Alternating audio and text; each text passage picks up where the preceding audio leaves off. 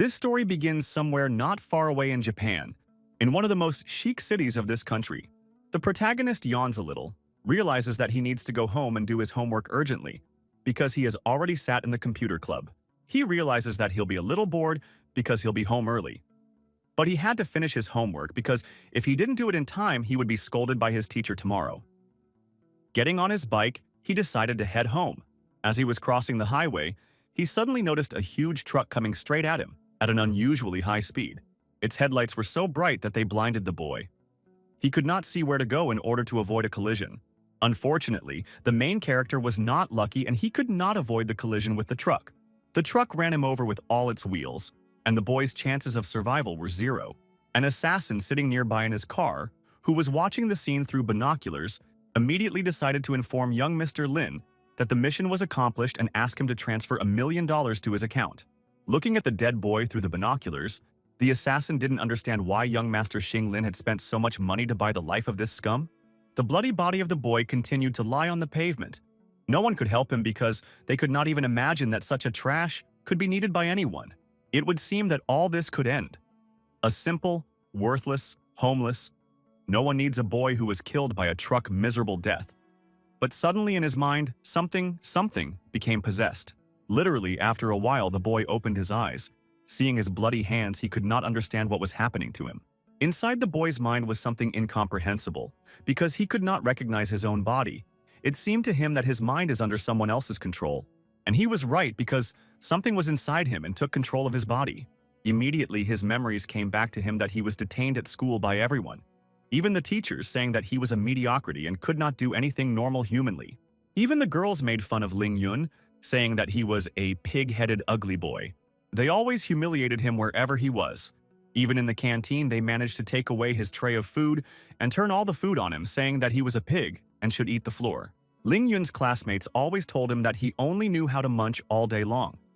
And when they took the tray away from him, they would say that they wanted to help him go on a diet.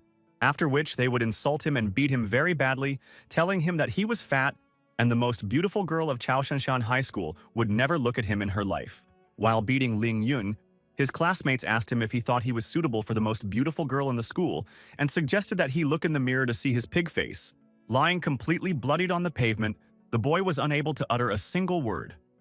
Ling Yun, the spirit that possessed him, was very saddened that the boy couldn't even say his name. This spirit was Ling Yun. He had cultivated the medicinal arts to the cleaving disaster stage. He was able to escape the disaster, but as a result, his consciousness traveled to planet Earth and entered the body of that bloody boy. He realized that this body was very mutilated and decided to use the qi he had accumulated in his world to heal this body. Ling Yun immediately began to cultivate and gather qi energy around this mangled body in order to heal it. While he was recovering, he noticed that the boy had so many health problems and also so many enemies that he would definitely not even live to be 20 years old. Ling Yun realized that even though he had taken over the boy's body, he would need to absorb the qi and improve this body. Without thinking for long, Ling Yun immediately began to absorb qi and refine the boy's body, saying that he would definitely avenge him on his abusers. 10 minutes had passed since Ling Yun's qi collection, but the body had not recovered a single drop. After an entire hour, Ling Yun was unable to recover his captured body as he was unable to absorb enough qi.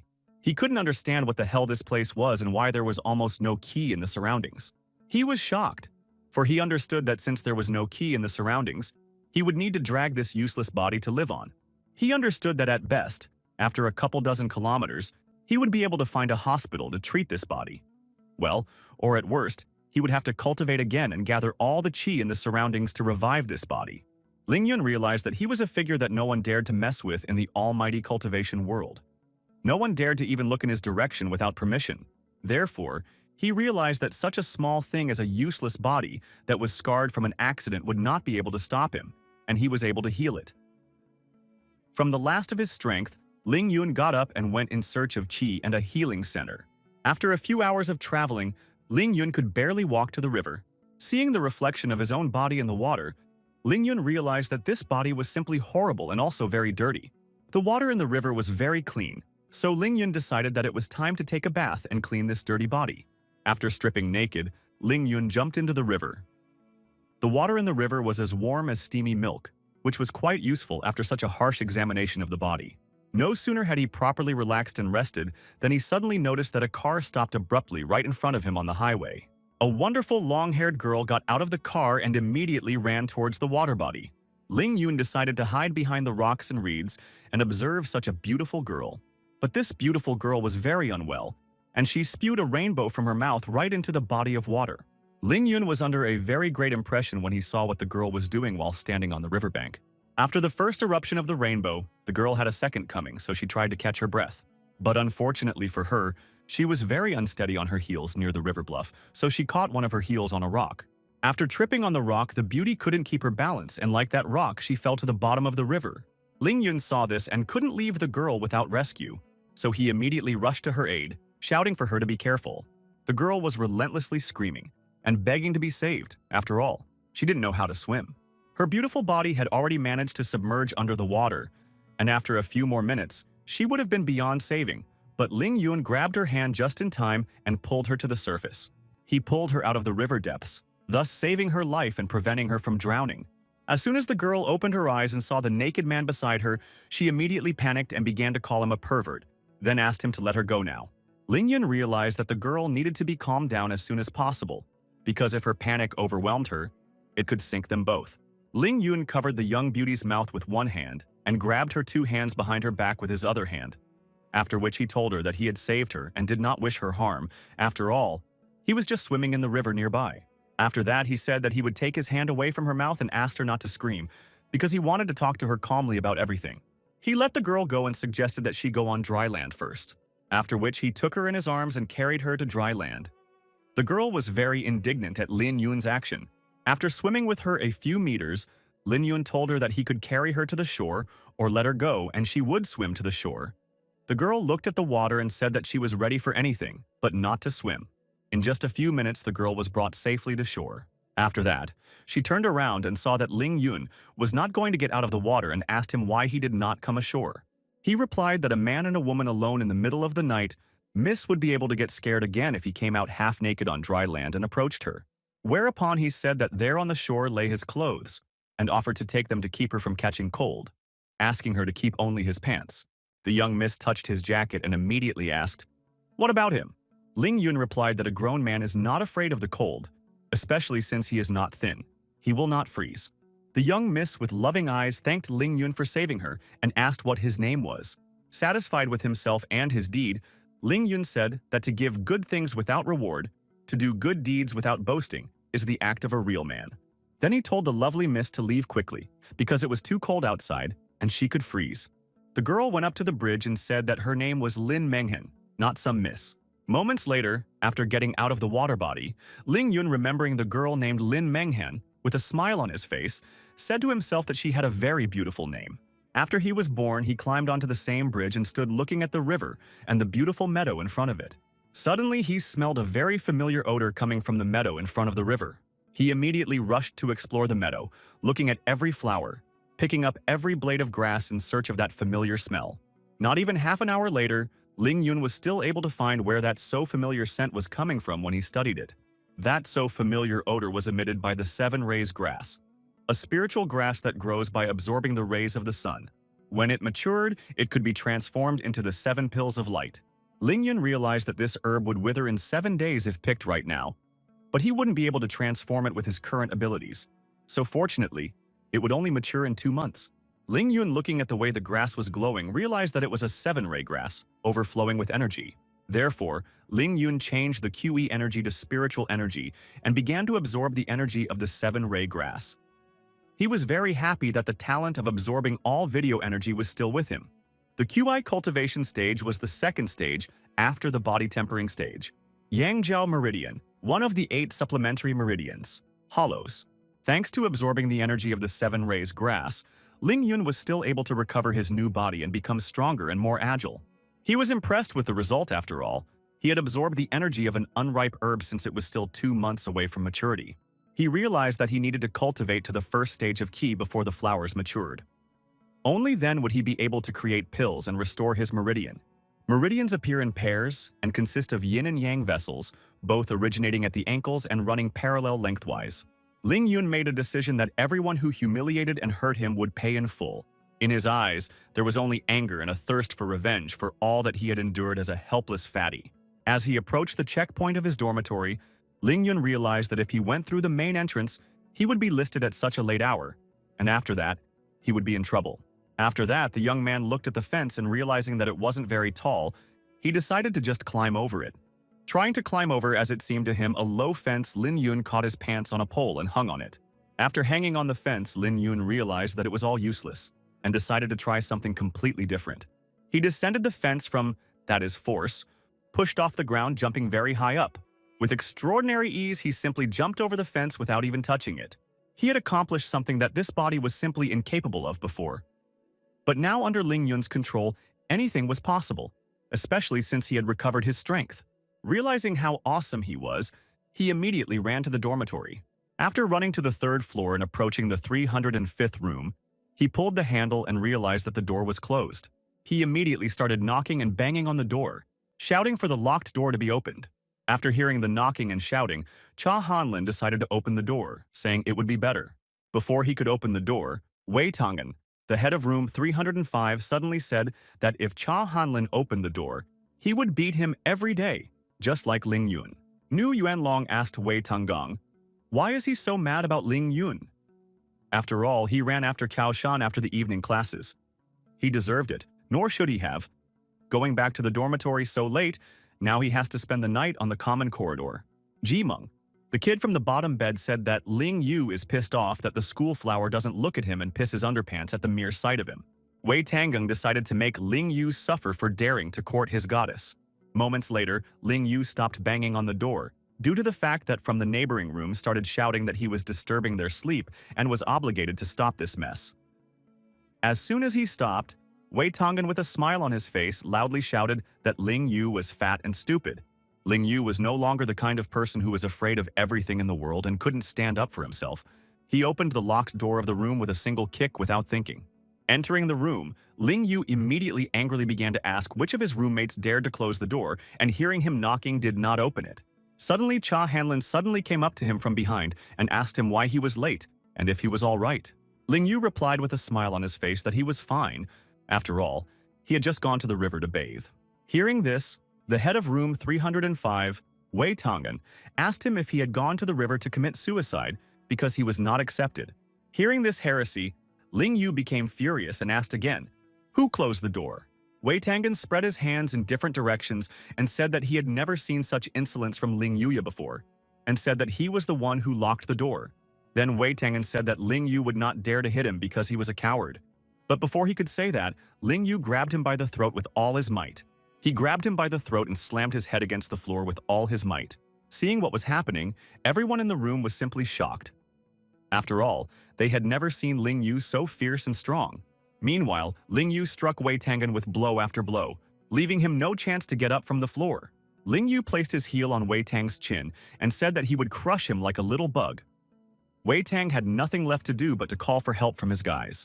Jimeng decided to help his comrade and immediately rushed at Ling Yu from the back, shouting that this damn fatty had really decided to die. He threw his strongest punch at Ling Yu right in the back, after which, Jimeng immediately felt that he thought he had broken his arm against Ling Yui's back. Ling Yu turned to Jimeng and told him that if he wanted to give him a back massage, then it was fine, but if it was the other way around, then he was finished. Ling Yu turned to Jimeng and asked him how he could fight with such a small strength. At this moment, Jimeng only had one thing on his mind. Why and how did that damn fatty become so strong? The neighboring rooms were tired of being kept awake by the noise, so they all went out and decided to see what was going on in the 305th room that was causing all the commotion. After opening the door, they immediately heard Wei Tongan asking them to teach Ling Yu a lesson. He told Gu Yuanlong and Sha Guoxing that if they didn't subdue him now, then they would be pathetic weaklings and would never be able to wash away this shame. Ling Yu looked at them from behind his shoulder and said that these 2 years they had bullied him, and he had tolerated it. But they had crossed the line by deciding to lock the room so that he couldn't enter.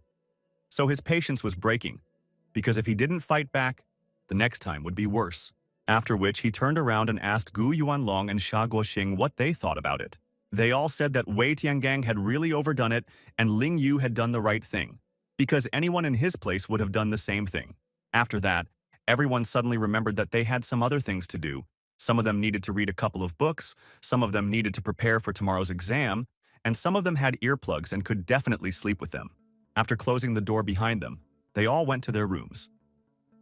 Ling Yu realized with a smirk on his face that they turned out to be a bunch of cowards who only liked to watch the fun. Ling Yu still had his foot on Wei Tiangang's chin and asked him if it was time for them to settle the score. Wei said that he would admit it was his fault and suggested that Ling Yu forget everything. After all, it would be much better for both of them. Ling Yu, with a smile on his face, told Wei Tiangang that he wouldn't hit him this time. He just asked him if he realized his mistakes. Wei Tiangang said with fear in his eyes that he realized that Ling Yu was a great person who didn't need to care about such small things. Ling Yu told Wei Tiangang not to suck up and let the past be the past. But he is no longer a weakling who can be used so easily. Ling Yu said that even though they will live under the same roof, if they don't annoy him, he won't touch them. And if someone betrayed him, then he would also give that person a favor. After that, Ling Yu let Wei Tiangang go and went about his business. Ling Yu took his wash basin and went out and told his classmates and roommates that if they didn't hurry up and fix the door, no one would sleep tonight. Hearing this, Wei Tiangang immediately said that they would fix the door right away so as not to delay Ling Yu's sleep. Ling Yu was in the restroom, standing in front of the mirror and a sink full of water. He realized that these stinky brats would no longer dare to bother him. He could now proceed to the next step with peace of mind. Tomorrow, he wanted to say goodbye to his fat body. Meanwhile, the classmates were worried about the state of Wei Tianggang's roomhead. They asked if he was doing well and how was he feeling.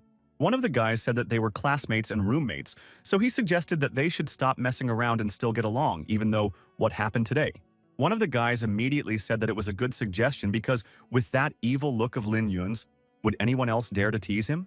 But Wei Tiangang didn't want peace. After all, he had been greatly humiliated and dishonored. Therefore, he couldn't agree to their proposal. Nodding silently, he was mentally already plotting his revenge against Ling Yun. The next morning, one of the students told him that yesterday, Ling Yu from the 6th grade had beaten up all the guys in the dormitory. The other student couldn't believe what he heard because he knew that Ling Yu was a fatty and a loser, who couldn't hurt anyone but himself. But the first disciple laughed, saying that Ling Yu had actually chased after Cao Shanshan last night and had been apprehended undressed, and that was when it all started.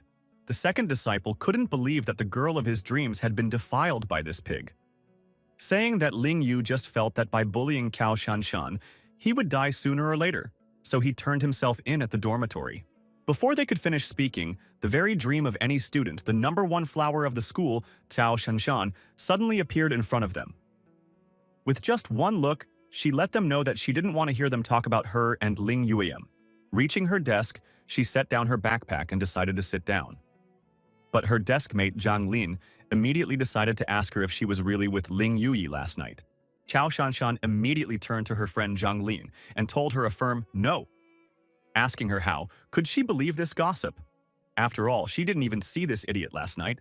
Zhang Lin said that she doesn't believe all these gossips, but the whole school believes it to be true. Hearing this, Cao Shanshan became furious and said that she would nail Ling Yue when she saw him. Shanshan paced back and forth in the classroom, thinking to find Ling Yuyi and punish him.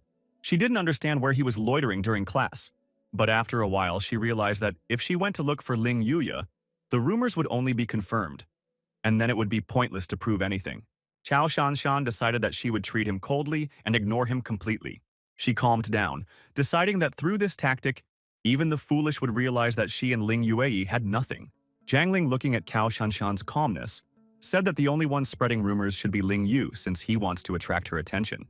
Hearing this, Cao Shanshan exploded again and said that neither Ling Yu nor anyone else was worthy of her attention, after which she said that everyone around her only knew how to gossip. She clenched her fist and asked her classmate that didn't she have enough homework? Wei Tiangang was disappointed after all. He was the one who spread the rumor throughout the school, hoping that Cao Shanshan would deal with that fatty once and for all. Meanwhile, the students watched through the window as Ling Yu ran around the stadium with sandbags. They didn't understand what he was trying to do or what he wanted to achieve through this. They only thought that a pig wanted to become a bull. The school children who were running along with him on the running track at this moment thought that the pig had gone mad. Ling Yu, or to be more precise, the spirit that was in his body, realized that his body was very weak. Even a run like this was very tiring for him. He didn't understand how he should cultivate. The female athletes who were actively engaged in jogging couldn't understand what Ling Yu was doing, and what he was hefting a sandbag on his shoulders for. Was it not that he had decided to lose weight? But it wasn't like running. It was more like walking with a weight on his shoulders. The girl with pink hair was very happy to see that brother Ling Yu had decided to lose his excess weight and become slim after all. She immediately turned around when she heard someone behind her back saying that the fatty was making a fool of himself again, and it was quite humiliating. That someone turned out to be Zhuang Meina, the third beauty of the school, and Xie Junyang, the son of one of the 4 richest families. Zhuang Meina asked Xie Junyang if he agreed with her description of his importance in this fatty society, to which he nodded his head in agreement. Hearing this, Ning Lingyu, the #1 girl in the school, became furious, saying that her brother was not a useless pig. Zhuang Meina said that she didn't know that this useless fatty was Ning Lingyu's brother. After which she asked Junyanga if he knew that, but Junyanga didn't answer because he was completely fascinated by Ning Lingyu, for she was very beautiful, even when she was angry. Ning Lingyu told Zhuang Meina that she wouldn't let her get away with it if she said anything more bad about her brother. Zhuang Meina replied to Ling Yu by saying that her brother is beaten up every day, and he is also the worst student in his class and even in the whole school. If such a person is not useful, then what kind of person is he?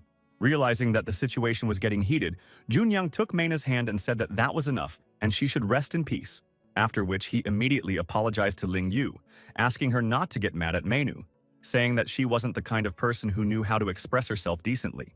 Meinu was shocked and asked Junyanga why he was saying that and if he had forgotten who his girlfriend even was.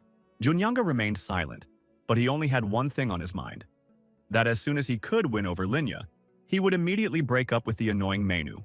Suddenly, one of the students shouted out that Tang Meng was accepting bets again, and now, in a few minutes, the show would start, so he suggested everyone to hurry up. The contestants were asked to bet on the number of laps Lin Yun could run. Some students started laughing and said that this fat pig wouldn't even run 1 lap. Junyanga took the opportunity to suggest that the girls stop their scolding and go watch Lin Yun's athletic success. Meinu immediately picked up her boyfriend and said that the whole school knows that Ning Lingyu's brother is useless trash, and if she is sure otherwise and believes in him very strongly, she should agree to the bet. Ning Lingyu replied that she is willing to bet because she is definitely not afraid. Meanwhile, Ling Yun was already running the 10th lap with a bag on his shoulders. It was hard to call it running, but he was definitely not giving up. Looking at him from the window, the prettiest girl in the school herself realized that Ling Yun didn't look like himself. Changlin told Shan that Tang Meng was gambling again and offered to bet on how much Lin Yun would run. Hearing the phrase gambling, Shanshan immediately held her friend's hand and rushed over to Tang Meng's house to see what was going on with her own eyes. Seeing all 3 campus beauties on his doorstep, Tang Meng realized that he was very lucky today. He asked them what he owed to the presence of such beauties and Zhang Lin at his little play event. Tang Meng was called the little gambling god. He was one of the big 4 hooligans. Meina told Tang Meng not to be silly. After all, they had come to him to place bets. She then said that she was betting $2,000 because she was sure that this loser would only run 1 lap at best. Tang Meng immediately accepted the bet, asking what and how much are the others betting on. Junyang said that he was betting $5,000 on Ling Yun running 4 laps. Cao Shanshan said that he was betting $1,000 on him running 5 to 10 laps. The disciples standing nearby couldn't believe that Goddess Cao said 5 to 10 laps. They couldn't understand why she was so confident in him. Even young Master Z is a betting expert in horse racing.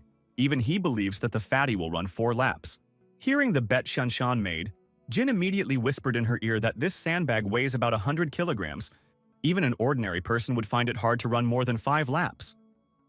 But Cao Shanshan calmed her down by saying that she had calculated everything. Zhuang Meina was very upset that Xie Junyang didn't support her bet. It was tantamount to getting slapped in front of everyone. Ling Yun's sister, Ning Lingyu, was the next one to bid. Therefore, Zhuang Meina decided to be by her side to see just how high her expectations of her useless brother were. Walking up to Tang Meng, Ning Lingyu said that she was betting $10,000 that her brother would run more than 10 laps. Hearing such a bet, most of the boys in the room immediately fell in love, while the girls on the contrary immediately thought she was crazy. Zhuang Meina immediately said that Ning Lingyu was crazy if she dared to come here and open her mouth to make such huge bets, thinking that they were in some fantasy world.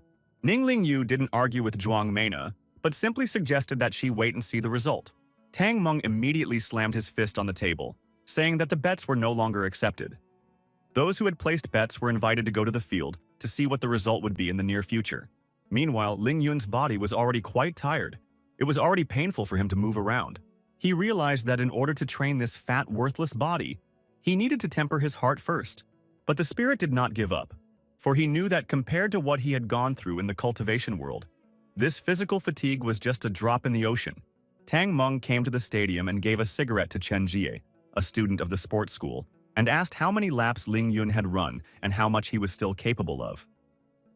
Chen Jie replied that the kid had only run 2 laps, if it could be called running, and already seemed to be running out of energy.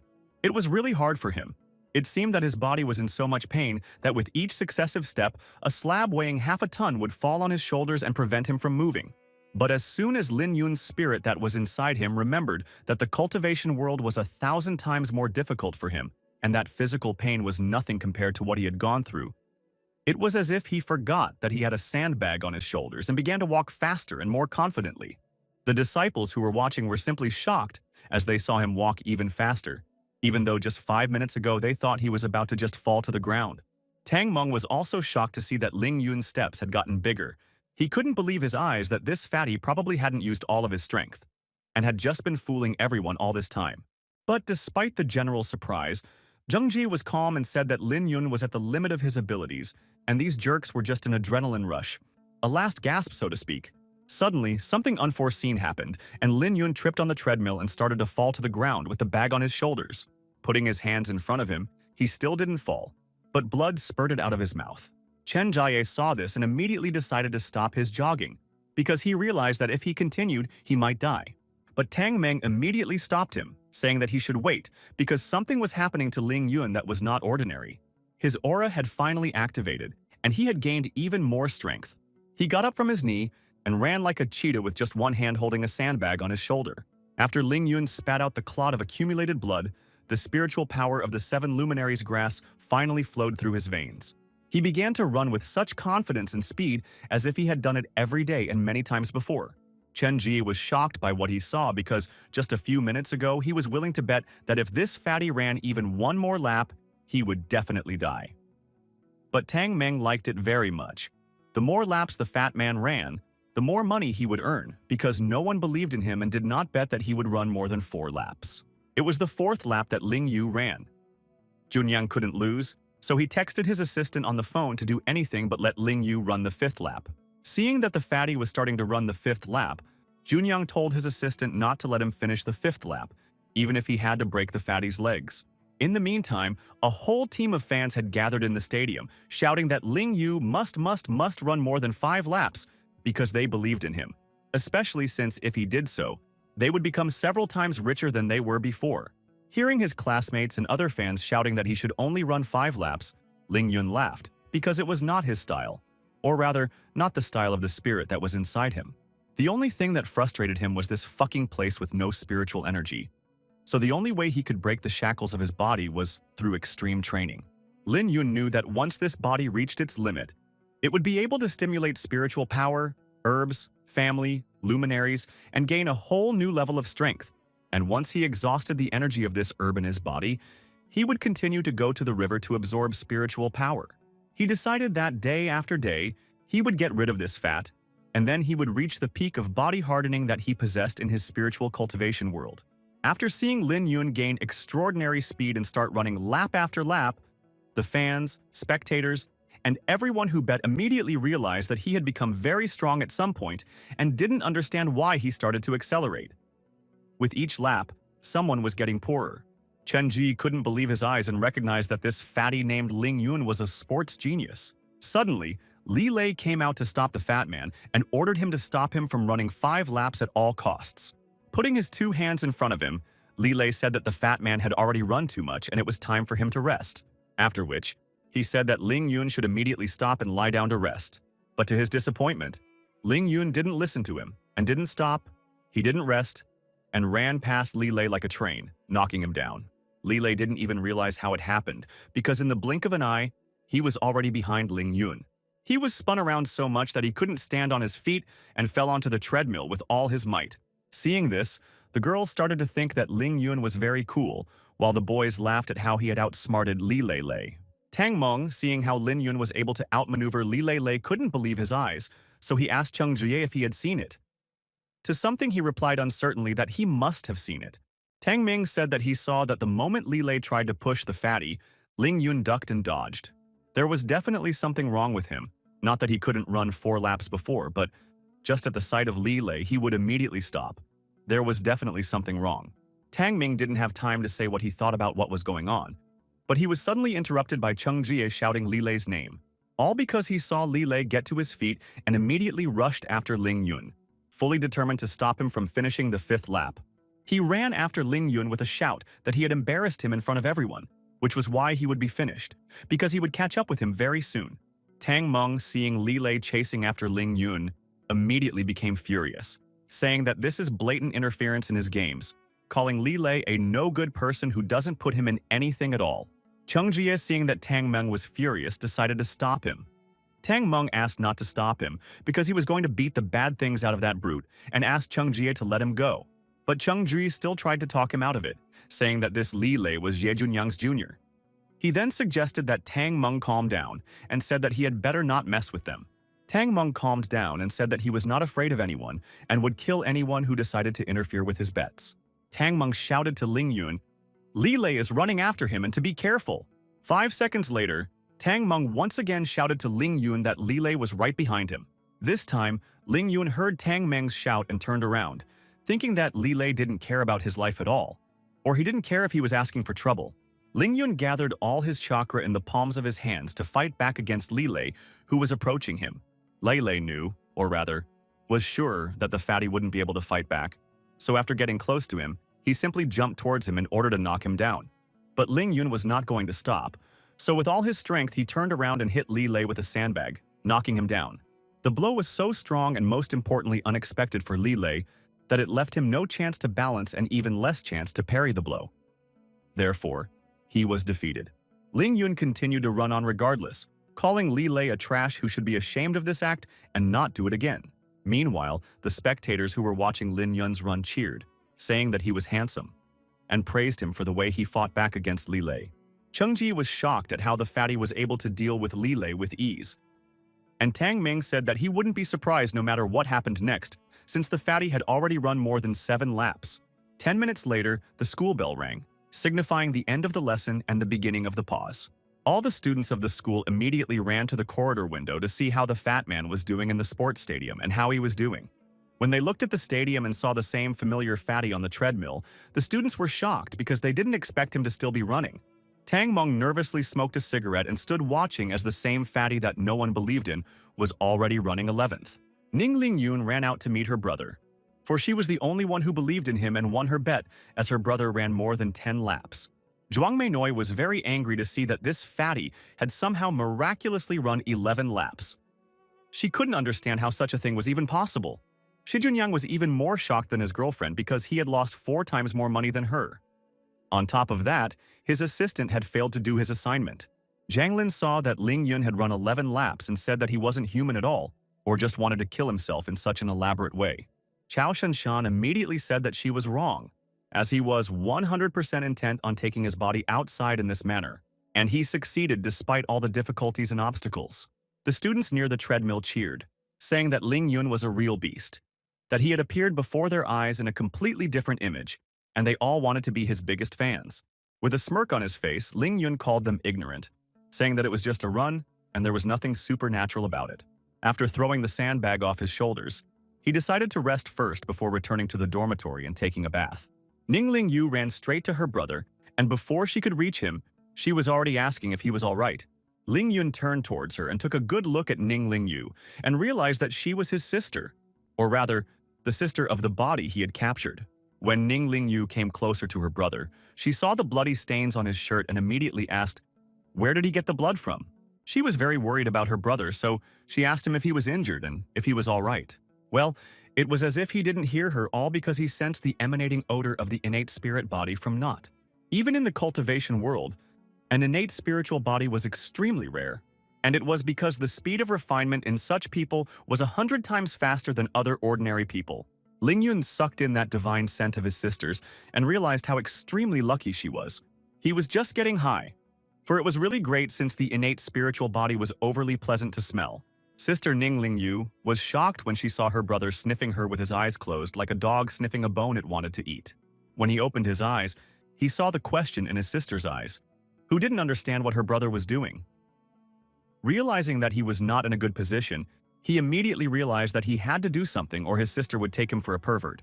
He scratched his head and said that she looked very sad, so he thought that he needed to comfort her somehow.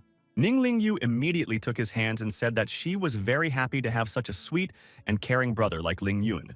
After which, she collapsed onto his chest, with a wistful gaze to nowhere, from which it was clear that she was feeling very good at the moment. Memories of where her little brother had come from came flooding back to her. She remembered that her mother had picked up her brother at the entrance to the temple when he was still an infant. She had known from childhood that they were not blood relatives. But even though they weren't related, their relationship was better than that of real blood siblings. But all of this lasted until one day, when the boys in the yard told her that they weren't even related, and that Ling Yun was just a foundling that her mom picked up on the road. Since then, her brother had become quiet and unsociable and sometimes didn't even pay attention to his sister. It got to the point where he started avoiding and ignoring her not only at school but also at home. It was very painful for her to realize that she was losing her brother. But this time, with tears in her eyes from the joy of realizing that she would not lose her brother forever, she hugged Ling Yun with all her might. Ling Yun hugged Ning Ling Yun and said that from now on, no one would dare to bully her and him. From this day forward, he would always be by his sister's side. He wiped the tears from his sister's eyes and asked her to wait until he went to wash, and then he would take her out for a hearty meal. Hearing such a classy proposal from Ning Ling Yun's own brother, Ning Ling Yun immediately agreed. Sometime later, in one of the most expensive cafeterias in the city, seeing where her brother had brought her, her sister said that she shouldn't have come. There was such a place. But Ling Yun told her with a smile on his face that he should only treat her to delicious food. They sat down at a table, after which Ling Yun handed his sister the menus and told her to order whatever she liked. Ning Ling Yu realized that her brother must be really hungry after his run. So she decided to order something hearty for him and herself so that he could eat well. Ling Yun saw the price tags on the menu of this place and decided that it was very expensive. And it was pure robbery in broad daylight, since he only had $20 in his pocket. He realized that he had no choice, and he would probably have to borrow money from his sister no matter how embarrassing it looked. He asked Ning Ling Yu a little shyly if she had any money with her. And does she generally have enough of it for her daily spending? Hearing this, her sister was shocked, because she couldn't say that she had put all her money on Tang Meng's bets. Otherwise, her brother would get angry. So she replied that she had enough for her daily expenses, but today she borrowed all of her roommate's money. She was very lucky that her brother decided to treat her today. Ling Yun was upset, leading him to realize that there seemed to be nothing left but to slip away quietly after they ate. He realized that not having money was a hassle, but the spirit had no idea how to earn it in this world. Suddenly, from nowhere, Tang Meng appeared in front of the table and looked at Ning Ling Yun's sister and said that he had already searched for her. Ning Ling Yu looked at Tang Meng with an angry look and told him that she didn't understand what he wanted from her and asked him to leave as soon as possible because he was disturbing her dinner with her brother. Tang Ming didn't understand her hints and said that there was no need to shun him, especially since he hadn't eaten yet either, so he was happy to join their meal. Ling Yun saw that Tang Meng wanted to sit down at the table and immediately said that he should get up, because his little sister was not happy to see him. After which, he told Tang Meng that he should get out of here, or else he wouldn't be ceremonious. Hearing this from Ling Yun, Tang Meng immediately realized that he had really become bold enough to speak to him like that. Tang Meng immediately stood up from the table and said, "So it's not fate. He was actually only here to give the money to Lin Yu." Hearing this, Ling Yu immediately said that she didn't know what Tang Meng was talking about and asked him to leave so that her eyes would never see him again. But Tang Ming didn't understand her fierce hint this time either. Scratching the back of his head, he said that it couldn't be so because she had won $200,000 in the bet. Hearing about the amount of $200,000, Ling Yun immediately grabbed Tang Meng's hand and pulled him towards him. Tang Meng was shocked and confused, for he thought that Lin Yun was going to fight him. Ling Yun sat Tang Meng down at his side and put his other arm around his shoulder and asked him what he had said about some money. Tang Meng told him that he was taking bets on how many laps Ling Yun could run. And Ling Yu alone had bet $10,000 that he would survive more than 10 laps. The odds were just over 19. Ning Ling Yu was already ready to apologize to her brother for leaving bets on him. But Lin Yun suddenly asked her why she had only bet $10,000. Did she not believe in his victory at all? Ning Ling Yu was simply speechless when she heard this from her own brother, because she thought that he would be very upset and ignore her again. Ling Yun said that the next time they accept such bets, she should go to the bank because they will wrap up this kid to the ground. Hearing such a thing from Ning Ling Yu's own brother really cheered her up and even cheered her up a bit. Tang Meng was slightly offended because Ling Yun pretended that he didn't know or see him as well. After which, he said that his name wasn't some kid, but his name was Tang Meng. With tears in his eyes, he said that he was one of the 4 bullies of Qingshui Middle School and asked Ling Yun not to pretend not to know him. Meanwhile, Shanshan called her brother and said that his record was broken by someone from her school. He asked what record, since there was no telling how many records he had set. Shanshan said that she was talking about the record of running with a load, which he had set when he was a member of the Shenmi squad. Besides, he was beaten by a fat guy in her class who used to be out of breath after 2 steps. Her brother asked her what she meant by saying that the fatty had pushed himself to the limit of his physical capabilities. Shanshan said that was exactly what she meant, especially since she had seen everything with her own eyes. Hearing this, the brother told Shanshan that those who push themselves beyond their limits begin to develop rapidly. So he asked his sister to be more careful there. Shanshan was very pleased to hear that her big brother cared for her very much, even though it was not at a very close distance. Before Shanshan could say goodbye to her brother, Zhang Lin suddenly came up to her and told her that she was talking on the phone a lot. She immediately grabbed Shanshan's hand and told her that she had been hungry for a long time, but she was starving, so they should go to the 2nd floor of the campus to one of the most expensive places to eat as soon as possible. Shanshan didn't resist and happily ran along with her. When they went up to the 2nd floor of one of the most expensive places, they were surprised to see Ling Yun there, because he had never eaten here before, especially in the company of his sister and Tang Meng. Jiang Ling even thought that there was something wrong with her eyes because when she saw Ling Yun at the table, she couldn't understand why he was eating on the 2nd floor. Without thinking for a long time, Shanshan decided to go over to the table and see what the guys were doing there. Jiang Lin was very scared because she thought that Shanshan had decided to do something not quite good. But fortunately, nothing bad happened, and just organized a round-table dinner together. The participants who were feeling a little awkward, Ling Yun, without thinking for a long time, took the sushi chopsticks from the table and began to put all sorts of seafood into his sister's rice bowl, saying that she shouldn't be shy and try everything. Seeing this picture, Tang Meng and the girls were very much surprised, for this was the first time in their lives that they had seen Ling Yun put food in someone else's plate instead of her own mouth. Shanshan was looking at Tang Meng very intently. Seeing this, he couldn't understand what was wrong with him.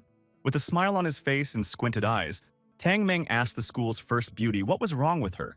Then he took out $1,000 from his pocket and put it on the table, saying that he was ready to give it to Shanshan because it was the $1,000 he had lost. But Shanshan refused to give him the $1,000, saying that it was all right. Tang Meng said she should have spoken up beforehand, for he was almost scared to death. Just when he wanted to take back his $1,000 from the table, it was as if a wind had blown it out of his hand. This wind was a nimble Ling Yun, who snatched the $1,000 from Tang Meng's hands and began to count each bill with a smile on his face. Seeing Lin Yun's brazen behavior, everyone at the table immediately asked him what he was doing. Lin Yun said that Tang Meng had given his sister the money she had won from him. But what about the money that was due to him? Tang Meng didn't like that, so he asked Lin Yun what he should pay him for. Lin Yun replied by saying that since Tang Meng's bets involved him and he had to run so much, Tang Meng should share with him for his efforts. Tang Meng replied that it was shameless, since he didn't make Lin Yun run.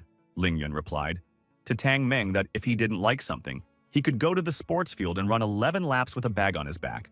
Only then would he give Tang Meng his money back without objection. Tang Meng thought very hard about what Ling Yun said to him, for he did not see any logic in his words. At this moment, Zhang Lin told Shanshan that ever since she sat down at this table, Ling Yun had not looked at her once. Shanshan was really pissed off by this. She got up from the table in a rage, slapping her hands on the table and asked Ling Yun why he was pretending like she wasn't here. Enjoying the delicious rice and seafood, Ling Yun turned his head towards Shanshan and asked her who she was, after which he asked Tang Meng if she was his girlfriend. Tang Meng puzzledly said that she was not his girlfriend, of course not, and asked Ling Yun not to say such nonsense anymore. Whereupon Tang Meng whispered in Ling Yun's ear that this is Chao Shanshan, the daughter of the Chao family, the most beautiful girl, middle school, Qingshui. She is also studying in the same class with him. Ling Yun replied that he didn't even know this, as he wasn't interested. Hearing Ling Yun's impertinent answer, Shanshan became very angry, realizing that he had once stood out and had already lost his fear.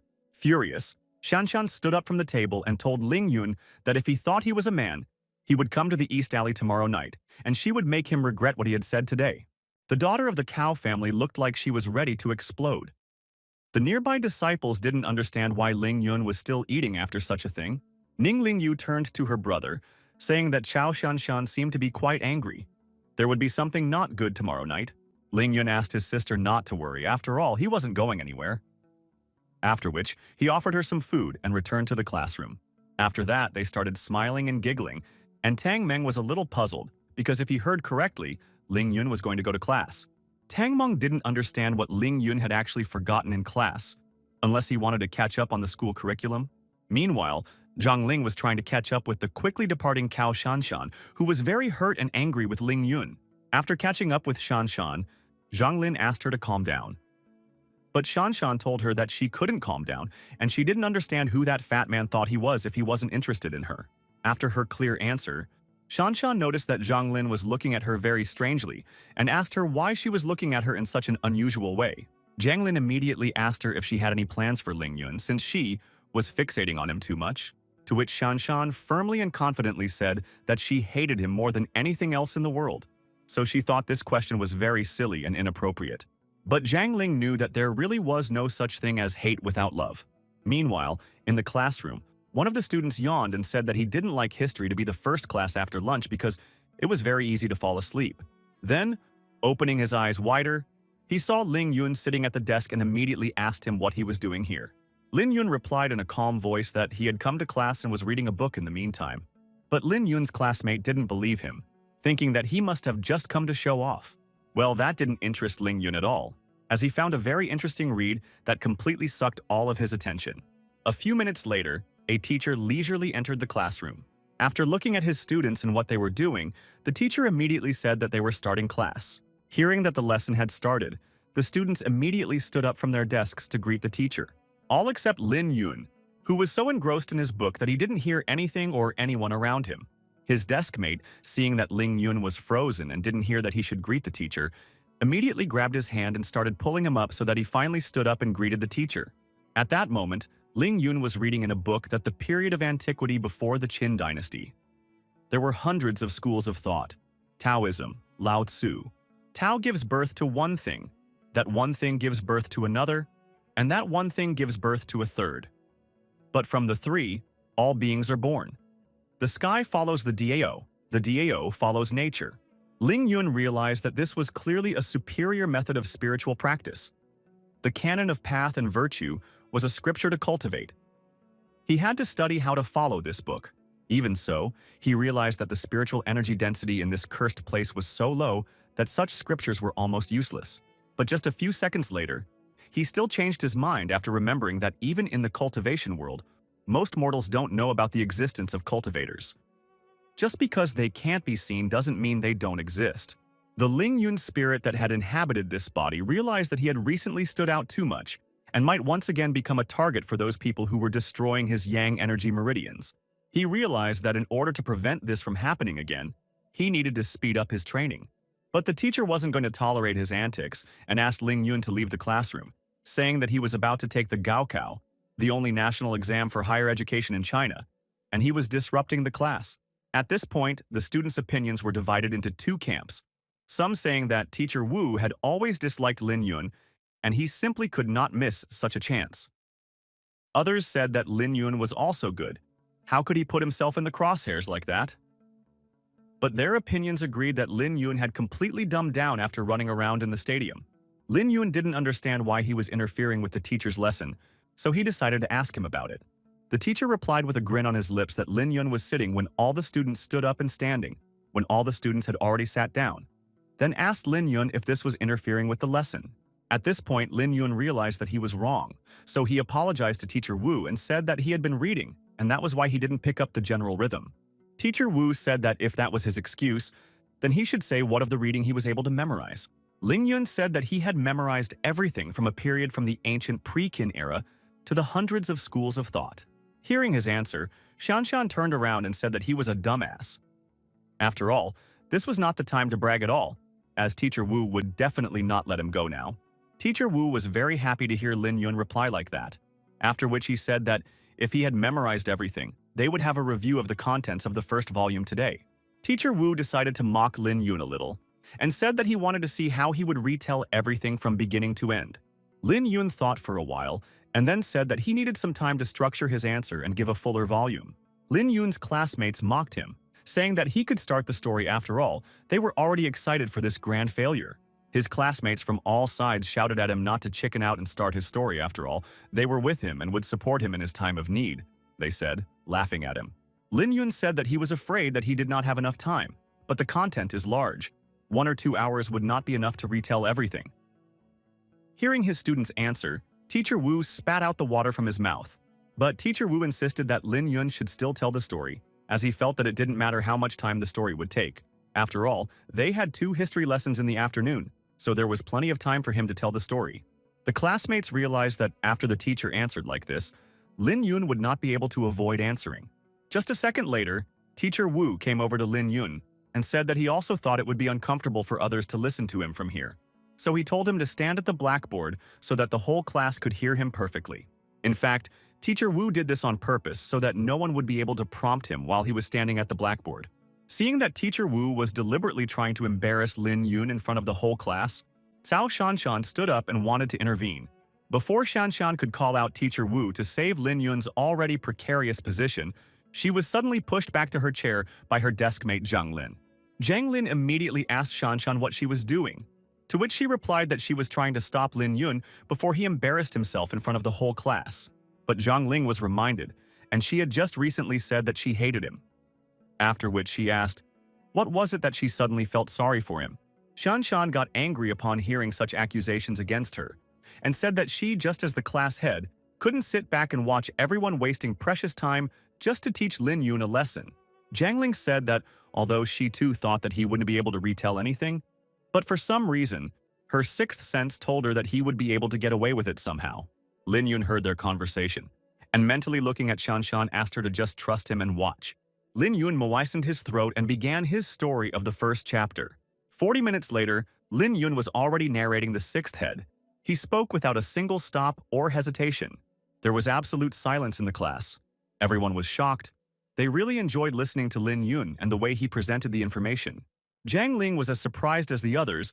She realized that he had done the impossible, because he had really learned the whole text by heart.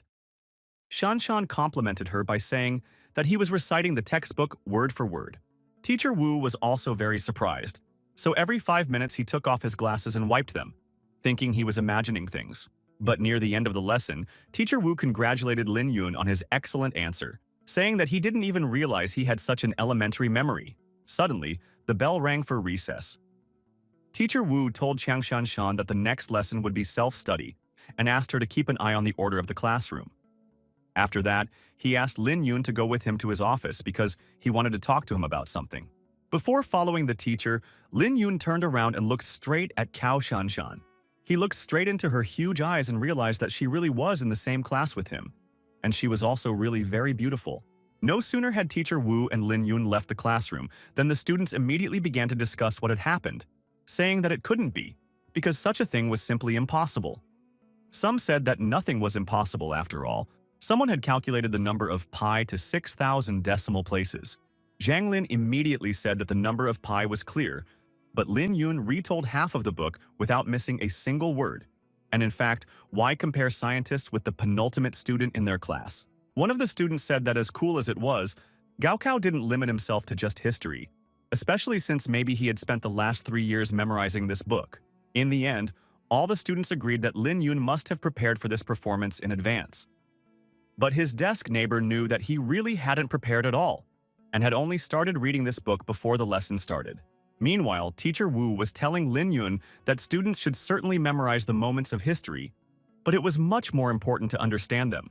He told Lin Yun that he himself had personally prepared this pile of repetition materials and exam variants in past years. So, in order to pass the Gaokao exam successfully, Lin Yun should focus on studying them. After which, Teacher Wu threw himself at Lin Yun with a hug and confessed that he used to think that Lin Yun had no desire to learn, which was why Teacher Wu was so often angry with him. But since he had now come to his senses and had such talent, Teacher Wu said that he would never abandon him and would bring him to the final exam prepared. Teacher Wu said that he would assign people to help him with his lessons and reminded him that he himself could come to the teacher's office if anything was unclear. Lin Yun thanked Teacher Wu and said that he would put all his efforts into his studies. Walking out of the teacher's office and holding a pile of research papers and articles in his hands, Lin Yun realized that it would take him a whole night to manage it all. Teacher Wu wiped his tears with his handkerchief and regretted that he had learned about Lin Yun's abilities so late. Given his grades, even if he worked hard for 2 months, he would only pass 3 subjects at most. The teacher realized that Lin Yun had missed out on too much in his studies. It's because in China, children devote 10 years to elementary school and 3 years to junior high school. After 9th grade, students can continue to study in senior high school or already a professional school. They study there for another 3 years. Now the protagonist is in his last 12th year of schooling. Coming back to the classroom, Lin Yun heard his classmates discussing where they would go to have fun after class. Someone said that there was an update on the monster hunt, so immediately after class he would run home and play until night. The rest of the guys were going to go to a movie at the theater. The main character's neighbor on the desk was surprised by him. After all, he not only amazed Teacher Wu with his answer, but the whole class. He asked Lin Yun why the teacher had called him into his office. Lin Yun couldn't miss this chance to show off, so he turned his nose up high and said the teacher praised him, gave him a lot of material to prepare. So today, he would stay up all night to study it all. In the next geography class, the teacher did not pester the protagonist in any way. But Lin Yun noticed that from time to time, someone would turn around and look at him. He realized that his classmates expected to see the same thing from him as they did in history class. Unfortunately, their wishes were not destined to come true because the line did not want more attention than he already had. After the geography lesson, one of the students approached him and offered to go to the dormitory together, but the protagonist refused, saying that he was going to study some more. Hearing the refusal, the student said that the June line is too late to start studying, because the material is so much that he cannot cope with it even for a year of continuous study. But Lin Yu did not care in the least. He knew that history would help him understand how the world developed, and geography would help him understand the structure of the world and its natural features for people. The Great Wall of China was worth a lot, because its head looked towards the East China Sea and its tail towards Kunlun.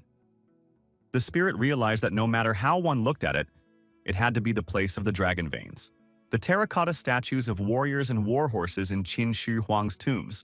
It was obvious that Yin warriors were used to cultivate the Tao of longevity.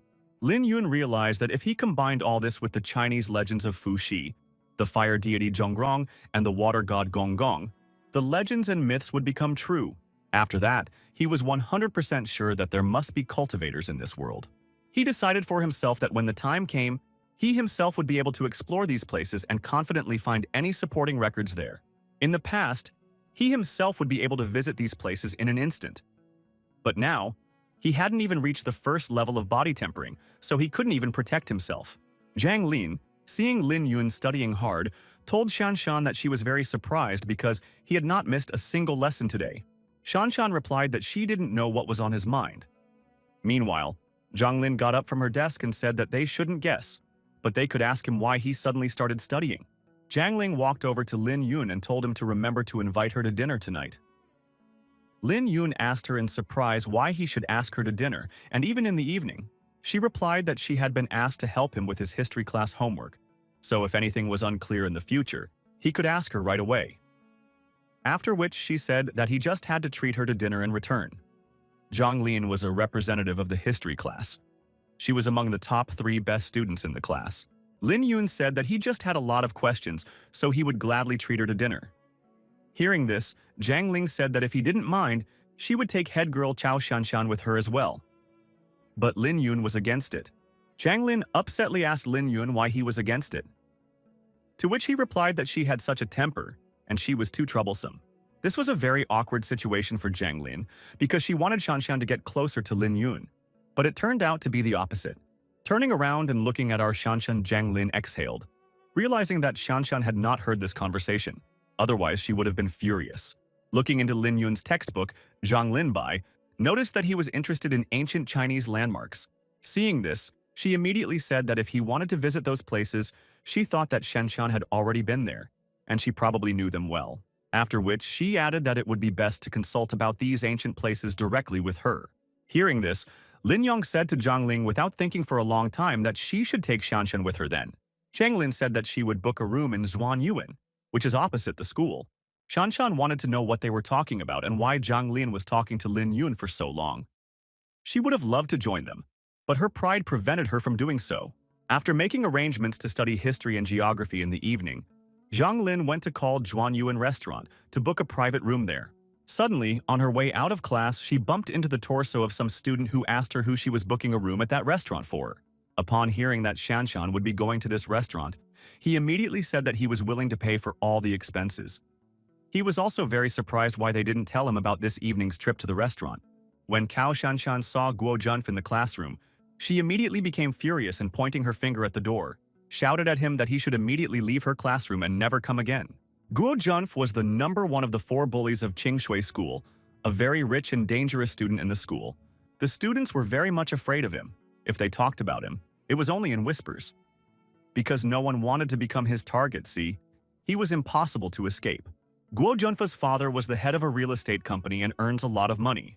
That's why Guo is rampaging around the school, and no one dares to rein him in any way. Guo didn't listen to Shanshan and didn't leave the classroom, but decided to look around, walking between the desks. After walking between the desks almost to the end of the classroom, Guo stopped when he saw Lin Yong sitting at the desk, who didn't even pay attention to him because he was very much into reading history and geography. Shanshan immediately realized that Guo was targeting Lin Yun from the very beginning, but she didn't understand what she should do.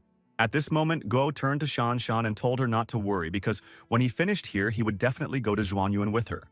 After that, he walked over to Lin Yun and said that he heard that Lin Yun distinguished himself in school today by calling him a dumb porker.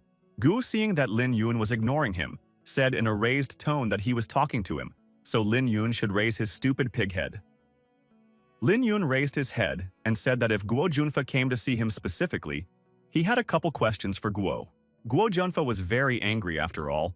No one dared to talk to him like that. But he still told Lin Yun that he could ask him anything he wanted. But after that, Guo would make sure that he was not left alive.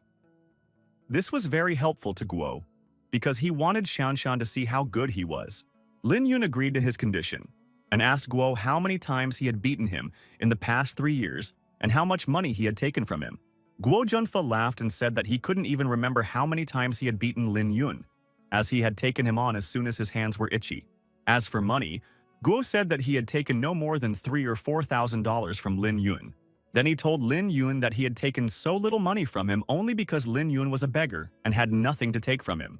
Guo also said that he had heard that today, Lin Yun's sister had won $10,000 from Xiao Baowang, and that Lin Yun had embezzled $1,000 belonging to Shanshan. After that, he said that he hoped Lin Yun would be a smart boy today and give it to him. Otherwise, he would take it back himself when the protagonist couldn't move anymore. When Shanshan heard this, she told Guo Junfa that he had no right to be disorderly in her class. Then she added that because of his behavior, he was no different from a robber. Lin Yu told Shanshan not to worry so much about him. He told Guo that he understood and asked him how much money he had with him now. Guo said with an angry face that he had enough money and asked, what did Lin Yun care how much money he had if he was going to beat him anyway and take all the money he had? Lin Yun replied that then he wasn't interested in anything else and was glad that Guo had enough money. Guo was dumbfounded by Lin Yun's calmness and asked him why this information so reassured him. At that moment, Lin Yun swung his fist at Guo and said that if he didn't have enough money, he wouldn't be able to pay his medical bills. Then the protagonist swung his fist and hit Guo in the face, not only hurting him, but shocking him that the fat man, who had been bullied and robbed of his money before, was able to fight back. But that was just the beginning, because Lin Yun realized that one punch would not be enough. He immediately ran over and grabbed Guo's tie with his right hand, pulling him towards him. After that, the main character immediately threw a powerful punch at Guo right in the body, throwing him to the back of the class. Guo was hurt badly. He didn't expect the fat man to be able to give him such a powerful punch. Everyone in the class was surprised, not only Guo, but also his minions and the girls. Guo, realizing that he couldn't fight the fat man alone, decided to call his henchman Pai Heji to help him, telling him to get his ass over here and help him. Pai Heji said in a trembling voice and half-whispered voice, pointing his finger at the fat man, that he dared not hit his boss and if he ever hit him again, he would be in trouble. Hearing this, Guo told his partner that he was asking him for help, not to talk nonsense that would make the fat man even angrier. Guo again told Pai Hezi to just silently come over and help him beat up the fat man. Pai Hezi silently nodded his head, but was still afraid to approach. Lin Yun didn't wait for Pai Hezi to dare to come closer and approached Guo again. The frightened Guo asked him why he had approached him. Lin Yun asked Guo, didn't he want his assistant to come closer and help? Lin Yun, without waiting for his answer, immediately kicked him in the chest with all his might. The impact was so strong that Guo flew straight into his companion Pai Hezi. Guo and his partner slammed into the wall and were unable to get up, much less fight back. The protagonist was very pleased with himself, as he had fought back against his assailants for the first time in 12 grades of school. Zhanglin was delighted because for the first time in so many years, she saw how cool her classmate, who had recently been an ordinary fatty two-timers. Cao Shanshan, on the other hand, was stunned by what she saw. The beaten Guo along with Pai were lying on the ground and couldn't even move, so badly Lin Yun had beaten them. But Lin Yun wasn't going to stop there, so he put his foot on Guo's neck and calling him baby said that he should say something in human. Hearing this, Zhanglin asked Shanshan if she had heard this. After all, just now, Lin Yun had called one of the 4 main bullies Guo Junfa a baby. Lin Yun asked Guo why he was silent and was he in pain, after which he added that Guo dare not call himself a campus bully because even Wei Tiangan from their dormitory would be better and tougher than him. Hearing this, Wei Tiangan was as he didn't want his name to be mentioned anywhere at all, for he was afraid of both Guo and the fatty already. Meanwhile, Lin Yun asked that Guo repeat how much he had stolen from him in the past 3 years.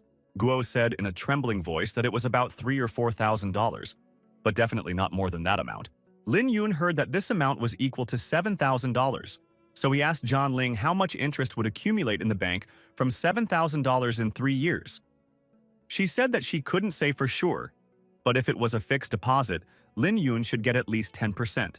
The protagonist, after thinking a bit, said that he would consider that Guo owed him 15% on top, and from $7,000 is $1,050.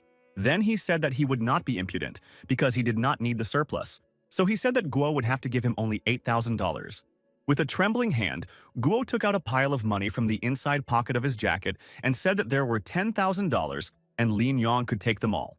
Lin Yun counted out $8,000 and said that he was not as shameless as Guo and only wanted his money back, but he threw the remaining penny of $2,000 right into Guo's face. Seeing this, Zhanling said that Lin Yun knows how to stop in time. But Shanshan wasn't so sure about it and said that it was too early to draw such conclusions. Lin Yun walked up to Guo and said that he didn't just beat him for nothing. After all, he had to put so much effort into it. After that, he squatted down and told Guo that he should pay him for his efforts. Zhanling heard this and couldn't believe that he was saying this seriously. And Shanshan said that such a shameless person should be looked for. Hearing this, Guo took out all his money from all his pockets and also gathered up all the money that was lying on the ground. He held out all his money to the protagonist and asked if this amount was enough for him. Lin Yun looked down at Guo and said that it was too much. He then asked Guo if it was too much money to beat such a lowly person. Without waiting for Guo to answer, Lin Yun said that he would take exactly half of that amount and then they would be even. Guo decided to stand up and give him the money, saying that he would soon take revenge on him by asking someone stronger to beat Lin Yong to death. Before he could stand up, he was immediately kicked in the chin and fell back to the floor. Lin Yun, holding his foot in his face, asked Guo did he allow him to get up? From under Lin Yun's sneaker came Guo's voice saying that people shouldn't be bullied like that, especially since he had already taken away all his money and beaten him very badly. Lin Yun asked Guo if he knew what to say. Where did the bruises on his face come from? Guo remembered that exactly 6 months ago, he had said the same phrase to Lin Yun, after he had once again beaten him very badly and taken away all his pocket money. At the same time, Lin Yun replied under the pressure of Guo's shoe that he had fallen down the stairs and no one had beaten him up. Thinking back on it, Guo immediately replied that he accidentally hit the wall and then fell down the stairs, all because of not looking at his feet on the way to his own classroom. Turning to his classmates, Lin Yun said that he hoped everyone had heard this. After all, Guo Junfa had just said that he had received those wounds himself, and it had nothing to do with their class. The students as one angrily started shouting that they had heard everything, and if need be, they could even witness it. Lin Yu took his foot off Guo Junfa and advised him to be more careful next time and not crash into the walls, as it was very traumatic. After that, Lin Yun took Guo Junfa by the neck and told him not to dare to appear in front of him again, because if he saw him, he would beat him again. Guo said in a trembling voice that he understood everything. After that, the protagonist, pointing his finger at the floor exit, ordered Guo and his comrade to leave and never return to his classroom again. After all, they were glad that this bastard named Guo Junfa had finally been put in his place. They didn't even get a good look at him, and he was already lying on the floor. At this moment, Shanshan was in a very pensive state, because she saw everything that was happening with her own eyes and realized that Lin Yun's blows were not random. His movement implies some mysterious trajectory. Looking at the departing Lin Yun, Shanshan realized that he was hiding many more secrets that she wanted to know. The protagonist, having put all his hard-earned money on the table, decided to think about where he wanted to spend it and what he wanted to buy with it. He knew that he needed to buy acupuncture needles, as well as sports uniforms and a punching bag for training. He also wanted to buy his little sister a brand new cell phone to make her happy, since she already had an old and useless phone that barely worked. And lastly, tomorrow, when he was going to return home, he decided to buy a gift for his mom. The protagonist realized that this money would obviously not be enough to buy everything he needed. He wished that there were some other rich and weirdos looking for trouble on their ass, so that he could make even more money off of them. Suddenly, he heard someone calling his name very angrily and loudly. Lin Yun immediately got excited, thinking that it was also some other rich disciples who wanted to get a smack from him. But it was Tang Meng who burst into the classroom and said that Lin Yun had beaten up Guo Junfa for nothing, because his father was the head of the largest real estate company in their city. After which he added that Lin Yun had gone against the heavens. Seeing that it was only Tang Meng, despite his seeming arrogance, Lin Yun thought that he was a man of integrity and trustworthiness. He told Tang Meng that he was too late to show up because Guo Junfa's beating party was already over. The protagonist then hugged Tang Meng and said that if he had come a little earlier, they could have beaten up Guo Junfa together. Tang Meng immediately laughed and said that it was for sure, because that bastard was still a pain in the ass and he had a long-standing problem with him. Then they laughed very loudly in unison. Before they could laugh enough, one of the students ran into the classroom and without noticing, Tang Meng ran into him, saying that there were rumors that Lin Yun had beaten up Guo Junfa. Tang Meng was very angry at the kid because he had come to see Lin Yang, but hit him. Meanwhile, the protagonist couldn't understand why they were coming to him one after another, as if they were conspiring. Well, no matter how it looked, the protagonist realized that these two were just looking out for him. Following the kid, Lin Yun's sister also came running into the classroom. She said that she heard him fighting with Guo Junfa and asked if he was hurt. The protagonist hugged his sister and told her that he was fine and she didn't have to worry, then suggested that she go to a restaurant with him because he wanted to treat her to dinner. Then he turned around and looked at Tang Meng and another classmate and said that they could go with him too because he was treating them to dinner tonight. Tang Meng took the opportunity to lead them to one of the most beautiful, vintage, and expensive restaurants in the city. Seeing the painted tables and chairs, as well as the shiny glasses and chic furnishings, the protagonist asked Tang Meng if it was too flashy to come here for dinner since they were just high school students. Tang Meng reassured him by saying that in order to celebrate their victory over Guo, they should go to Zhuangyuan, one of the best restaurants in Jiangnan province. Then he added that Lin Yang had been very generous. The protagonist thought that this place was like a cafeteria on the second floor, but fortunately, the $20,000 he received today was still with him. They sat down at a table and Tang Meng immediately told Ling Yun that he was very lucky because he was the only guy in the whole school who was accompanied by two of the school's top beauties. Meanwhile, Janling told the waitress that she wanted 2 shrimp in oil, 1 boiled fish, 1 roast duck, and 1 large dish of chicken pieces. Upon hearing how much she was ordering, the main character told her to stop immediately as it was too much. And moreover, no one else but her had ordered anything. Janling replied that it was a rare occasion when he would give her a treat, and it was obvious that she wanted to eat enough since there might not be a second time. After a while, the waiters set up a sumptuous table with a variety of dishes, including octopus, caviar, stuffed duck, and many, many sweets. Tang Meng told Lin Yun at the meal that he didn't expect that 2 months before graduation he would become the school's biggest celebrity and be the center of attention, saying that Guo Junfa is a troublesome type, but Lin Yun still managed to embarrass him. Tang Meng also warned the protagonist to be careful because Guo Junfa will definitely not let it go and is trying to take revenge on him. Lin Yun asked Tang Meng if Guo had the courage to take revenge on him. Tang Meng thought for a while and said that Guo Junfa had never lost like this before, so he would probably hire some sports guys to give the protagonist a good beating. Hearing what Tang Meng was saying, Lin Yu's sister asked him if he could help her brother. Tang Meng asked Lin Yu not to worry, saying that although Lin Yun had caused a lot of trouble this time, but as long as Tang Meng was by his side, Guo Junfa wouldn't dare to take a step. Janling heard this and said that perhaps Lin Yun wouldn't need any help at all. She then asked how Shanshan felt about it. The first beauty of the school replied that no matter how strong the protagonist is, there are times when two fists cannot defeat four. Hearing Shanshan's words, Lin Yun realized that she was right, because if you want to live a comfortable life, you must have enough power to do so. This is an immutable truth in any world. Looking at Tang Meng, the hero realized that in front of him now sits an excellent candidate, thanks to which he can increase his strength many times over. Seeing how strangely Lin Yun was looking at him, Tang Meng didn't realize what was going on. Tang Meng was even slightly frightened as he didn't understand how he had attracted such attention from the protagonist. Suddenly, Zhanling's spoon fell out of her hands and she had a stomachache. She realized that she had eaten too much, so she apologized to everyone and said that she was going to go powder her nose. Ling Yu didn't want to leave Zhanling alone in that position, so she decided to go with her to powder her nose. Seeing this, the protagonist realized that this was a great opportunity to see Cao Shanshan's information. He asked Shanshan, Tang Meng, and another classmate if any of them had ever been to the Great Wall of China. The classmate replied that he had been there once as a child, but he didn't understand why he was asking about it so suddenly. Lin Yong replied that he was just curious. How did ancient times people build such an impressive structure? After all, in order to build such structures, surely they must have known some spells. After that, the protagonist turned his attention to Shanshan and asked if she knew anything about it. Meanwhile, at the restroom, 3 hooligans were harassing Lin Yu and Zhanling, asking them how much money they were willing to give them for an unforgettable night.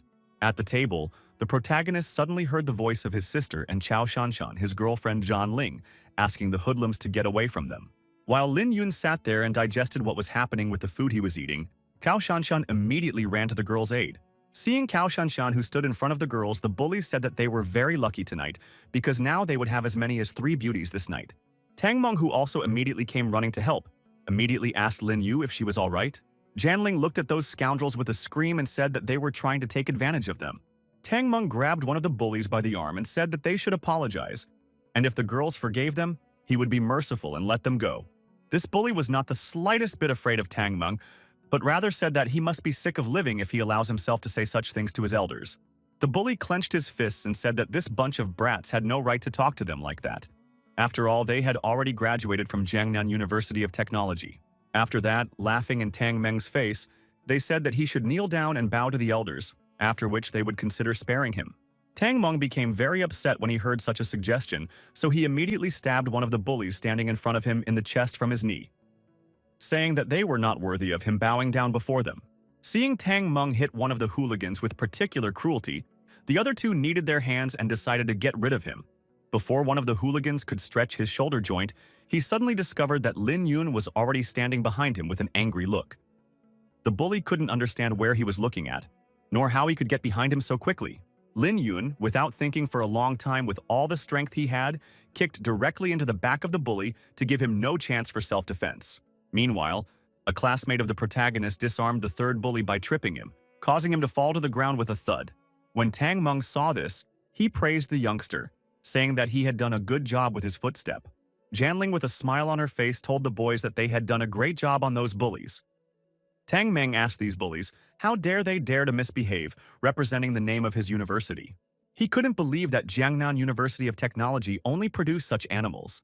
Before he could finish his sentence, another gang of hooligans consisting of 6 people suddenly came from outside, who were very eager to know who it was that was slandering their favorite university. Seeing this crowd of hooligans, Cao Shanshan asked the girls to get away from here so that they wouldn't get hurt. Hearing this from Shanshan, the girls realized that she too had decided to fight and help the boys. But Lin Yong saw that Shanshan wanted to get into a fight and immediately grabbed her by the arm and told her that she should go and look after the 2 of them, since a girl doesn't belong here. He then told Tang Meng and his classmate that they should stand behind him and not interfere in the fight, but only protect the girls if necessary. Hearing this, Tang Meng told the protagonist that he was crazy because there were 7 of them, and he alone could not stand up to them no matter how well he fought. But Lin Yun asked him not to make a fuss and back off. One of the hooligans came up to the boy and said that he is a hero for nothing, because he cannot win this fight. Then the bully swung a bottle at Lin Yun and said that none of his friends and he himself would not leave this restaurant unharmed today. Ning Lingyu was very worried about her brother, so when she saw the bully attacking him with a bottle in his hand, she immediately shouted to her brother to be careful. Despite the bully's sharp and strong attack, the protagonist managed to easily dodge it. Seeing how Lin Yun easily dodged the first attack, the bully thought that even though he was fat, he was very agile, so he decided to immediately launch another attack with the bottle. But the boy was able to dodge this unexpected attack of the bully without much effort. Two gangs comrades, and that was the name of the leader of this gang of hooligans who tried to unsuccessfully attack Lin Yun with a bottle, could not understand what he was doing, because out of 10 blows he could not hit once. After exhausting Tu Gan with his dodges, Lin Yun stood behind his back and asked him if he had finished his attempts to hit him, after which the protagonist, without waiting for an answer from the bully, immediately took him by the neck with one hand and with the other hand knocked him out of his hand into a glass bottle. After that, Lin Yun threw Tu Gan to the ground and applied a painful technique by putting his knee on his back and twisting his arm.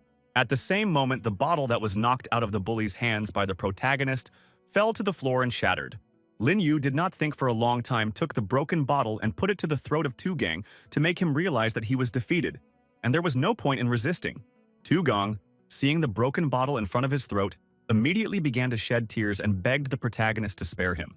Lin Yun took away the bottle, his throat and the protagonist, and pointed it at his henchmen, saying that he was ready to fight each of them unless they came here just to show off. The bully and immediately realized that things were bad and kneeled down and started crying, saying that they wanted the protagonist to forgive them as it was their fault for not realizing who they were dealing with. But Lin Yun just gave him one angry look and let him know that they should apologize, not him. The bullies immediately ran up to the girls and started apologizing to them while bowing, saying that they had too much to drink today and were talking complete nonsense. They also said that the girls could beat them or scold them as they pleased. The girls laughed very loudly and said that these changes were not really sincere, so they asked the bullies to apologize more sensitively and sincerely. At this moment, a long-haired boy in a red shirt came up to the protagonist and said that since he had beaten them all up, they could forget about everything and peacefully disperse. Ling Yun said that he was glad that someone with a higher education could talk and not just swing his fists, and asked the guy to introduce himself. The guy said he was the deputy head of the group and told the protagonist that if he had any conditions, they could discuss them. Lin Yun said that he didn't have any conditions in general. The only question was what the compensation would be. Hearing this, the deputy head of the group said that they had apologized, and moreover, they were the ones who had suffered the most, so compensation was out of the question. Lin Yun told him that they had scared his little sister and ruined the dinner as well, after which he asked how much he thought it was all worth, and he added, if someone could not enter the university because of fear, what would be the damage? He asked the deputy headmaster. After scratching the back of his long-haired head, the guy asked the protagonist how much he thought they should pay to keep this matter quiet. Lin Yun, with a smile on his face, said that if they did admit their mistakes, then they could not agree that they would just pay the bill of their table, well, and compensate for the moral damage to those beauties behind his back in the amount of $1,000 to $2,000. The red-shirted kid asked Lin Yun to lower the compensation value. The protagonist looked at him with a glare and said that once they paid the money, everything would be over for them immediately. After which, he put a broken bottle to the kid's throat and said that otherwise, their fight would continue and he would be next. Janling was watching what was going on and noticed that Lin Yun was becoming more and more skillful at luring money out of his assailants. The red shirt bully realized that the main character was not to be trifled with and asked him to calm down, saying that they would pay the entire restaurant bill and compensate the girls. Janling thought about it and realized that the protagonist had not only beaten up these guys, but also made them pay compensation for it. In her eyes, he was the #1 hero since no one had ever done such a thing before. Lin Yun was very cool. The deputy handed Lin Yun $2,000 to compensate the girls. In response, the protagonist told him not to get upset. There were just some people you couldn't joke around with. After that, he thought to himself that these people were very lucky to be in such a peaceful world, because if they were in the realm of cultivation, there would already be several corpses lying around. Upon returning to the dormitory, Zhanling told the protagonist that he was handsome, but tonight's dinner didn't count as a treat. Lin Yun asked why it didn't count. After all, Zhang Ling had eaten to her heart's content. Mash, she replied to him that he didn't spend a single dollar, so it can't be called a treat. After which, she said that if the protagonist promised her one thing, she would immediately forget about the promised ouch. Lin Yun was interested in the offer and asked what exactly he had to promise. She said that he was currently running in order to lose weight, and as she realized he was serious about it. Knowing this, she asked him to promise that once he lost weight, he would immediately become her boyfriend. When Cao Shanshan heard her friend say that, She couldn't believe her ears. And Tang Meng said that it was not in vain that they went to the most expensive restaurant today. After all, if they hadn't gone there, they wouldn't have heard such a thing. Lin Yun realized that his situation was not good right now, so he didn't make such a promise to Zhang Ling and offered to talk to her about it later. But Zhang Ling was not satisfied with such an answer, so she grabbed onto the protagonist's hand with a dead grip and said that he should promise her right now.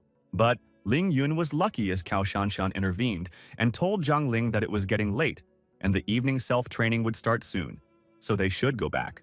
Upon hearing about the evening self-training, Zhang Ling immediately let the protagonist go and said that she was letting him go this time, but not forgetting that he had to promise her. Cao Shanshan couldn't listen to this anymore, so she grabbed Zhang Ling's hand and dragged her back to the school. At this moment, Lin Yun stood there in complete shock and couldn't understand what was happening to him. And how did it even happen that one of the most beautiful girls in the entire school wanted him to be her boyfriend? Seeing Lin Yun frozen in place, his sister immediately grabbed his hand and asked him, wouldn't he go back to school with the others? After all, the evening self-study would start very soon. The protagonist turned around and told his little sister that he had some errands to run and would return to school, but a little later. At that moment, Tang Meng put his arm around Lin Yong and told his sister not to worry because he would go with him so nothing would happen. Lin Yun said that he didn't need an escort. Tang Meng, on the other hand, said in response that no one knows the surroundings of this school, big and small, better than he does. Therefore, whatever the protagonist was going to do, he would gladly be able to help him. Hearing this, Lin Yun said that in that case, Tang Meng could go with him.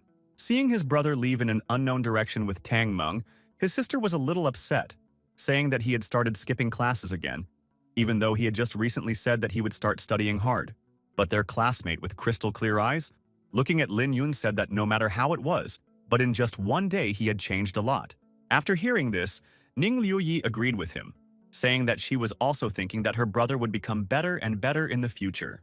After a while, Ning Liuyi sat in class and was sad. She was very sad and lonely. She didn't understand why her brother hadn't come back to school yet. But before she could get too sad, one of her classmates ran into the classroom and told her that her brother had come with Tang Meng. When she saw her brother, she immediately rushed into his arms, saying that she was very worried, anxious, and bored while she was waiting for him. At this moment, Tang Meng was a little offended because Ning Liuyi didn't notice him at all, even though he was standing just a meter away from her brother. After a joyful hug, Lin Yun gave his sister the gift and asked her to unwrap it to see if she liked it or not. Spilling out all the contents of the gift on the porta potty, his little sister was shocked, for there was one of the coolest laptops, a cell phone, a digital camera, wireless headphones, and a game console. Seeing all this, her jaw dropped, and she immediately realized that when her brother said he was going on business, he had gone to buy all this for her. Seeing the joy in his sister's eyes, the protagonist said that he had bought all of this so that his little sister could have everything that others have and don't have. Seeing that Lin Yun had bought his sister the latest models of digital appliances and more, his sister's classmates couldn't understand what was going on, because they knew that Lin Yun and his sister's family was poor, and they couldn't even afford to eat at the school cafe on the second floor. His sister was silent for a long time, so Lin Yun decided to ask her if everything was all right. To which she replied that everything was fine and she was very happy. Wiping the tears of happiness from her face, she told her brother that she shouldn't have spent so much on it since she wouldn't use it all anyway. Suddenly, Zhuang Meina and her boyfriend Junyang suddenly appeared in front of Ning Liuyi and said that Ning Liuyi doesn't even know how to use all this equipment, so she won't use it all. Tang Ming immediately stood up for Ning Liuyi, telling Zhuang Meina to watch her tongue. But Zhuang Meina wasn't going to stop, saying that the protagonist's family was so poor that no one knows where he got it all from. Hearing such ignorance and insults from Zhuang Meina, Tang Ming immediately became furious. He decided that today he should definitely teach her a good lesson so that she would never let out her long tongue again and think 1,000 times before doing so. Seeing that Tang Meng was on edge, Lin Yun immediately grabbed his hand and asked him not to interfere or do anything. He then turned to Zhuang Meng and said that he was very happy to finally meet the one who was getting in his little sister's way. Zhuang Meina was interceded by her boyfriend and asked what Lin Yun wanted from her. Seeing some lisping boy in front of him, Lin Yun asked who he was. The boy replied that his name was Zi Junyan, and if Lin Yun had any questions for Zhuang Meina, he would help him solve them.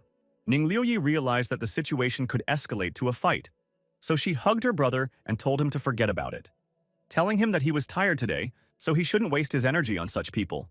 Lin Yun turned to his sister and said that if she asked him to do so, then so be it. After that, he turned to Zi Junyan, pointed his finger at him, and said that he was warning everyone that if anyone dared to bully his sister or offend her in any way, or even thought about it, everyone would regret what they had done because Lin Yun would make everyone pay for it. The students couldn't understand what was going on. One of the students at the front said that the fat man they knew before was no longer a weakling. He had the strength to fight. He started acting like this after he beat Jun and gave him the nickname Kid. Tang Meng asked Lin Yun why he didn't do anything, saying that he would have loved to beat up Zi Junyan. Lin Yun stretched and looked at Tang Meng and said that if he started fighting Zi Junyan, he would definitely lose to him. Tang Meng was surprised and asked the protagonist why he thought that this kid with slicked back bangs could beat Tang Meng. Lin Yun said that just now, when he pointed his finger at Zi Junyan, not only did he not try to dodge, but he was ready to attack. At this moment, the protagonist realized that Zi Junyan was definitely a skilled warrior, and his strength was surely not small. After a short thought, Lin Yun turned to Tang Meng and told him to go home, because Xin Yun was still going to go practice. Tang Meng told Xin Yun that it was too late. Was he sure he wanted to train? The protagonist replied that he hadn't met a worthy opponent before, so he wasn't really motivated to train hard. Lin Yun ran to the field to the river where he had recently discovered the 7 rays grass. The protagonist sat down next to the 7-ray grass and began to meditate. Focusing on meditation, he decided to apply the secret technique of 50 stars, which at the initial level allows you to absorb the essence of heaven and earth to strengthen the human body. If practiced to the extreme, one could feel equal even with heaven and earth and use the full power of the sun, moon, and stars to one's advantage. Suddenly, the protagonist felt that something was going wrong, and all because he forgot that the meridians in this body have not yet been restored. After that, he calmed down, thinking that such a small problem couldn't cause him any trouble, especially since he now had all the time in the world. He didn't stop and continued absorbing the spiritual energy from the 7 rays grass. After he finished meditating, he noticed that his absorption speed had become much faster, and his body could hold twice as much spiritual power as it had before. Lin Yun was very tired, but he was happy that he had finally managed to reach the first level of body hardening. He picked up his gym bag and tossed it above his head a few meters up. Then he took his right foot back and took good aim. The moment the bag was at a suitable distance, he gave it a powerful kick with his foot. Although he didn't break through to the second level as he had hoped, it was enough for him for now. He pondered and realized that at this moment, all he needed was a good and handy weapon. Meanwhile, in the capital of China, Beijing, in some very expensive country house, a party for a rich man was in full swing. The event was held behind closed doors, with a pole dancer dancing for him. Also on the couch near him were 2 more dancers who were serving him, while he was shouting to the girl on the pole to spread her legs even wider. Suddenly, his ideal environment was shattered by one cell phone call. Picking up the phone irritably, he immediately asked who was interrupting him and why. The caller was a person previously unknown to him, who told him to watch a video very funny. Here was a fat man running around the school campus stadium with a bag of sand on his shoulders. When he saw this video, he was shocked and very, very angry. The girls were very much startled and shocked to see that after he watched the video, he just started yelling to the whole room and waving his arms. After that, without thinking for a long time, he took out his phone and called Chen Sen, asking him why he said that he had killed that fat man, and he was actually still alive and well. Chen Senyu immediately jumped out of bed in incomprehension. How is this even possible? How can this fat man be alive and healthy? After which he said in a confident voice that he had seen this fatty hit by a truck with his own eyes. The rich man's name was Ling Xiao, and he was the one who paid Chen Sen $2 million to finish off Ling Yun.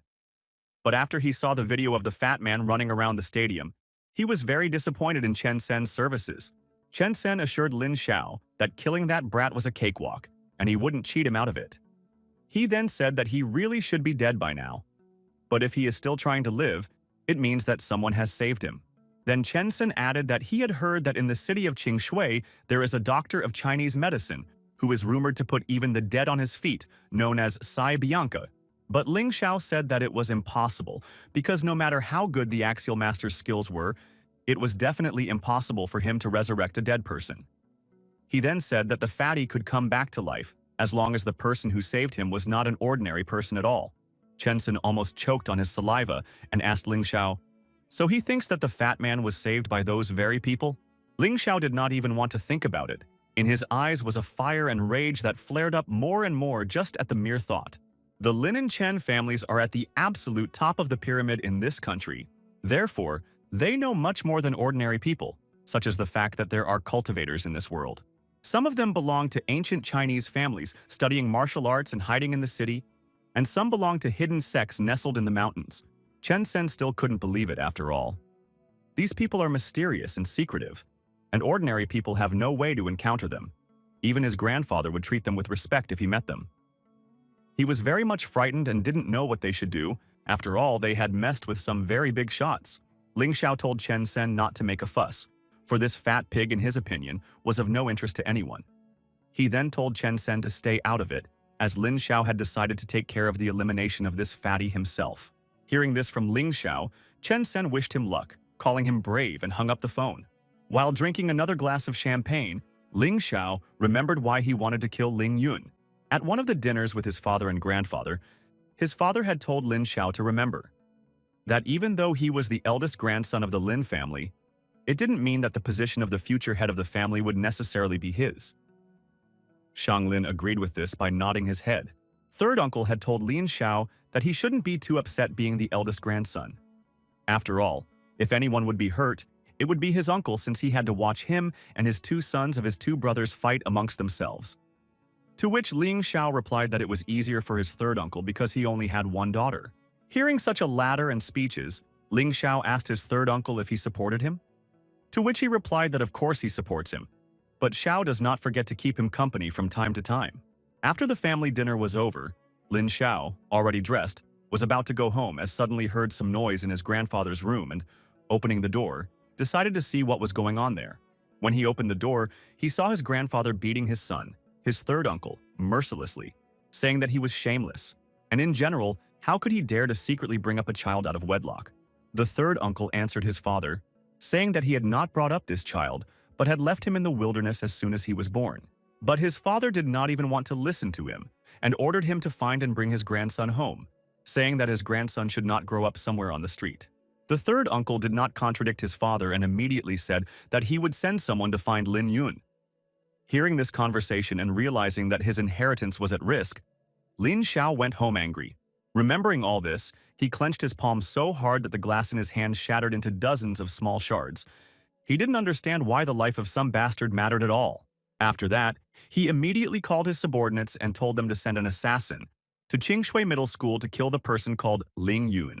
He also asked for the body of the fat man to be delivered to him because this time, he wanted to personally verify Ling Yun's death.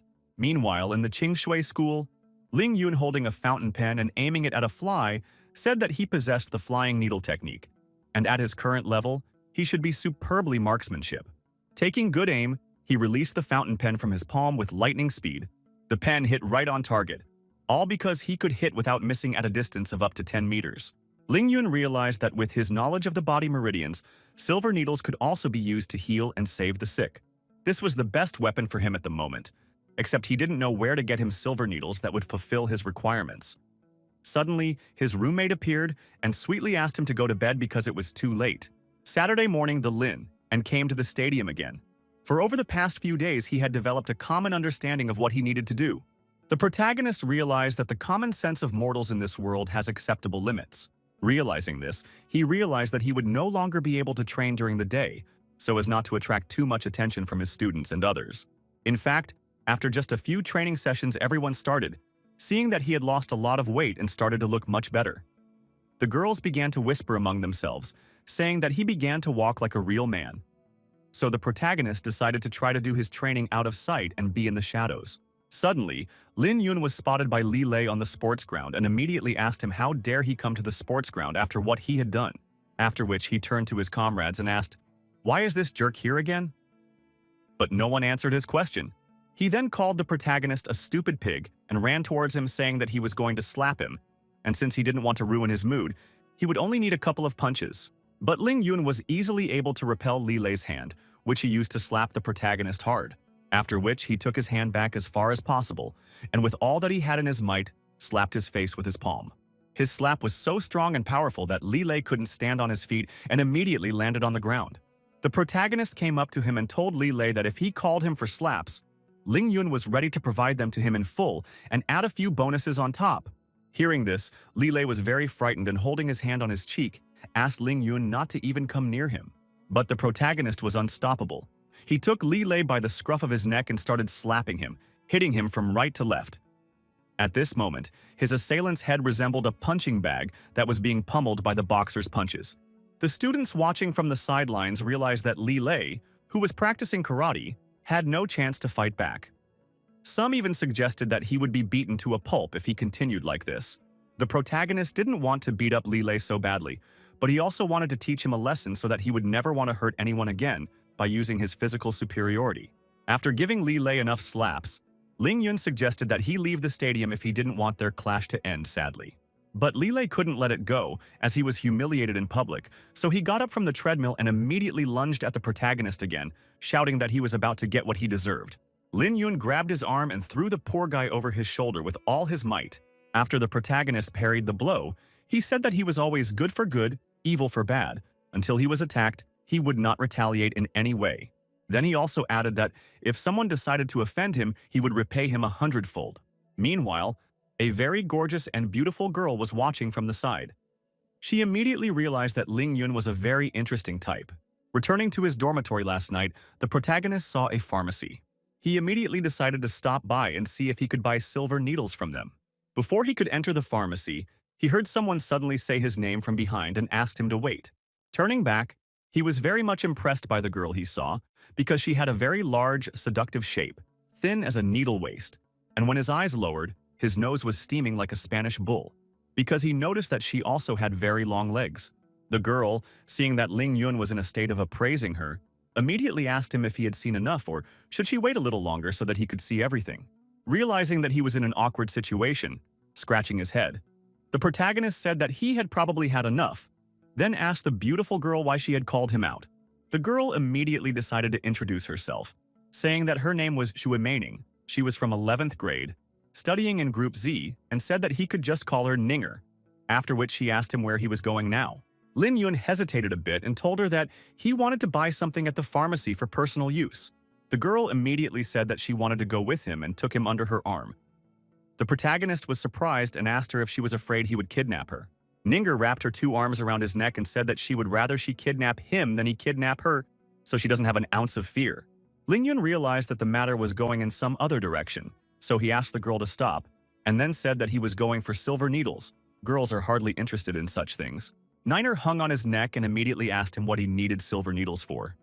He answered that sometimes it's for pain, and sometimes it's for pain. The protagonist decided to scare the girl a little and said that if she wanted, he could try the needles on her first. But Ninger wasn't scared in the slightest, and just started giggling sweetly.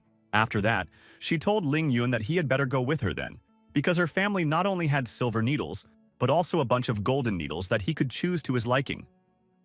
The main character was very surprised to hear about the golden needles. After thinking for a while, Ling Yun thought that it was a manna from heaven that fell on him. Or was he very lucky to meet such a beautiful girl who understands needles? Realizing that he couldn't trust the first girl he met, he immediately asked her who she was and why she had come to him. The girl was upset and asked him why he was suddenly angry out of the blue. The girl with a sad look said that it was because her grandfather happened to see the main character running around laughing sand, and he was curious to meet Ling Yun. She also added that if the protagonist pleases her grandfather with his presence, she believes that he will let him pick up any needles he likes for free. And all because her grandfather is a doctor of Chinese medicine, the number of different games after treating the sick he keeps accumulating. Ling Yun could not believe his ears. But the girl immediately told him that if he wanted silver needles, he should definitely meet her grandfather. She then waved her finger at the protagonist, saying that they should meet her grandfather as soon as possible and invited him into her car. Inside the car, Ling Yun felt slightly embarrassed because despite the large amount of space, Ninger stuck to him like gum to the sole of a sneaker and didn't want to let go of the protagonist. When Lin Yun told her to make the car full of room and she could sit off him, the girl said that she needed to hold on to him or else suddenly he would run away. Suddenly, Ninger saw something in the window and immediately asked the protagonist, "What does he see?" Ling Yun realized that this girl was very sneaky since she used such a trick, as if he could move while she was sitting on top of him. After half an hour's ride, they arrived at their destination point. It was a cottage neighborhood, a clear stream. Ninger, realizing that they had reached their destination, she immediately got off the protagonist's lap and decided to get out of the car. Saying that they had arrived, It was time for them to get out. Seeing that Ling Yun was in no hurry to get out, she said that if he wanted her to sit next to him, they should get out of the car. But that wasn't why the protagonist didn't want to get out. It was because she forgot to pay for the cab fare as there were more than $40 on the meter. Hearing this from Ling Yun, the girl got out of the car by slamming the door and said that she didn't have any money, so it was up to him to pay.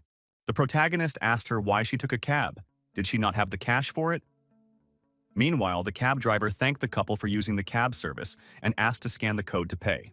Ling Yun sweetly asked the cab driver for a discount for the first ride, but the cab driver sternly refused, throwing him out of the car and abruptly drove away.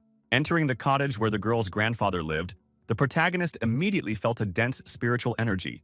He also smelled precious medicinal herbs. Now he was even curious to meet Ninger's grandfather.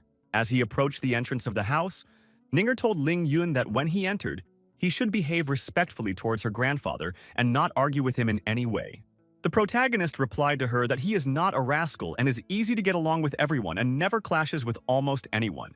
After that, they immediately entered the building and Niner saw her grandfather with a smile on her face and said that she was back. The grandfather, on the other hand, with a smile on his face, told his granddaughter that he heard her lecturing under the door, even while in his office, and then greeted his granddaughter. After that, the grandfather asked the protagonist if he was the same Ling Yun that his precious granddaughter had been praising so much. Ling Yun nodded his head and said that he was. After that, Grandpa asked Ninger to go prepare tea for the guest, using Grandpa's best lunjing. Granddaughter immediately ran to the kitchen to prepare lunjing tea, a kind of green tea from Hangzhou. The grandfather, laughing, told the protagonist that his granddaughter had been pampered since she was a baby, so she had grown up a little urchin. After which he asked if she had given him any trouble. Ling Yun replied that she hadn't caused him any trouble.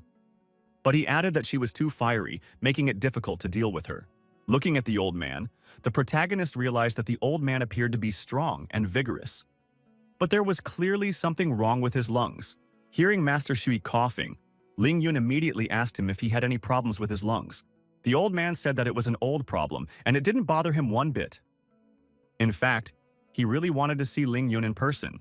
The protagonist asked the old man in a slightly frightened voice why he wanted to see him in person. To which the man replied that he had seen a video of him running on a sports field with a 50-kilogram sandbag. He asked Ling Yun how come he spit out blood from his mouth and could be said to have run the second half of the laps.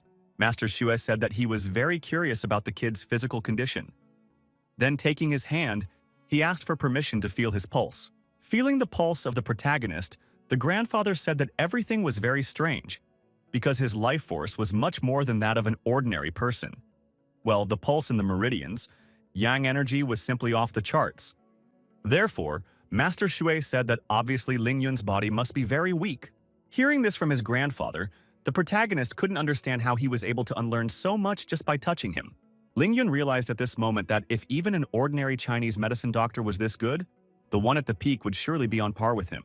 Master Shui asked the boy if he had met any special people recently. Had he eaten anything unusual? What time does he get up and go to bed? And has he felt any abnormality in his body? The protagonist answered that he did not go anywhere or meet anyone except his classmates. He eats in the school cafe, goes to bed late, and gets up late like everyone else. In general, nothing unusual. Grandpa, hearing Ling Yun's answer, thought that it must be because of the blood he coughed up. But he realized that it couldn't have caused such an effect, it just didn't make sense. The kid scratching the back of his head realized that he couldn't say that he had absorbed the immortal key and purified his bone marrow. He was afraid that such information would scare Master Shui to death. At this awkward moment, Ninger came over with tea on a tray and immediately asked her grandfather if Ling Yun's body was curable. Her grandfather answered her that his physique was now several times stronger than an ordinary person's. The prescription he had originally prepared for the protagonist would be useless. Hearing this, Ling Yun asked them what kind of recipe did they prepare? Ninger gave Ling Yun a mug of tea, after which she said that when her grandfather found out what happened to the main character, he prepared a recipe especially for the boy that would restore his body. She said that Ling Yun has no idea what he has lost. After all, so many people all over the world are begging her grandfather to take up their treatment. Grandfather, hearing this, told Ninger to choose her words more carefully. A healer's duty is to heal and save sick people. Niner said with a smile on her face that he was right, and she would choose her words more carefully from now on to describe his work. The protagonist didn't expect that this old man had such a kind heart. So after thinking about it, he came to the conclusion that he should help Master Shu. Ling Yun told the old man that he had come here today to ask him for something. Master Shui was surprised to hear this, and then said that he had nothing here except for things related to Chinese medicine.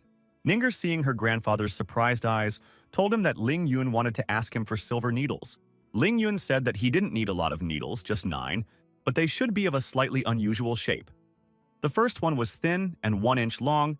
The second was a needle with a round end that was also 1 inch long. The third was a blunt needle that was 3.5 inches long, and the rest of the needles were all 2 inches long. When she heard what kind of needles the main character needed, the girl immediately dropped the tray with the mugs of tea. She and her grandfather were shocked, for they realized that Ling Yun was asking for these needles for the canon, the mysterious essence of the 9 kinds of needles. Master Shui immediately asked the boy if he understood what he was talking about and what he was asking for, after which he took the protagonist by the hand and asked him to honestly answer whether or not it was true that he possessed the canon of the mysterious essence of the 9 kinds of needles. Ling Yun confidently replied that of course he possessed it. Grandpa couldn't believe that he had met a person who possessed one of the most advanced acupuncture techniques, the canon. In the Yellow Emperor's treatise on the inner, it is said that there are 9 unrestrained organs in the human body, which are the 9 major spiritual centers of the body. They are the key to crossing the work of the 12 major meridians and unpaired meridians in the 8 veins of the body. The canon, the mysterious essence of the 9 kinds of needles, is the method of conducting needles to these 9 points precisely. With its help, if a person is still breathing, you can save him from even the most serious injuries. But this method was lost long ago, and no one had ever seen it in person. Master Shui lost his temper after hearing that and squeezed Ling Yun's hand very hard. The protagonist couldn't understand why Master Shui was so excited. After all, it seemed to him that the canon of the mysterious essence of the 9 kinds of needles was not the most common acupuncture technique. Ling Yun recalled that in the past, he had stopped using it back when he had reached the stage before melting qi. Ninger looked at the protagonist very suspiciously, for she understood that the canon of the mysterious essence of the 9 kinds of needles could only be used with the help generated by true qi. She didn't understand how Lin Yun, an 18-year-old middle school student who had just overcome his physical limitations, could have such a level of cultivation. After weighing the pros and cons, she immediately grabbed the protagonist by the scruff of his neck and told him that he made it all up and was a liar. After which she asked Ling Yun why he decided to mess with her grandfather's body. Seeing his granddaughter's disgusting behavior, the grandfather immediately ordered her to let the protagonist go.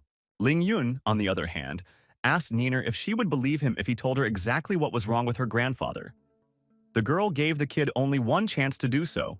The protagonist said that Master Shu has a cough that won't stop at first glance. It's all about the lungs, but the root of his problem lies in his heart. Hearing this, the grandfather was surprised because the boy had identified his illness with just one look, without even feeling his pulse. Ling Yin said that the heart and tongue among the 5 elements belong to fire. Master Shu's tongue has a purple color with a dark greenish tint at the tip. This is a clear result of excessively strong heart fire. He continued by saying that fire suppresses iron, and the lungs belong to this element. When heart fire is too strong, it begins to harm the meridians of yin energies in the lungs. This naturally leads to lung insufficiency and constant coughing. Ninger, hearing this, asked why her grandfather's heart fire was so strong. Ling Yun replied that it was simple. Her grandfather was using too many strengthening remedies. After coughing a little, Ninger's grandfather asked Ling Yun to get ready to insert the needles, for he trusted him 100%. Hearing this, his granddaughter immediately asked the protagonist why then her grandfather was taking so many strengthening herbs and eating them almost instead of food. Ling Yun looked into Ninger's eyes and said that he could see that she was very worried about her grandfather, so he should tell her himself after all. She was his own granddaughter. Grandpa said that the reason why he uses so many herbs is because he has a living being in his body. Ninger, hearing this, couldn't believe this damn thing. Master Shui asked his granddaughter not to panic, saying that the living creature in his body was a poisonous parasite. He said that 40 years ago, when he had traveled to the Miao territories in search of a higher path of healing, he had coincidentally saved a girl from the Miao tribe. It later turned out that she was a Miao territory maiden saint. She was a great master in the art of healing and perfecting parasites. Grandpa said that the time spent talking to her was one of the happiest times of his life. However, when his medical skills stopped improving, he made the decision to leave Miao territory. At that moment, he had no idea that Miao Fenghuang had already fallen in love with him and wanted him to stay with her forever. My grandfather was already married to Grandma Ninger, and he already had a son who is her father, so he couldn't just pick up and forget about them. Master Zue never thought that Miao Fenghuang would have a hand in his food. Hearing this, Ninger realized that that night, Grandpa had cheated on her grandmother with that same Miao. The old man immediately felt embarrassed and said that she had planned it so much that he couldn't avoid it. Seeing this awkward situation, the protagonist immediately realized that the grandfather had not even tried to avoid the situation. Master Zhu said that it was through this coitus that she was able to plant a love parasite in him. After making love, this parasite penetrates into the body of another person and does not allow to forget his partner for the rest of his life. And if someone forgets, the parasite will eat away at their heart, and the pain will be so intense that death seems to be the only way out. Ninger asked her grandfather if Miao Fenghuang was a very beautiful girl. The old man replied that she was indeed a beauty that was rare to find. The granddaughter then asked him why then he had refused her. They had brought her home with them. The question was unexpected, rather harsh and straightforward. Coughing slightly, the grandfather asked his granddaughter, "Don't make him laugh as he couldn't take this girl with him, because as he said earlier, he already had her grandmother." Then he said that after some time her love had weakened and once the effects of the parasite became less destructive, that was when he realized that he had the only chance to escape from the Miao territories in a long time. But to his disappointment, no matter what he did, he could not get the parasite to leave his body, so the old man had to find a way to suppress it. The protagonist interrupted the old man and said that he had had a very difficult life for the past 40 years. All because he had to take all these medicinal herbs to strengthen his heart and spleen, to increase the firepower in his body, and suppress the pain from the parasite. Ninger asked her grandfather why, if this girl was so persistent and loved him so much, why didn't she start looking for him later? Grandpa said she did look for him, but before she found him, she met his wife. The granddaughter was shocked to hear that Grandpa's mistress had met her grandmother. Master Zue continued his story, saying he didn't know what they talked about, but after that, Miao Fenghuang went back to Miao territory and he never saw her again. Ninger asked why her grandmother didn't ask him to get rid of the parasites in his body. The old man replied that her grandmother had told him that he himself had instigated this affair and this love parasite, and suffering was the price he must pay throughout his life. Hearing this, not only Ninger realized that her grandmother was quite a cruel woman, but Ling Yun was also thinking the same thing at this moment. After thinking for a bit, Grandpa said that he had told the whole story from beginning to end. After which, he asked Ling Yun to get ready for the insertion of the needles. After a while, the old man brought out a wooden box. After he opened the box, a very huge spiritual energy started to wriggle out of it and come out. Seeing this, the protagonist was quite pleasantly surprised, for the old man had kept the golden needles in a box made of spiritual jades. Inside this box, there was another box that contained the golden needles. Grandpa took it out and handed it to the main character. Taking the needles in his hands and looking at the old man, Lin Yun said that he was ready to start acupuncture. Ninger, overwhelmed with emotion, immediately hugged the protagonist and looking into his eyes asked him to take care of her grandfather. After that, she went back to the house and warned the protagonist that if anything happened to her grandfather, he would be hunted by her family. As soon as Niner left, Ling Yun immediately took the needle in his hands, thus shocking her grandfather, because the grandfather thought that he would at least disinfect them and do it in good light. But the protagonist said that nothing was needed and it was so bright outside, so he asked Grandpa to just take off his shirt and get ready for the acupuncture. Ling Yun, looking at the needle, realized that now he only needed to use those needles to transfer spiritual energy to Master Shu's acupuncture points. But looking at the needle, he realized that something wrong was happening as he was unable to engage the spiritual energy. He immediately gathered his thoughts and holding the needle in his hand, he began to recall the 24 Gods Qi movement technique, Illusory True Qi movement technique, Supreme Qi movement technique, and Heaven Circle Qi movement technique. After a while, after opening his eyes, he looked at the needle again, but realized that nothing had changed.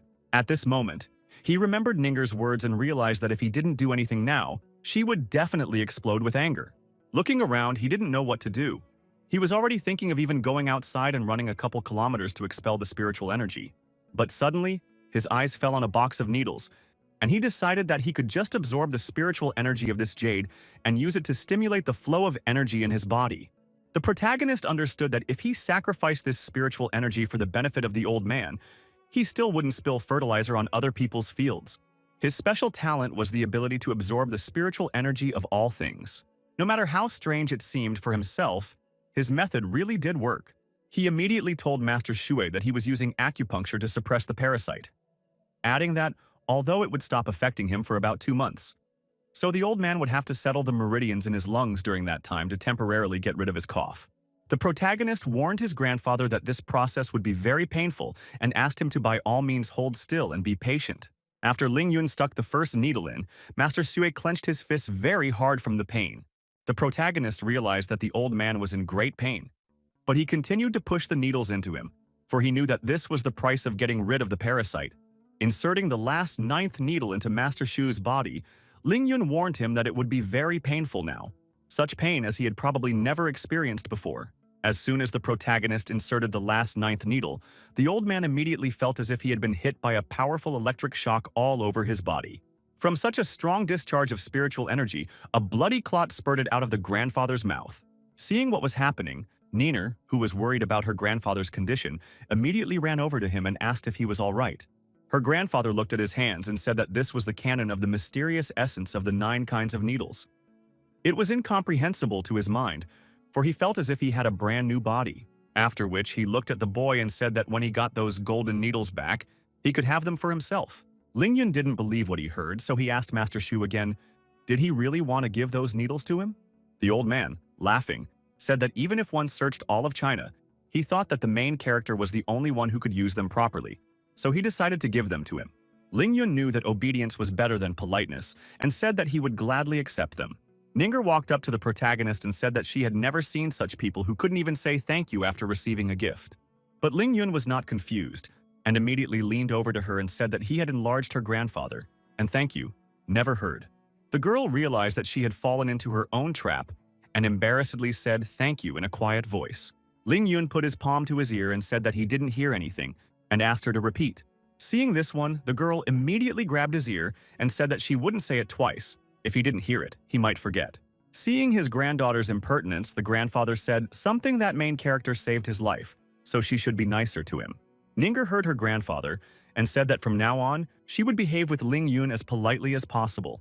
Realizing that the time spent visiting Master Shui was coming to an end, the protagonist said that he had one more request. Hearing this, the girl thought in her mind that she knew that if she gave him a finger, he would bite off her entire hand. Ling Yun said that he also wanted to ask Master Shui for a set of ordinary silver needles, so that he wouldn't have to search all over the city for them later. Mary Zhu said that there was no need to talk about one set. Veden might as well give the protagonist all 10.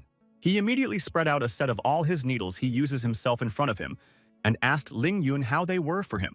Ninger was shocked because it was the same set that her grandfather had used himself for many years. After seeing these wonderful needles, Ling Yun told Master Shui that he would only need such needles in case of emergency, and now some simple needles would do. Well, Grandpa decided to insist on his own, and told the protagonist that these needles will find maximum effectiveness only in his hands. He was sure that with their help, Lin Yun would cure a large number of sick people.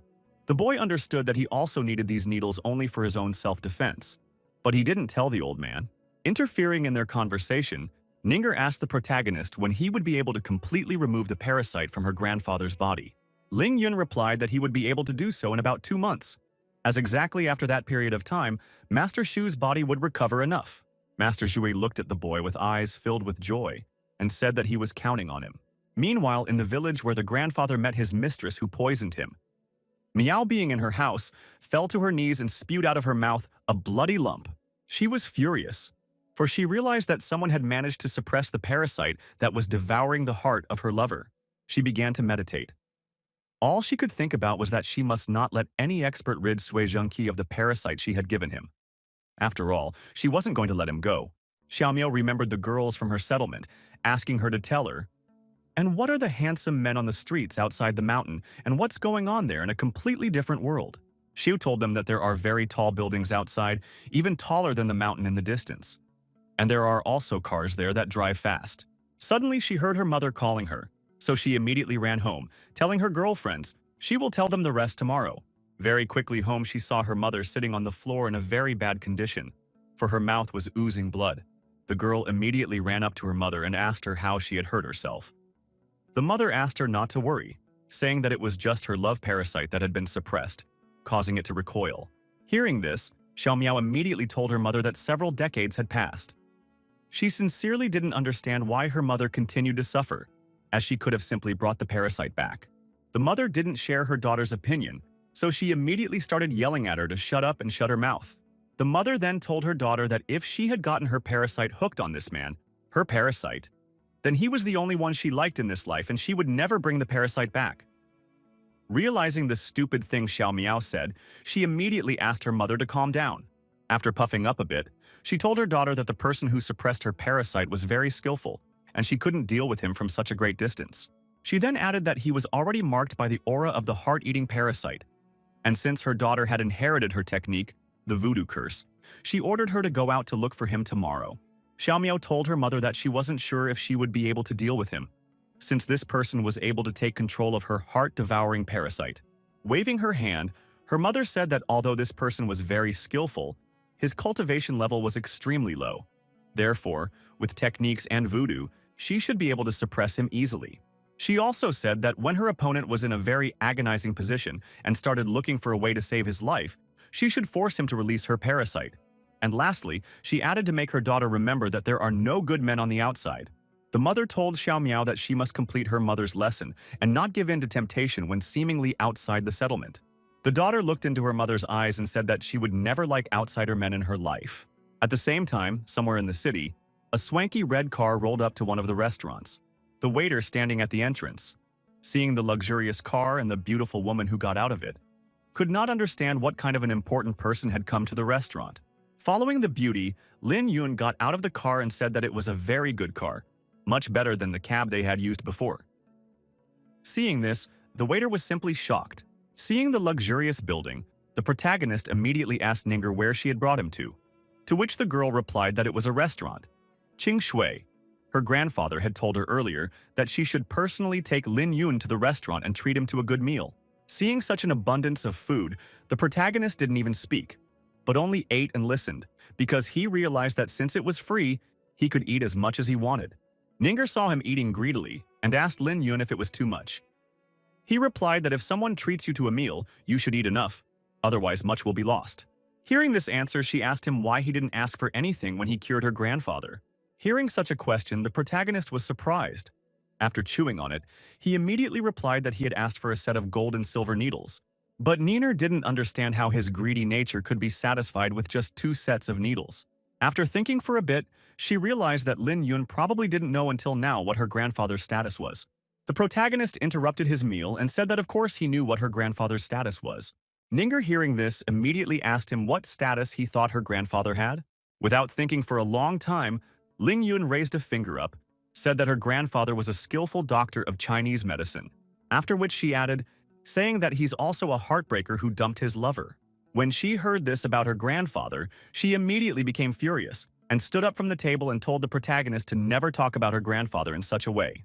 She then swung her fist at the protagonist and said that he shouldn't blame her for being so rude after what he said. Nai Ling Yun was able to parry this blow with ease, and taking Ninger's hand, he placed it on his lap, after which he pressed against her cheek and said that she should fulfill her promise first. Hearing this, the girl was very confused and asked what other promise the protagonist was talking about. Ling Yun leaned closer to her and asked, "Does she forget her promises so quickly?" And just half an hour ago, she had told Ling Yun that if he didn't cure her grandfather after bragging so much, she would strip him naked and throw him into Qingshui Lake to feed the fish. This was a harsh condition, but the protagonist agreed to it, asking Nenner how she would repay him if he did cure her grandfather. That's when Nenner said that if he could really cure her grandfather, she would let the protagonist kiss her. After partially curing her grandfather, the protagonist immediately wanted his reward, but the girl was in no hurry to give it to him. Reminding Niner that she owed him a kiss, the protagonist said that it was the right time and that's why he was kissing her. Hearing this, the girl immediately asked him to become. She remembered that they had made a deal for him to heal her grandfather completely. Nenner said that before he kissed her, he must first completely remove the parasite from her grandfather's body. With a smile on his face, the protagonist said that he would just wait for 2 months to do that. The girl was slightly upset upon hearing such a thing, not realizing how this fool could talk about it so flippantly. After all, this would be her first kiss in her life. In order to let off some steam, Nina began to eat all the food in front of her with great speed. Looking at what was happening, the protagonist could not even expect that this trick would be so effective kind. Now she was not in the mood to ask him about anything else. Of course, he knew that Master Xue had an unusual status. After all, not everyone in China could afford to live in such a large mansion on such expensive lands. Besides, her grandfather's speech felt the grandeur of a high-ranking person. Could he be an ordinary person? The protagonist realized that if he just took a bunch of money from him, their relationship would end there. As it was, he would remember him as the man who had saved the old man's life almost gratuitously, asking almost nothing from him in return. He would always look for a way to thank Lin Yun and would come to his aid at any time. This was exactly the kind of reward the protagonist needed. A while later, after gorging herself and calming down, Ninger grabbed Lin Yun's shoulder and said that since they still had to wait for another 2 months, he could teach her the canon of the mysterious essence of the 9 kinds of needles. Realizing that the girl wouldn't be able to use this technique without spiritual energy, the protagonist said that he couldn't pass this technique to other people as it was very unique and it was forbidden to pass it on to other people. Ninger hugged him, grabbing his hand, and said that he could teach her secretly then. Lin Yun looked at her and realized that she was an annoying little witch, and that if he didn't agree, she was unlikely to leave him alone. The protagonist made a smart look and said that if there was a secret, then he could certainly train her, but he needed to check on Niner first. The girl with happy eyes immediately asked how long would it take. Lin Yun, after thinking for a bit, leaned over to Ninger and showing her 2 fingers said that the whole process of evaluating her would take at least 2 years. Hearing this, Ninger immediately asked why this process was taking so long. The protagonist said that because the Conan of the mysterious essence of the 9 kinds of needles was a legendary technique, and he had to master it for almost 10 years.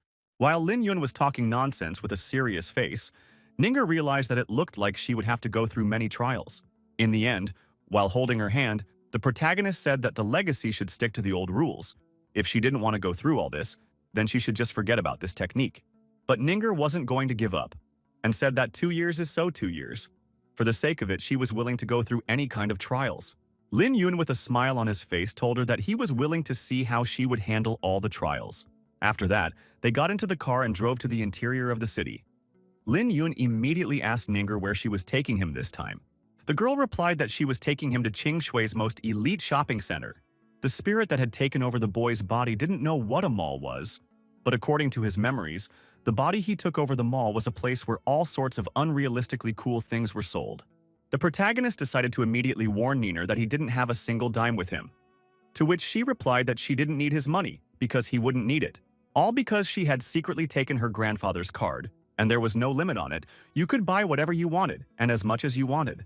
Lin Yun realized that this girl wasn't shy about taking advantage of her family, and this kind of thing was his style.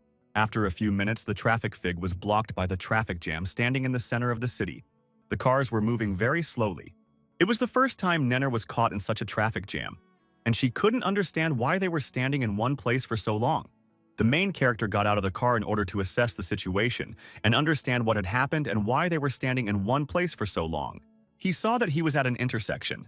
Not far from them, there was a serious accident, near which quite a large number of people crowded together. Seeing this, he said that it seemed to be serious there, and suggested that Niner sit in the car, as he thought it would still take a long time. Ninger didn't agree to the kid's suggestion, saying that they were doctors and should go see if anyone needed help. Ling Yun followed Ninger with a dissatisfied face, although he didn't understand when ordinary students suddenly became doctors capable of first aid.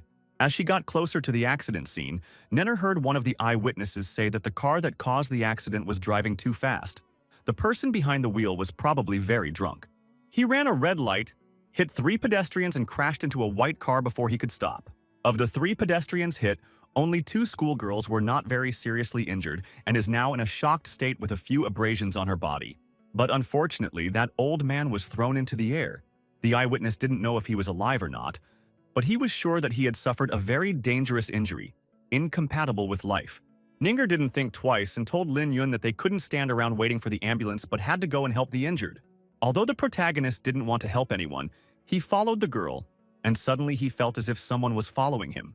He immediately turned around to look at all the people standing behind him, but he didn't see anyone suspicious there.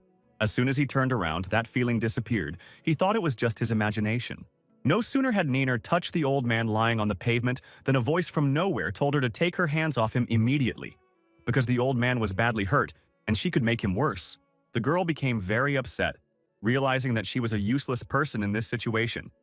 She was good at recognizing medicinal herbs and feeling for a pulse, But how to save a person in this position, she had no idea. At that moment, a young man who introduced himself as a surgeon approached her and said that he had to examine this old man in order to understand how to help him further. Doing an initial examination, the surgeon said that the old man's injury was very serious. His pupils were dilated and his breathing and heartbeat were weak. He then immediately asked the female police officer if the ambulance had been called and when would they arrive. She replied that it was the weekend and the nearby streets were clogged with cars, so the ambulances could not get through. Hearing the policewoman's reply, the surgeon immediately said that this elderly man must be operated on immediately, otherwise his life could be in danger at any moment. Hearing this, Ninger cried and tearfully asked Lin Yun to help this old man. The protagonist sat down next to the girl and asked her not to cry and to calm down, saying that he would not let this old man die. Ninger hearing this, Lin Yun with surprise on her face immediately calmed down and stopped crying. She knew that if he said such a thing would save the old man 100%. Before the protagonist could touch the old man, the surgeon suddenly grabbed his hand and immediately told him to take his hands off the injured man and not to touch him. He told Lin Yun and Ninger that they should go play at the playground instead of doing it at the scene when people's lives were in danger. Hearing what the surgeon told them, Ninger realized that his opinion would only prevent the protagonist from saving the old man. And she was right, because as soon as Lin Yun heard this to himself, he immediately told the surgeon that he washed his hands of the matter and would not give the old man any help, wishing the surgeon good luck in saving the man. The protagonist was about to leave the scene, but Ninger immediately grabbed his arm and asked him how he could leave knowing that this old man was about to die. Lin Yun turned around and said that she was worried for nothing because the old man's condition was still stable. That's why he decided to go and check on the others. After that, he asked me to go with him and help him check on the others. She gladly agreed. Approaching one of the injured schoolgirls, the protagonist asked her not to be afraid, saying that he would stop the bleeding with acupuncture and then he would set her bones. Ninger asked Lin Yun how can he stay so calm when he sees so much blood. The guy replied at length, without hesitation, that he was already used to seeing so much blood.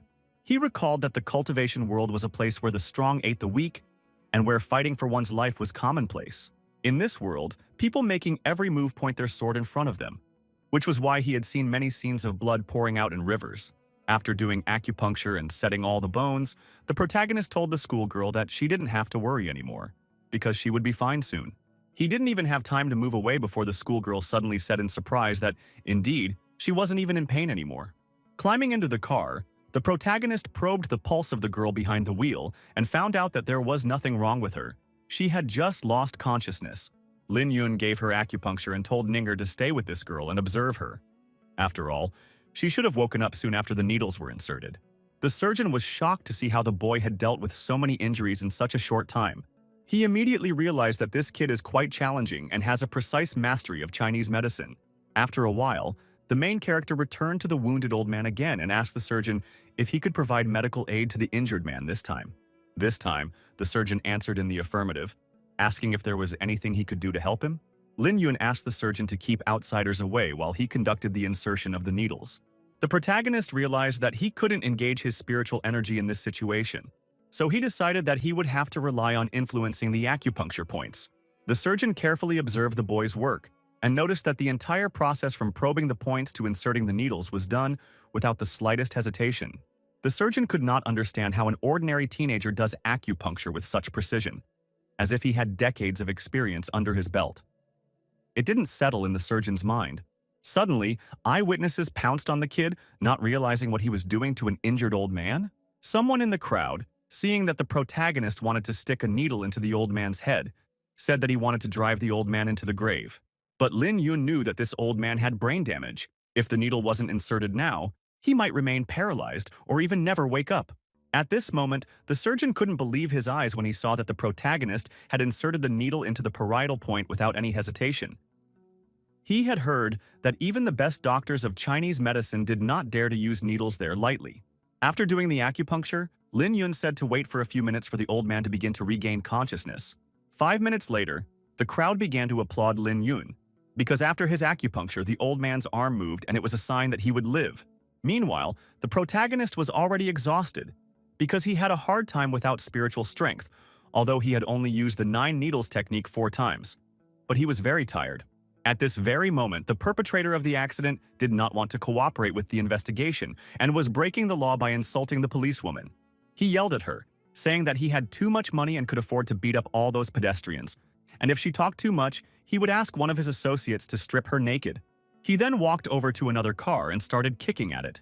He yelled at the girl named Zhuang Meifeng who was driving the car. Seeing that the girl was not responding to his yelling, he started pounding on the windshield with his fist to bring her to her senses faster. He shouted to Zhuang Meifeng that she was stupid if she thought she could hide from him in Qingshui City, adding that this marriage was begged for by her family, which was why she wouldn't be able to give it up. The man decided to drag the girl out of the car, saying that if he didn't also teach her a good lesson, she wouldn't be able to live peacefully in the capital city. At that very moment, Niner appeared and grabbed the bully's arm, preventing him from touching the girl sitting behind the wheel. She then told the bully that the girl had just regained consciousness, so he dare not even lay a finger on her. The bully leaned over to Ninger and said that people were telling the truth, that Qingshui City was introducing real beauties, after which he offered Ninger to fondle her tonight.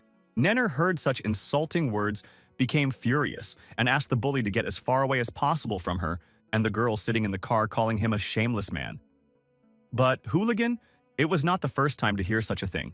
Girls in the capital also constantly called him such names.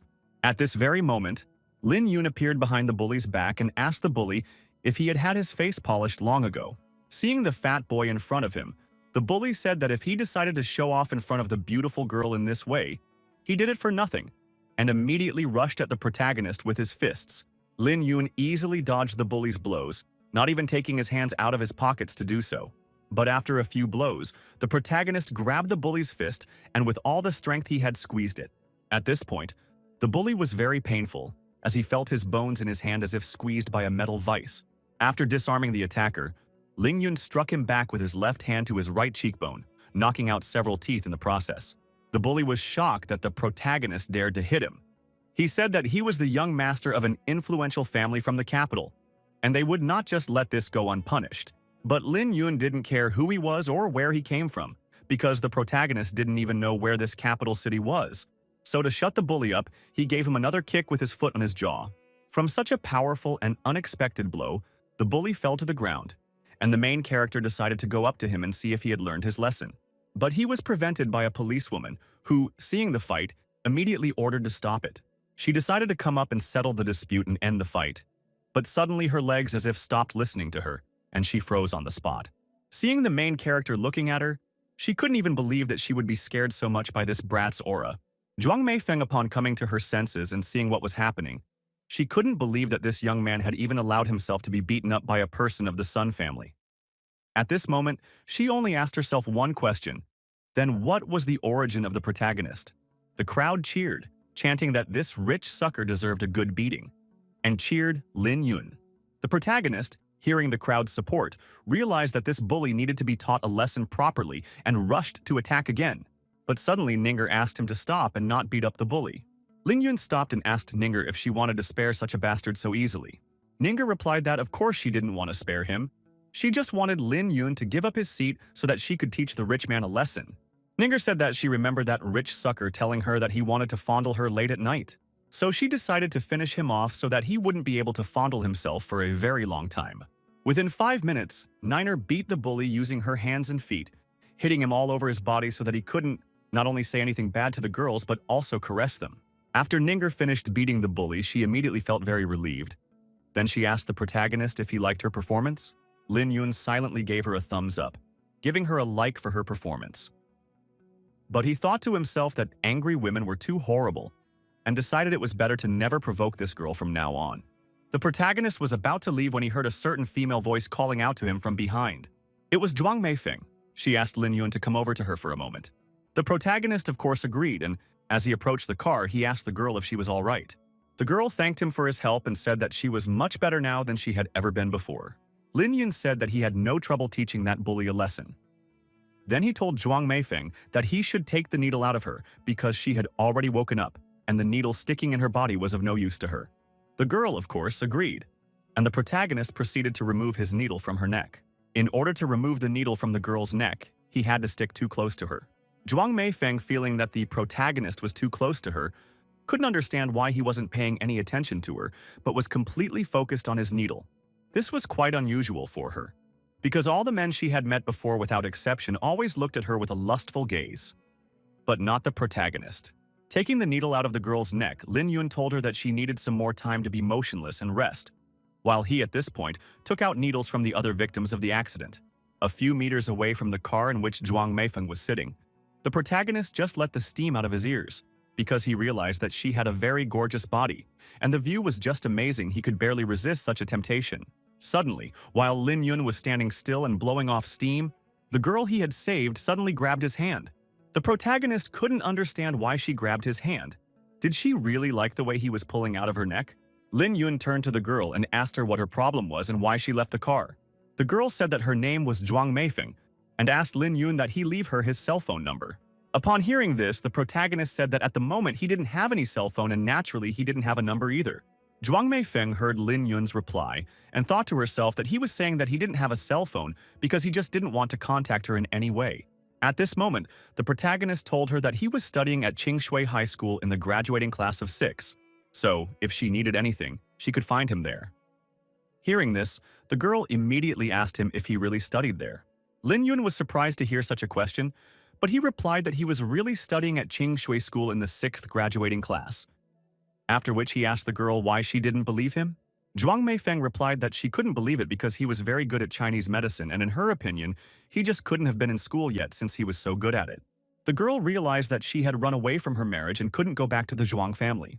After all, she also didn't want to reveal her connection with Meina. Without thinking long, she took out a pen from her pocket and wrote her cell phone number on the protagonist's hand, saying that he could call her anytime. After thinking for a while, Zhuang Meifeng told Lin Yun that the Sun family was one of the most influential families in the capital, and since he had beaten their heir, they would surely want to repay him.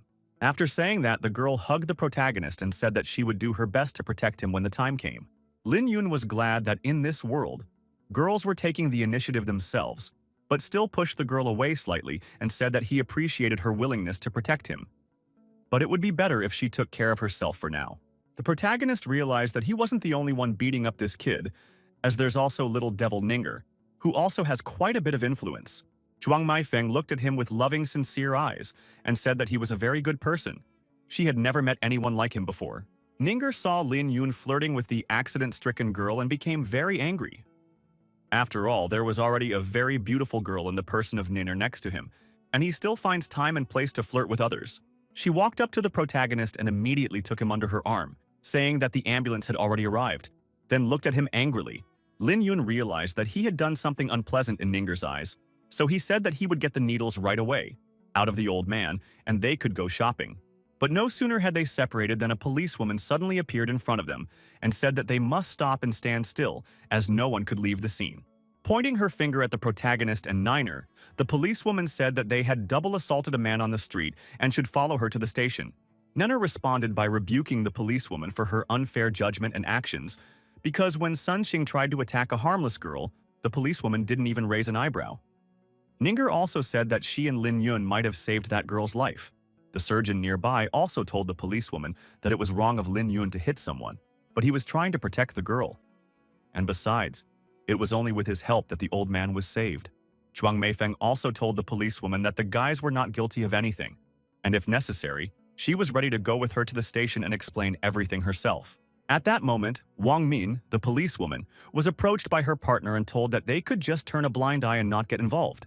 He told her that it was unlikely that Sun Xing was seriously hurt, and these guys were just high school students, so he suggested letting them go. Wang Min told her partner that Sun Xing had said that he had a very complicated and very powerful family, so if they didn't arrest these two, then they would get it later. She then pointed her finger at Ninger and Lin Yun and said that if they had anything to say, they could do it at the station. Hearing this, Ninger started to roll up her sleeves, saying that if the policewoman wanted to arrest them, then physical force would have to be used then, or else she would regret it very much. After that, the girl decided to turn around and ask the protagonist if he agreed with her that they wouldn't just give up. But when she turned around, she saw that he was gone behind her back. At this moment, Lin Yun was pulling out his needles from the old man's body and doing a general inspection. After coming to his senses, the old man immediately asked what the name of the boy who had saved his life was. The protagonist replied that his name was Lin Yun and asked the old man not to worry, but to get a good rest in order to return to his old life faster. The old man thanked the young man and said he would never forget his savior's name. Eyewitnesses, seeing that the main character saved the life of the old man, who literally 2 minutes ago could not open his eyes, not to speak, were pleasantly surprised.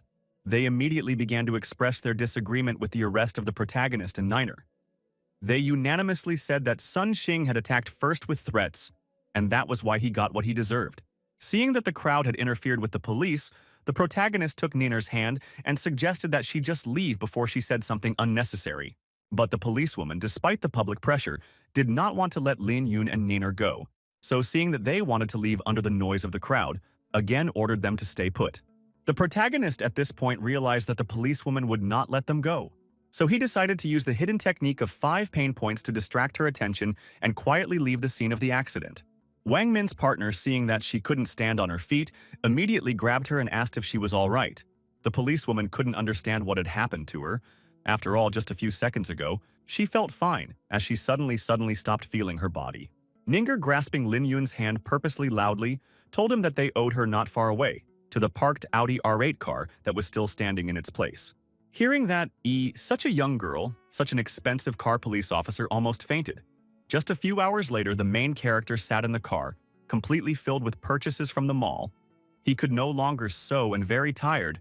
He realized that this is a little witch, a real shopaholic. Niner, on the other hand, was on the contrary very happy and excited because she hadn't gone out shopping for a long time. She sincerely couldn't understand why the protagonist was so tired. After all, she was the one who picked out both the phone and clothes for him. She told Lin Yun that he was tired because he was fat and couldn't stay on his feet for too long. That was why she couldn't find the right suit for him in terms of size. Looking at the girl, the protagonist said that he had already lost too much weight in just 1 week and added that in 2 months he would weigh 75 kilograms. Ninger looked at Lin Yun carefully and said that right now, by the looks of it, it seems like he weighs at least 100. Therefore, she couldn't believe that he would lose 30 kilograms in just 2 months. After which, she said that he was generally not bad looking right now. So she suggested that he not to worry about it, because she had nothing against it. Lin Yun was silent when he heard this, but he thought to himself that this brat would be very surprised when he saw that he had lost 30 kilograms and was even better. Suddenly, Niner's phone rang. After picking it up, she angrily told Li Qingchuan that she had told him many times not to call her anymore, to which he replied that he wasn't going to call her, because today was his first call. Li Qingchuan was the #1 major in Qingshui City. He told Ninger that he was calling because he couldn't decide on her birthday present, so he wanted to ask her what she would like most. An angry Ninger replied that any gift he gave her would not be to her liking, so she asked him not to waste her time. Li Qingchuan replied that it didn't matter to him whether she liked him or not. What mattered was that he liked her, which was why he would send her whatever he bought. Ninger, on the other hand, told him that he should just tell her what he liked in order for her to try to change it in herself. Upon hearing her reply, the main character couldn't help himself and laughed very loudly. Li Qingchuan heard a man's voice and immediately asked the girl why there was a man next to her. Ninger, with a smile on her face looking at Lin Yong, replied that she had a great time with this man today. They had dinner and went shopping together today and did many things that Li Qingchuan cannot even suspect. The guy who called couldn't believe what he heard, so he asked, "Who is this man and what is their relationship?" Without thinking for a long time, Ninger told him that this man was her boyfriend and hung up the phone. Li Qingchuan put down the phone and sat there for a while, looking at the same point, realizing that he had been chasing her for 2 years and she had a boyfriend. He didn't understand where Ninger got a man in such a short period of time, because just a few days ago, he was sure that she had no one. Suddenly, Tang Meng was woken up in the middle of the night by a strange call. Picking up the phone, he asked what was calling him in the middle of the night. Hearing the voice of his old friend Li Qingchuan, Tang Meng happily greeted him and asked why he suddenly decided to call him when he was in Beijing. After hearing Li Qingchuan say that Ninger had found a boyfriend, Tang Meng promised to find the idiot who had dared to get close to Ninger, saying that his friend could rest easy because he would handle it himself. At that moment, the protagonist sitting in the car felt as if someone was cursing at him behind his back. After finishing the conversation, Nenner immediately started asking Lin Yun to pretend to be her boyfriend, but the protagonist told her that he couldn't do that. Lin Yun realized that this devil's family was quite powerful, but Li Qingchuan, fearing nothing, was so annoyingly pursuing her, which meant that this guy's family wasn't ordinary either. Therefore, he decided that it was better for him to stay out of it so that he wouldn't have to deal with unnecessary problems later. At this moment, Niener hugged the guy's arm and said that she had bought him a lot of things, including a cell phone. After which she asked why he couldn't do her such a small favor. She then added that she was ready to buy the protagonist something else, because her boyfriend couldn't lose to Lee Ching-chuan. Hearing this, Lin Yun couldn't resist such an offer, so he asked the girl how long he would need to do this. Ninger replied that it wouldn't take long. It's just that he has to make this Lee Ching-chuan get away from her forever. The protagonist realized that this stalker wouldn't give up so quickly, and realized that it was coming out that he would have to pretend to be this girl's boyfriend all this time. Think it over carefully. He came to the conclusion that he was tricked into getting on a pirate ship. Meanwhile, at school, sitting in the self-study class, Cao Shanshan couldn't understand why Lin Yun missed the evening self-study. Suddenly, Zhang Lin ran into the classroom and told her friend that Lin Yun had finally showed up. Shanshan immediately asked her friend where he was. She replied that he was on his way back to the dormitory and had been spotted getting out of his Audi R8. Upon hearing this, Shanshan's eyes became so huge that they resembled billiard balls and almost fell out of her eye sockets.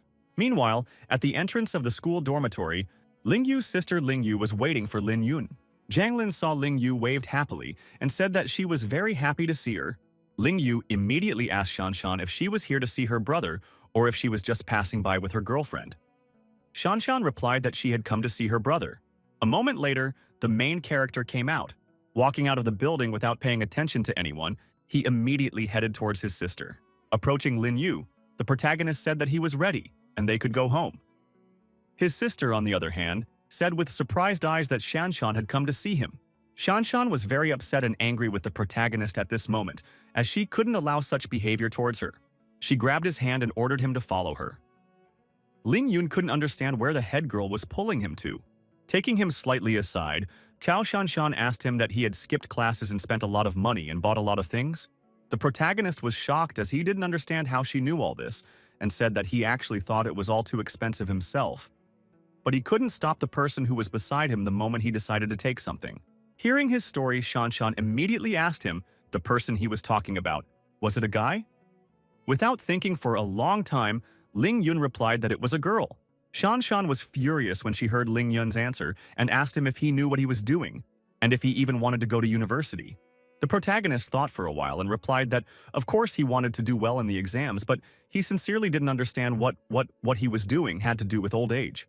After hearing this answer from Ling Yun, Cao Shanshan decided to teach him a lesson and kicked him. Well, it did not work, because the protagonist easily grabbed her leg and asked why she suddenly started kicking. After all, they were just talking. Lin Yun held the girl against him and said that he wouldn't let her go until she stopped being angry and promised not to kick anymore. Turning her head back, Shanshan noticed that more and more gawkers were gathering behind her back, gawking at what was happening. The crowd of students were shocked that Lin Yun was able to catch Shanshan's kick, because she had been practicing and there were very few guys in the school who could beat her. Tang Meng was surprised because his new friend did not even spare the first beauty of the school, which was expected from the boss, he thought. He was so cocky. Ling Yu asked Tang Meng why he had come, to which he replied that when he saw the crowd of gawkers, he decided to come and see the show too. In fact, yesterday, Tang Meng had heard that Ling Yu was going home with Ling Yun and thought it was a great opportunity to accompany her. Tang Meng couldn't understand why Ling Yun still hadn't let Shanshan go. The disciples watching the spectacle thought that the protagonist was addicted to hugs. With each passing minute, the disciples were getting more and more, each disciple calling out their friend and comrade to gawk at the show that Lin Yun had put on. Cao Shanshan realized that she was in a very awkward situation and asked to finally let her go already. But Lin Yun didn't think so. He told her that so many students had come to see it, so he would hug her for a while longer. The headmistress realized that she was in a desperate situation, so she exhaled with a sad face and asked the protagonist to lean closer to her so that she could tell him a secret. Hearing about the secret, Ling Yun immediately leaned over to Shanshan and took her cheek with his hand and asked her what secret she wanted to tell him. But it was a deceptive maneuver, and taking advantage of the boy's weakness, the head elder immediately sank her teeth into his hand. Her plan worked because the protagonist did not expect her to bite him. That was why he let her go out of surprise. After running away from Lin Yun for a few meters, Shanshan turned around and said that she would not forget tonight and would definitely take revenge. Leaving, he also said that if he skipped class again, she would bite him so hard that it would not be enough for him. After this happened, his sister immediately ran up to Lin Yun and asked him if he was all right and how his arm was. As soon as his sister took Lin Yun by the chest, he immediately began to replenish his strength thanks to her spiritual energy. He was very pleased because he had spent a lot of spiritual energy today, so he needed to recover urgently. Tang Meng decided to also support the boss, so he ran to him shouting that he also wanted to support him. But Ling Yun angrily looked in his direction and ordered Tang Meng to stay away from him. Tang Meng abruptly stopped and said that he understood the boss's order and didn't dare disobey it. He then asked the protagonist if he wanted Tang Meng to drive him and his sister to their house in his car. Tang Meng told Lin Yun that their house was far away from the school and the last bus trip had already passed. Hearing this, the protagonist immediately became more sympathetic and told Tang Meng that he could walk over to them instead of standing aloofly in the distance. As they approached the house where Ling Yun's family lived, his sister immediately asked Tang Meng to drop them off at the nearest entrance. Getting out of the car, the protagonist immediately realized that his house was completely different from the one Master Shuai lived in. Seeing that his brother had frozen, Lin Yu immediately approached him and asked if everything was all right, to which he replied with a smile that everything was fine. At this point, the protagonist made a promise to himself that someday he would move his little sister and her mom into a similarly gorgeous house. After a moment of thought, Ling Yun turned to Tang Meng and said that he and his sister would go in first and he would have to move all their stuff from the car. Seeing this pile of stuff, Tang Meng asked Lin Yun if he would help him, to which he replied that if Tang Meng didn't want to carry his and his sister's stuff, he could leave. Tang Meng realized that there was no way out and agreed to carry all of his stuff. Meanwhile, at home in his mother's office, the protagonist was negotiating. Tian Bo Tao, the head of the street organization department, told Xiaoqin that her clinic had a lot of problems in all areas. He said that if an inspection came soon, her clinic would be shut down immediately. Then he added that, of course, with his help, things would be different. Xiaoqin listened to the fatty and couldn't believe her ears.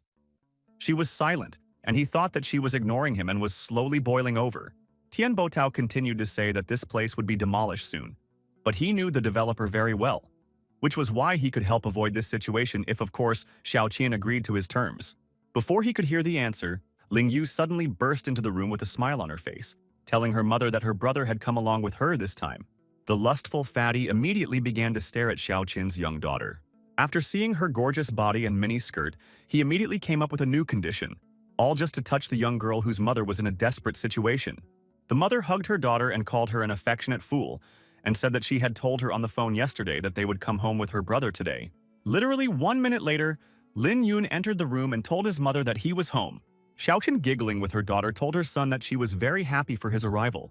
Tian Bo Tao couldn't take his eyes off the young beauty, so he immediately asked Xiaoqin if it was her daughter. The fat man couldn't wait to meet Xiaoqin's daughter, so after calling her beautiful, he asked her to come closer to him and get acquainted. At the same minute, the main character came up to him and asked the fat man if he was sick by any chance. Tian Bo Tao asked him to repeat what Lin Yun had said. The boy replied that he thought the fat man was weak, probably because of his excessive drinking and sexual activity. The fat man said, looking into the eyes of the protagonist, that he was talking nonsense and was a weakling himself.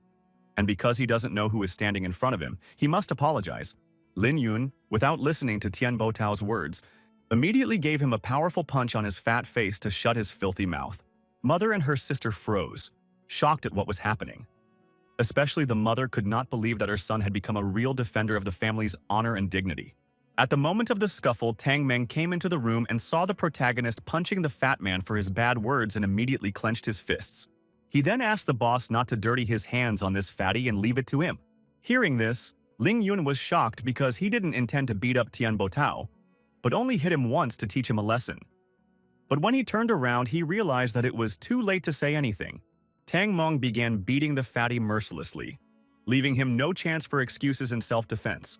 Each of his blows was stronger and harder than the previous one. Seeing the force and ferocity with which Tang Meng was beating the fatty, the protagonist couldn't understand what had upset him so much. Tian Bo Tao, badly bruised, with his nose bleeding and his lips also smashed, asked the brats how they dared to beat him up. Hearing that the fatty could still speak, Tang Meng grabbed him by the scruff of his neck and dragged him outside. After dragging Tian Bo Tao outside, the little boy threw him face first into the asphalt and told him that if he didn't want more trouble, he should get out now and never be seen by him again. Tang Meng then exhaled a sigh of relief because he had eliminated the obstacle that was hindering the protagonist and his family. Lin Yun followed Tang Meng outside and asked him if he knew this poor guy. Tang Meng replied that he had seen Lin Yun beating the fatty, and that was why he had rushed over to join him. The protagonist was dumbfounded by the answer, for he thought that Tang Meng had a grudge against Tian Bo Tao. He then concluded that today's youths are too irritable. When the protagonist returned home, he introduced Tang Meng to his mother, saying that he was from the second group of the graduating class, and it was thanks to him that they had reached home. Xiao Qian thanked the boy for helping her chase away that rascal who had been bothering her for months. Hearing the praise from such an enchanting, sexy beauty, Tang Meng literally almost lost his head and immediately said that he just did what anyone in his place should have done. The protagonist, seeing that the boy is about to drool on his mother, immediately wrote him a slap to bring him to his senses. Tang Meng immediately came to his senses and said that he was at fault, but it was only because his aunt was too young and very beautiful. Xiao Qian told her son that it was not good to behave like that with guests, and immediately told her son to invite Tang Meng into the living room for tea. Hearing this, the boy once again almost had an emotional breakdown after realizing that Auntie was indeed the kindest person in the world and not at all similar in personality to her two children. With a smile on her face, Ling Yu invited the boy into the living room, calling him Mr. Tang. Tang Meng let a stream of manly tears flow at this moment, not believing that he had finally made it, and Ling Yu smiled at him. The protagonist put his arm around the boy's neck and told him that if he wanted to eat dinner at his house, he should go and carve the lobster. Hearing that he would still stay for dinner, Tang Meng almost cried again, realizing that he had successfully joined their family. The daughter asked her mom why she didn't stop the boys when they were beating up that fat uncle. Xiao Qin replied that the man deserved the way the boys treated him. Ling Yu asked her mom what would happen if Tian Botao wanted revenge. Xiao Tian looked her daughter in the eyes and said that she should remember running away, and patience will not keep her out of trouble. She told Ling Yu that if in the future someone were to bully her, she should act like her brother. Always fight back to protect herself. After listening to the lecture about self-defense and defense from her mother, Ling Yu said that she would do that from now on. A moment later, she asked her mom why in all the years that her brother had been bullied, she had never once urged him to fight back. Xiao Qian replied that brother Ling Yu was a very intelligent boy, but his worries were too heavy and some truths could only be understood by him. Finishing her answer, the mother asked her daughter to bring her 2 large plates for the lobster would be ready soon. Ling Yu immediately went to fetch the plates. On the way, she thought that her mother didn't tell her something and didn't understand why she was acting so strange today. Standing over the gas stove, Xiao Qian whispered to herself that she hadn't eaten lobster since Tianya disappeared. She never thought that today, Ling Yun would buy it for her again. Meanwhile, the protagonist was preparing the table for the meal, wiping it with a cloth and realizing that everything in his family would be fine from now on. Tang Meng looked around and saw the empty cupboard, the mattresses stacked in the corner, and the pile of boxes on the cupboard and realized that Lin Yun's family was having a hard time. Turning to Lin Yun, he said that he now realized that his family was having a hard time. The protagonist sighed and said that was why he needed money, a lot of money. He then abruptly turned to Tang Meng and asked him with fury in his eyes if he knew what he was talking about. The guy was shocked to hear such a thing from Lin Yun. This time, he hadn't even bothered to think of an excuse to take Tang Meng's money. Tang Meng remembered his childhood and how he had grown up in a completely wealthy environment. He was fed, clothed, and provided with the best of everything. Every Chinese New Year, he received at least $100,000 as a monetary gift for the new year. He could not think at that time that he was living in a different way than the rest of his peers. But today, everything has changed. Realizing how much he was wrong, he felt sad. He had just bragged about how expensive his car was. He didn't pay attention to Ling Yu and Ling Yun's feelings. Once the realization of what was happening entered his head, he realized that it was perfectly reasonable to give money to help his bro. And since the boss had asked, he had no reason to refuse. The protagonist said that he had a way to make money, and he wanted Tang Meng to join him. The kid stepped back from his long thought and told Lin Yun that as soon as he returned, he would immediately sell his car and give the proceeds to the boss. After he heard what Lin Yong had told him, he asked him in surprise, didn't he want to squeeze money from him? To which the protagonist replied that he definitely wouldn't do such a shameful act. Tang Ming remained silent but thought to himself that this was all he had been doing these past few days. Tang Meng decided not to drag his feet and asked the protagonist what kind of plan he had in mind. Lin Yun asked the boy if it was true that he was known as the little god of gambling. Then he looked into the boy's eyes and said that it was time to play big. Hearing about the betting, Tang Meng's eyes immediately lit up. He immediately asked Lin Yun what he wanted to bet on, saying that next month is the Fall Sports Festival. Well, the protagonist wasn't interested in the Fall Sports Festival. He told Tang Meng that he should accept bets on whether the protagonist could get into university, which university he could get into, and how many points he could score. The guy, hearing this, immediately became sad in the face and said, "What's the point of taking bets on this? If everyone knows that Lin Yun will not get in, The protagonist got angry upon hearing this and hit Tang Meng on the head, after which he said that he didn't know anything. Lin Yun was going to definitely get into Yanjing University. Tang Meng took the protagonist by the shoulders and said that he knew, of course, that the boss was very cool and all, but asked him to be realistic because Yanjing University, you can't get into Yanjing University by cramming alone. Seeing the smile and gleam in the boss's eyes, Tang Meng said that he would rather sell his car and bring him the money. Lin Yun, on the other hand, asked Tang Meng had he already forgotten about his running. The kid immediately remembered that he thought back then that it would be impossible for the boss to run 11 laps with a bag of sand. But in the end, he did it. After thinking back and thinking it over well, Tang Meng realized that getting into Yanjing University was just as possible as running 11 laps with a bag of sand on his shoulders. After realizing what was happening, Tang Meng said that he was willing to take the risk. The protagonist, looking into his eyes, told him not to worry, because he was in good hands with him. He then whispered in Tang Meng's ear that he would need him in order for them to make a lot of money. After listening to the boss, the guy said with burning eyes that this was very sneaky, and it was because of this that they would be able to rip off Zi Junyun, Guo Junfa, and the rest. Lin Yun replied that if they didn't take this chance and cheat those rich daddy's boys and daughters, they wouldn't be able to get so much money anywhere else. At this moment, Ling Yu appeared in the room and asked her brother along with Tang Meng not to think about cheating people anymore, but to take a seat at the table and start eating dinner. The dinner looked modest but at the same time lavish, for there was lobster on their table tonight on this beautiful evening. Seeing that Tang Meng was feeling awkward, Aunt Xiaoqin asked him not to be shy and make himself at home. Putting just one piece of ham in his mouth, he felt as if he had been electrocuted, for he had never tasted so good. Looking at Auntie Tang Meng, he couldn't believe that she was just a doctor in a street clinic. After all, the skill of her cooking just made his head spin. This kid could easily be called a gourmet to some extent. Therefore, as soon as he tasted the main course, he realized that Auntie's culinary skills would make her a goddess in any restaurant. The kid didn't understand why a person of such caliber was living in this shabby clinic. Looking back, Tang Meng didn't feel embarrassed even in front of the girl. But in front of Auntie Qin, he felt uncomfortable. It was as if there was a special aura emanating from her. Her gaze made him feel like he was being seen through. The protagonist asked Tang Meng why he was petrified so abruptly. Xiaoqin also asked him, could it be that he didn't like the food she had prepared? At this moment, Tang Meng looked at Lin Yun and realized that if he did something wrong now, he would immediately be beaten and humiliated. Therefore, he immediately began to mercilessly eat the rice with the rest of the dishes, saying that he liked everything, and each dish was good in its own way. Xiaoqin looked at her son and said that he should also eat some more, as he looked a bit thin. Hearing this, the protagonist laughed and asked his mom not to worry, saying that he was on a diet now. It's not like he can't always stay fat. Smiling, Xiaoqian said that indeed, on a slim body and clothes look better. The protagonist was very surprised because he didn't think that his mom would easily accept this. He thought that she would have to explain everything long and hard. Today, he bought a bunch of things and even took the initiative to teach Tian Botao a lesson. He had become a completely different person compared to the previous weak, incompetent Lin Yun. The protagonist couldn't understand why his mother wasn't surprised in the slightest and took it for granted. After sitting and thinking for a bit, Lin Yun still realized why mom wasn't even surprised. It was because mom had single-handedly raised 2 children.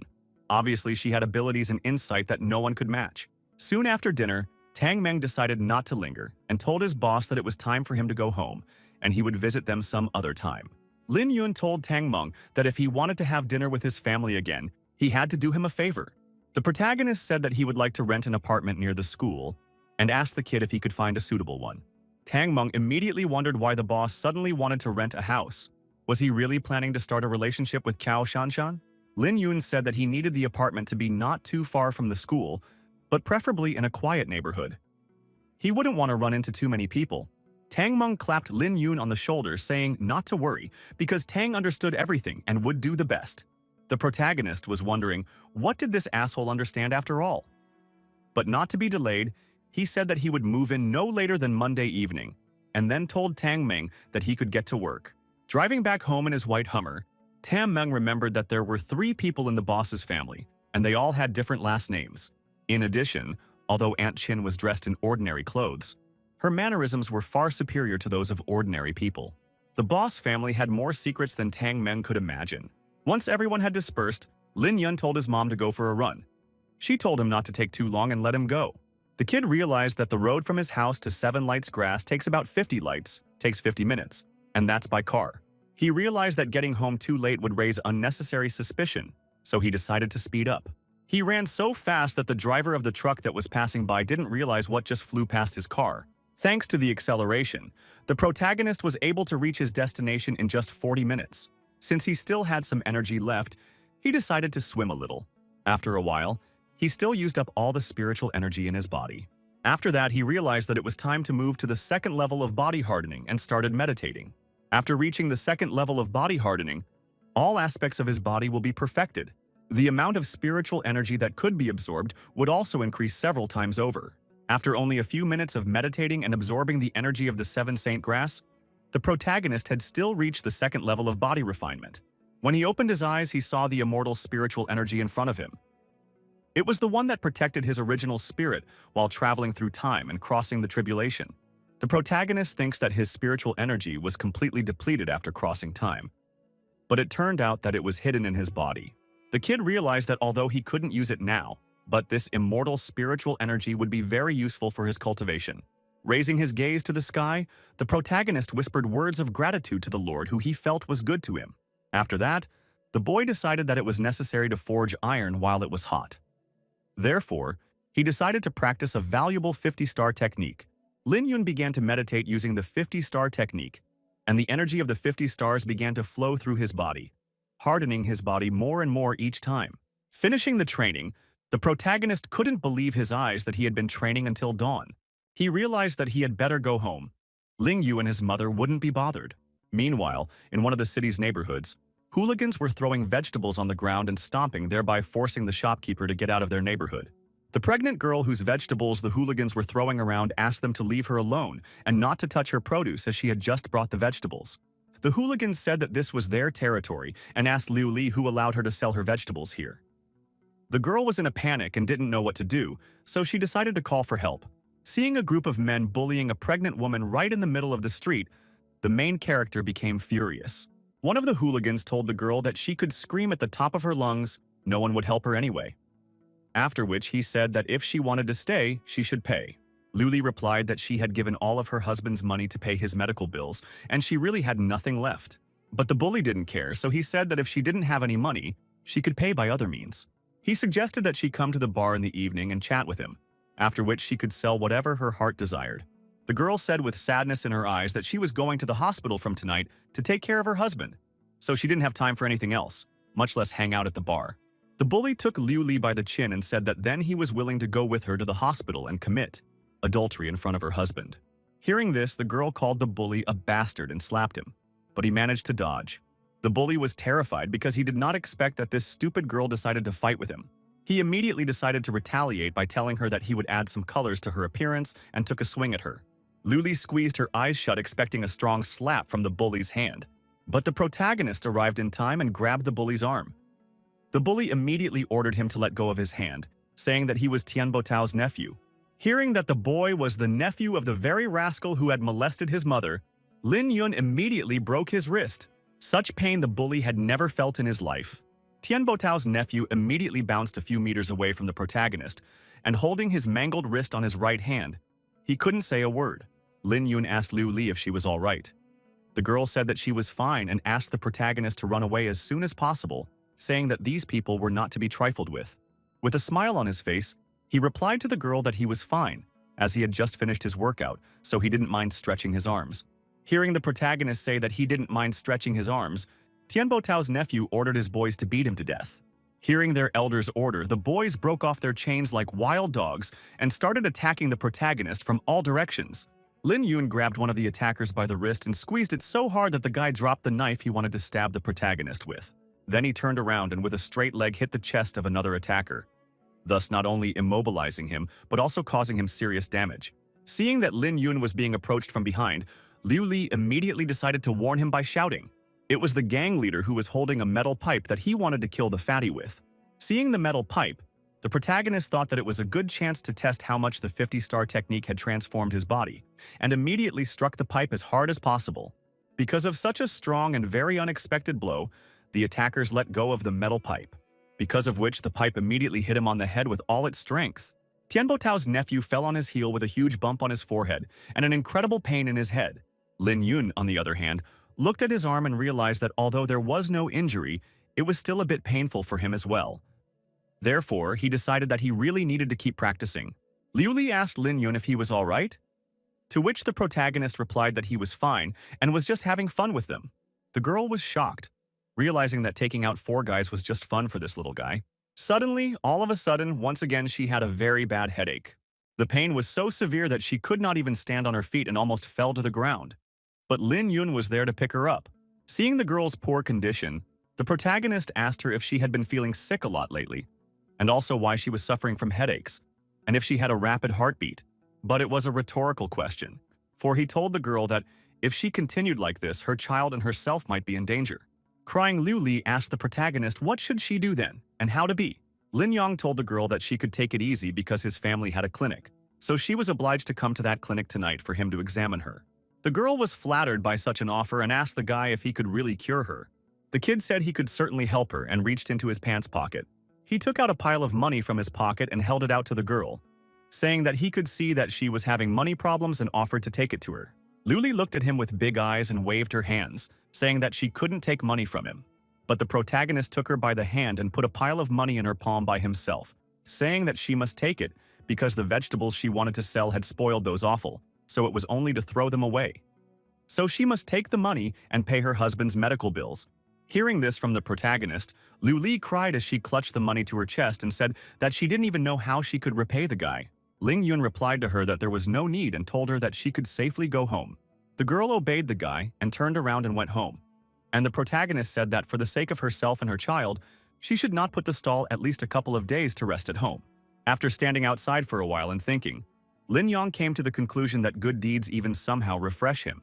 But afterwards, he tearfully remembered that he had given the last money he had with him. It was too much to pay for good deeds, he thought. Seeing that Tian Botao's nephew was still conscious, the protagonist decided to approach him to make amends for the damage he had caused him. He took his hand out of his pocket and showed the bully his reddened fist, asking him if he could see it. The bully couldn't understand what Lin Yun wanted from him by showing his reddened fist. Lin Yong, pointing to his reddened hand, told the bully that because he had injured his hand, he was now obliged to pay for the treatment of his hand. Tian Botao's nephew was outraged, saying that he was hurt much more than the protagonist. Lin Yun, on the other hand, swung at him and said that if he had the strength to scream, it meant that the blows on him were not enough. Scared of more injuries and trauma, the bully immediately gave all the money he had on him to the protagonist. Meanwhile, Liu Li was in the hospital, and while she was sitting in the waiting room, she decided that it would be unconscionable if she did nothing after the protagonist helped her. On one of her visits to her husband, she heard him say that if she was having too much trouble, she should sell an item that had been passed down in their family for hundreds of years by inheritance. She was shocked, because she thought it was their family heirlooms that couldn't be sold for any money in the world. But her husband said it couldn't be called that. After all, it was just an item stolen from the tomb, so it couldn't be more important than their family. The woman realized that she couldn't just leave the kindness of the kid who saved her and gave her possibly her last money. After much deliberation, she made up her mind and took her suitcase. Then she took an old heirloom of her family and put it in her suitcase. She really hoped that the kid wouldn't refuse to accept such a gift from her. Meanwhile, Lin Yun leisurely strolled through the city blocks, walking home. He was almost home when suddenly he saw his sister, who had apparently been waiting for him for a long time. Seeing his brother Lin Yu immediately rushed to hug him and ask why he did not come home for so long. The protagonist made up an excuse beforehand, saying that he was sorry, but he was very tired after the run and fell asleep on the grass by the side of the road. Ling Yu, looking at her brother with big eyes, said that he didn't need to train so hard as she thought that he was already handsome as he was. He replied that he should be even better because he had to protect her and mom. Before she could enter the apartment, Ling Yu shouted to her mother that her brother had come home. Her mother was very calm when she heard the news and simply said, "Good." Lin Yun entered the room where his mother was and immediately decided to apologize to her for being late. But before he could say a few words, she suddenly interrupted him. Xiaoqian interrupted the young man and said that next time he should warn his little sister if he planned to be late so that she would not worry. Hearing this from his mother, the protagonist realized that she was reacting too calmly, as if she was not at all interested in what he was doing. After a while, his younger sister knocked on his brother's room and said that she had brought him clean clothes. The protagonist thanked his sister and allowed her to enter the room. Seeing his brother without his outer clothes, his sister said that he had indeed lost a little weight. Ling Yun, on the other hand, was glad that she noticed, saying that it was the effects of his training. Ling Yu then asked the protagonist, "What was that wooden box he brought home yesterday?" Lin Yong replied to his sister that if she was interested, she could just open the box to see what was inside. The sister decided to ask if she could really open the wooden box. The protagonist replied, "Anything that belongs to him, she can consider as her own and look at it as much as she wants." Hearing this from her own brother, the sister, overjoyed, immediately rushed to open the wooden box and see what was inside. Ling Yu was so pretty. If she didn't wear such modern clothes, she wouldn't be any different from an immortal world cultivator. The protagonist realized that she would like some goat in the future, but he didn't even want to think about it because it was very unpleasant. Inside the wooden box was a jade box. Such a beautiful jade box was the first time Sis had seen such a beautiful jade box in her life. As soon as Ling Yu touched the box, she immediately began to draw out spiritual powers from it. Noticing this, the protagonist asked his sister to keep her hands on the box and never let go. He was very surprised because this jade box was really sucking the spiritual energy out of Ling Yu's body. The kid would never have thought that this vault could be such an amazing thing that could store energy. At this moment, Ling Yu didn't understand what Big Brother was going to do to her. The protagonist took his sister's hand and moved it closer to the box, thus realizing that the closer her hand was, the more energy the box was collecting. He was happy to realize that he had been worried for nothing, because the energy of the 7 luminaries herb would simply dissipate. The protagonist realized that now, thanks to this jade box, he would be able to store spiritual energy and access it whenever he wanted.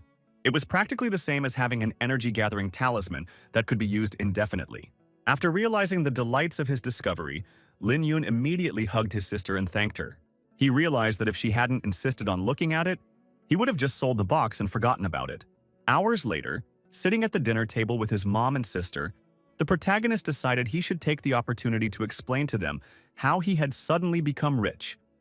All because he felt guilty in front of them every time he saw them. He offered to help his mother to her clinic this afternoon, telling her that he could treat all the usual ailments. He did this so that she would rather ask him where he learned it. That just to use Master Shu's name. But to his great surprise, his mother agreed with him, saying that she and Ling Yu would then go to the store and buy him some clothes. The protagonist said that he already had too many clothes, so he suggested that the girls buy some for themselves.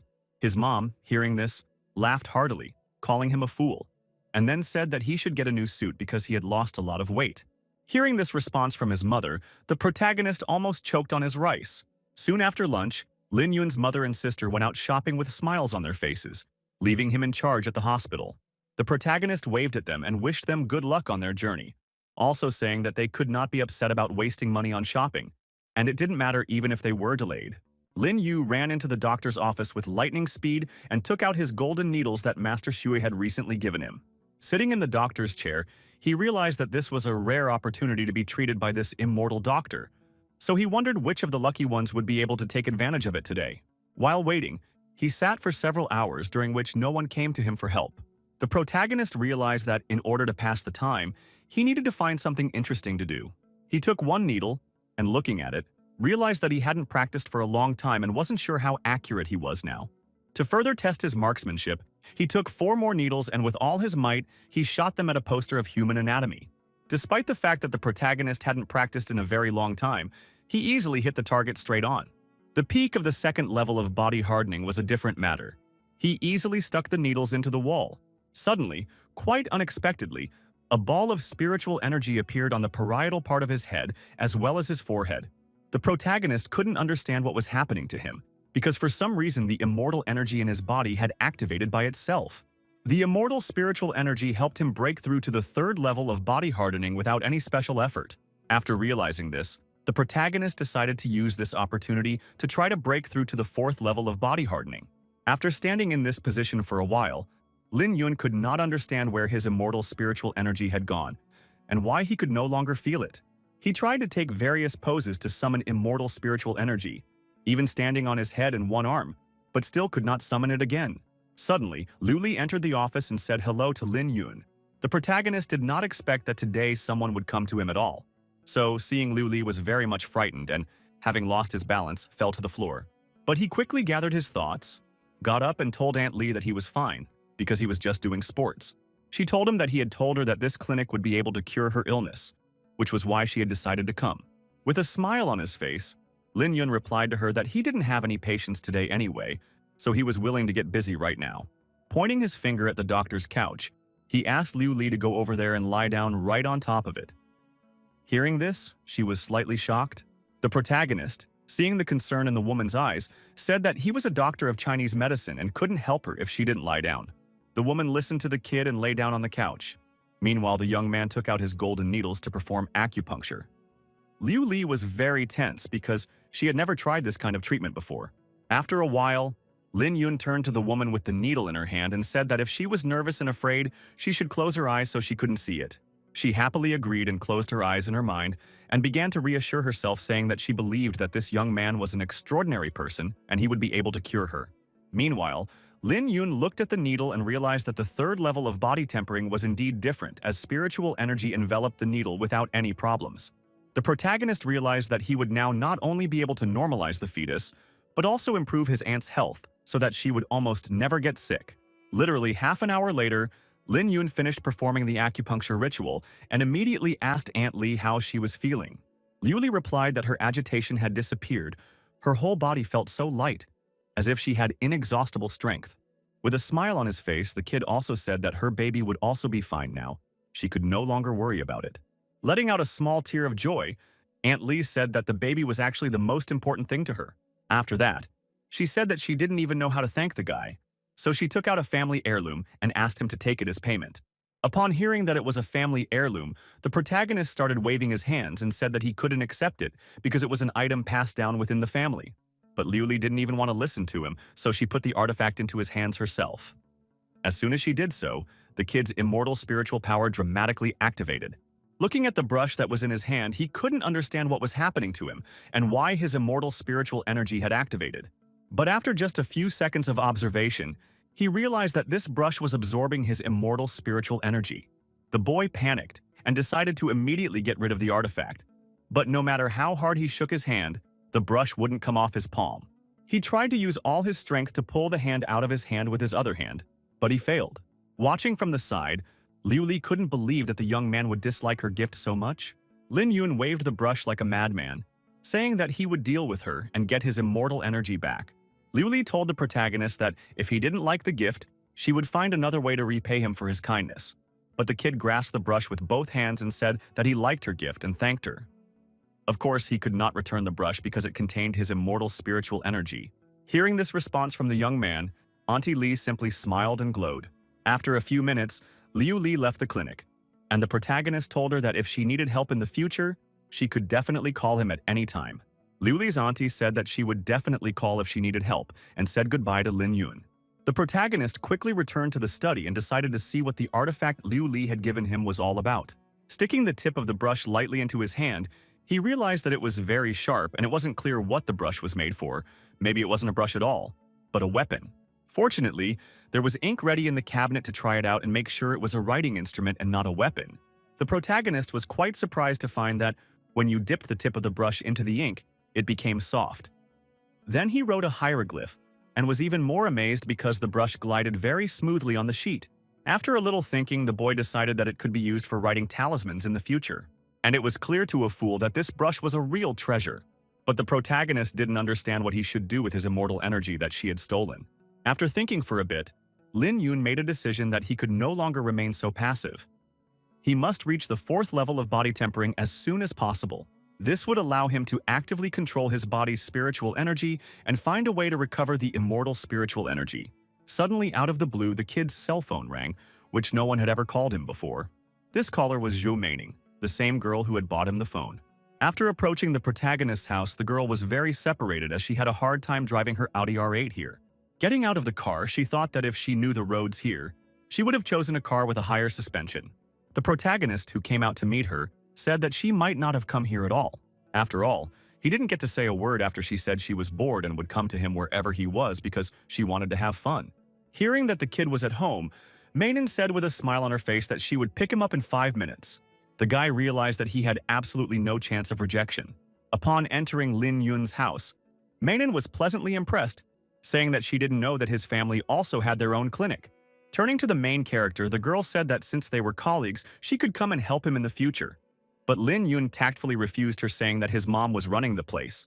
Hearing this, Mainan winked at him and said that Aunt Chin would definitely not refuse her. Then she immediately hugged the protagonist and said that she would not refuse her just because she was his girlfriend. Lin Yun was very embarrassed and asked Mainan not to overdo it, saying that he was only pretending to be her boyfriend. She, on the other hand, replied that that's why he should pretend better. Otherwise, Li Qingchuan just wouldn't believe him. After noticing the dimples on his face, she immediately decided to touch them. At this moment, the protagonist realized that this stinker was finding excuses to take advantage of him. After a moment's thought, he grabbed Mainan's hand and said that if she wanted to touch it, she could do it for $10. One touch. And as long as she paid enough, she could touch him all she wanted. The girl said she agreed to those terms and pulled out her cell phone. A few seconds later, a notification rang on the protagonist's cell phone that the money had been credited to his bank account. To open the notification, the guy lost the breath of speech because he saw that $5,000 had been credited to his bank account. The girl then pounced on the kid again and asked him if she could now touch his dimples, calling him a courtesan. Lin Yun said that of course she could do that. He realized that there was no way he could refuse her. After all, she had paid too much. Maining, rubbing her hands and looking at the protagonist with huge eyes, said that then she would not be ceremonious. At this moment, Tang Meng walked in with Lin Yu and said that he had met her and her mother at the mall and kindly decided to walk them home. Walking a little further, Tang Meng saw Lin Yun along with Maining, thereby taking them by surprise. Tang Meng was almost speechless when he saw Shui Maining riding Lin Yu. Mom was also slightly shocked when she saw this picture and hurriedly asked her son what he was doing here. Shui Maining immediately jumped up from the main character and said hello to everyone, saying that she was Ling Yun's girlfriend. The guy was shocked at how quickly she changed her face. Xiaoqin said that Lin Yun was such a child, since he didn't even tell them he had a girlfriend. Therefore, she offered Maining to stay with them for dinner. Tang Meng was shocked when he found out that his boss, Lin Yun, is Shui Maining's boyfriend. Tang Meng immediately remembered telling brother Chuan Yu not to worry, promising that he would find a lookalike for Ninger, saying that he wouldn't have to do anything and he would deal with him himself. Tang Meng was very much saddened to realize that he had signed up for a mission that he was simply unable to handle. Ling Yu was also shocked to learn that her brother had a girlfriend, and not an easy one at that. Meanwhile, Tian Botao's nephew was lying in the hospital with broken arms and legs, and his brother was standing over him. Dao apologized to his brother for not being there for him and letting him get beaten up, after which he said that he would kick that Ling Yun's ass today to avenge his brother. The boy asked brother Dao if Uncle Tian Botao knew about his beating and why he didn't come to see him. Dao replied that Uncle Tian had to attend a meeting at the moment and could not leave from there. He asked for words for his nephew's speedy recovery. Also that he and Dao would take care of everything. After that, he left the room and quietly closed the door. Then he got into the elevator and went up 2 floors. After that, Bao went into the hospital room where Tian Botiao was and said that he had visited Xiaoguang. He reported to his uncle that his nephew was badly injured and would probably have to spend the next 2 to 3 months in a hospital bed. Tian Botiao was very angry, with only one thing on his mind, to get well soon and avenge Lin Yun. Dao leaned over Uncle Tian and told him that he had called all his brothers so they would break all of Lin Yun's legs and arms tonight, and in addition, smash his clinic. But Tian Botiao knew that this Lin Yun was not so easy to deal with, so he told Dao that they should wait until he returned to school and then smash the clinic and kidnap his mother Qin Qiyu at night. Tian Botao told Dao to just tell Lin Yun that he had Qin Shiwei when the time came. Once he knew that, he wouldn't dare to resist. After all, just beating him wouldn't be enough. Tian Botao wanted him to suffer in pain, kneeling like a dog without dignity and begging him to give him his mother back. Meanwhile, Ninger was treating her boyfriend to dumplings and asking him to eat some more. On the other hand, his sister was also treating him to dumplings, asking him to eat a few more dumplings.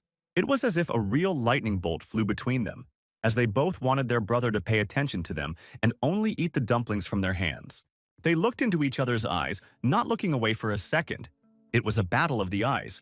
After that, they simultaneously put 1 dumpling each into the main character's plate. After just a few minutes, the dumplings did not fit Lin Yun's plate anymore. Looking at this mountain of dumplings, he realized that it looked like a new food torture. Tang Meng, looking at how the girls were taking care of Lin Yun, became very sad because no one had put a single dumpling on his plate. Seeing that Tang Meng was upset, Xiaoqin put a couple of dumplings in his plate and told him that he could eat. Seeing this and feeling his auntie's concern, Tang Meng almost cried. After dinner, the main character's mom thanked the kids for helping and washing the dishes and wished him a good trip back to school. Ninger told Aunt Chin that she didn't have to worry about Ling Yun because he had already ridden in the car with her and knew that she was an experienced driver. Hearing this, Ling Yu asked Tang Meng to ride in the car with him. When he heard this, he asked her if she really wanted to go alone with him, to which she said yes. No sooner had they gotten into the car than Lin Yun suddenly ordered them to stop in a commanding voice. Tang Meng immediately started shedding tears, saying that Lin Yu wanted to ride in his car for the first time and the boss had prevented it. But the protagonist wasn't going to stop his sister from riding alone with Tang Meng. He asked them to stop because he felt that somewhere nearby there was some kind of threat that he could smell. He felt a murderous aura with every cell in his body. He went to his sister and ordered her to get into the car immediately, Tang Meng. He then went to his mother and told her that someone had come to the clinic looking for trouble and asked her to hide somewhere in the clinic or get into Tang Meng's car with his sister. While in Tang Meng's car, the sister told her mother that they could not leave her brother alone. The mother reassured her daughter, saying that she should trust her brother, just like he trusts her, because he knows exactly what he's doing. Tang Meng, with a sad face, asked his boss why he couldn't stay. Lin Yun told him that he would have to protect his mother and sister. Tang Meng, realizing that the boss had entrusted him with his most precious thing, said that he could rely on him. Nenner pounced on the protagonist with a lot of questions. Does he know how to use martial arts? Does he have any hereditary weapons, and how is he going to deal with a group of people? The guy didn't bother to answer all the questions. He shoved her into the car, saying that he just didn't have time for that. Meanwhile, the thug group was already near the front door to his mother's medical office. One of the thugs told Dao's leader that the lights were on and the door was wide open, but no one was in the clinic. Dao realized that the protagonist's mother, along with him, were most likely hiding in the backyard. So he ordered his thugs to trash the clinic first. After entering the clinic, the thugs smashed everything in their path, sparing nothing, even overturning tables and breaking chairs. Suddenly, the protagonist appeared at the entrance to the clinic. He decided to squeeze through the thugs to get inside the room, but one of the thugs blocked his way and said that he had to get out of here if he didn't want to die. Seeing Lin Yun, the bully leader Dao ordered the bully to let Lin Yun go and let him enter the clinic. The bullies were at a loss as to why the boss let the boy into the premises so easily. But Bao only did it to see how the brat could handle the crowd of his thugs. Meanwhile, some of the hooligans were still in the building, smashing everything in their way. Upon entering the clinic room, the protagonist immediately attracted the attention of the bullies and pointed his finger at the chandelier on the ceiling. One of the hooligans became enraged because Lin Yun was just mocking them. But it wasn't just mockery. It was the kid's cunning plan. He took his golden needle and smashed the ceiling chandelier with a single blow. When the lights went out in the house, the hooligans wanted to go in and see what was going on, but Brother Dao said they should wait. A few seconds later, Laoki, Dao's right-hand man, broke the glass with his body and flew out into the street. A few minutes later, Laoki was followed by the rest of the hooligans. After them, the main character came out of the front door, pointing his finger at Dao. He asked him if he was the boss of this bunch of losers by any chance. Seeing how easily Lin Yun had handled half of his gang, Dao was speechless. While the boss stood and chewed snot, his loyal Ambo decided to attack the protagonist with a shout that he was going to kill him. Lin Yun gathered the power of spiritual energy in his fist and gave the ambalist a crushing blow to the chest. The blow was so strong that the amban broke the asphalt with his body. Seeing this picture, Dao immediately realized that this time he had messed with the wrong person. He immediately fell to his knees and said that his name was Dao Yun, and he was known as Dao on the street. After which he added that they were impulsive today, so he asked the protagonist to do him a favor and let them go. Lin Yun asked him, why would he have to let them go? Dao at this moment realized that if they couldn't quiet this guy down, they would probably all have to die today right outside this clinic. A few minutes later, all the bullies as one were busy cleaning and restoring the clinic. After they finished cleaning up, Dao once again knelt down in front of Lin Yun and said that he was willing to pay the moral damages with a transfer of $100,000. Hearing about the amount of $100,000, the protagonist started yawning as much as possible, showing that it was a very small amount of money. This was quite a good move because, after all, Dao had paid Lin Yun $600,000 in moral damages. The protagonist realized that money was certainly a good thing, but he couldn't just let Dao go, so he used the pain point technique and landed 2 precise blows on Dao. The bully was in a lot of pain. He felt as if 1,000 knives had been stabbed into his body.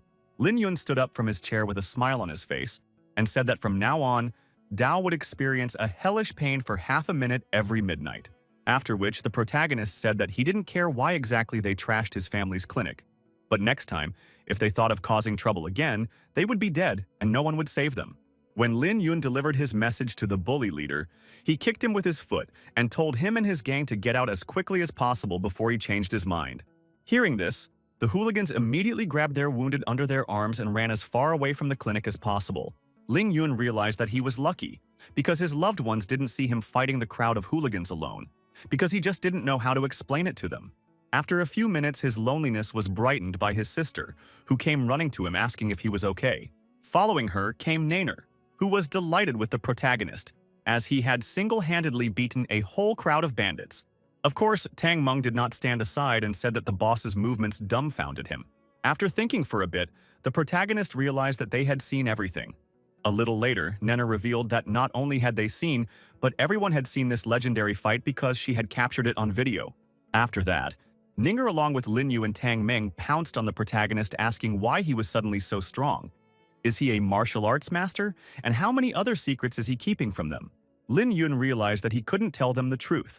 So he said that he had actually accidentally fallen down a mountain not too long ago and stumbled upon a secret martial arts book.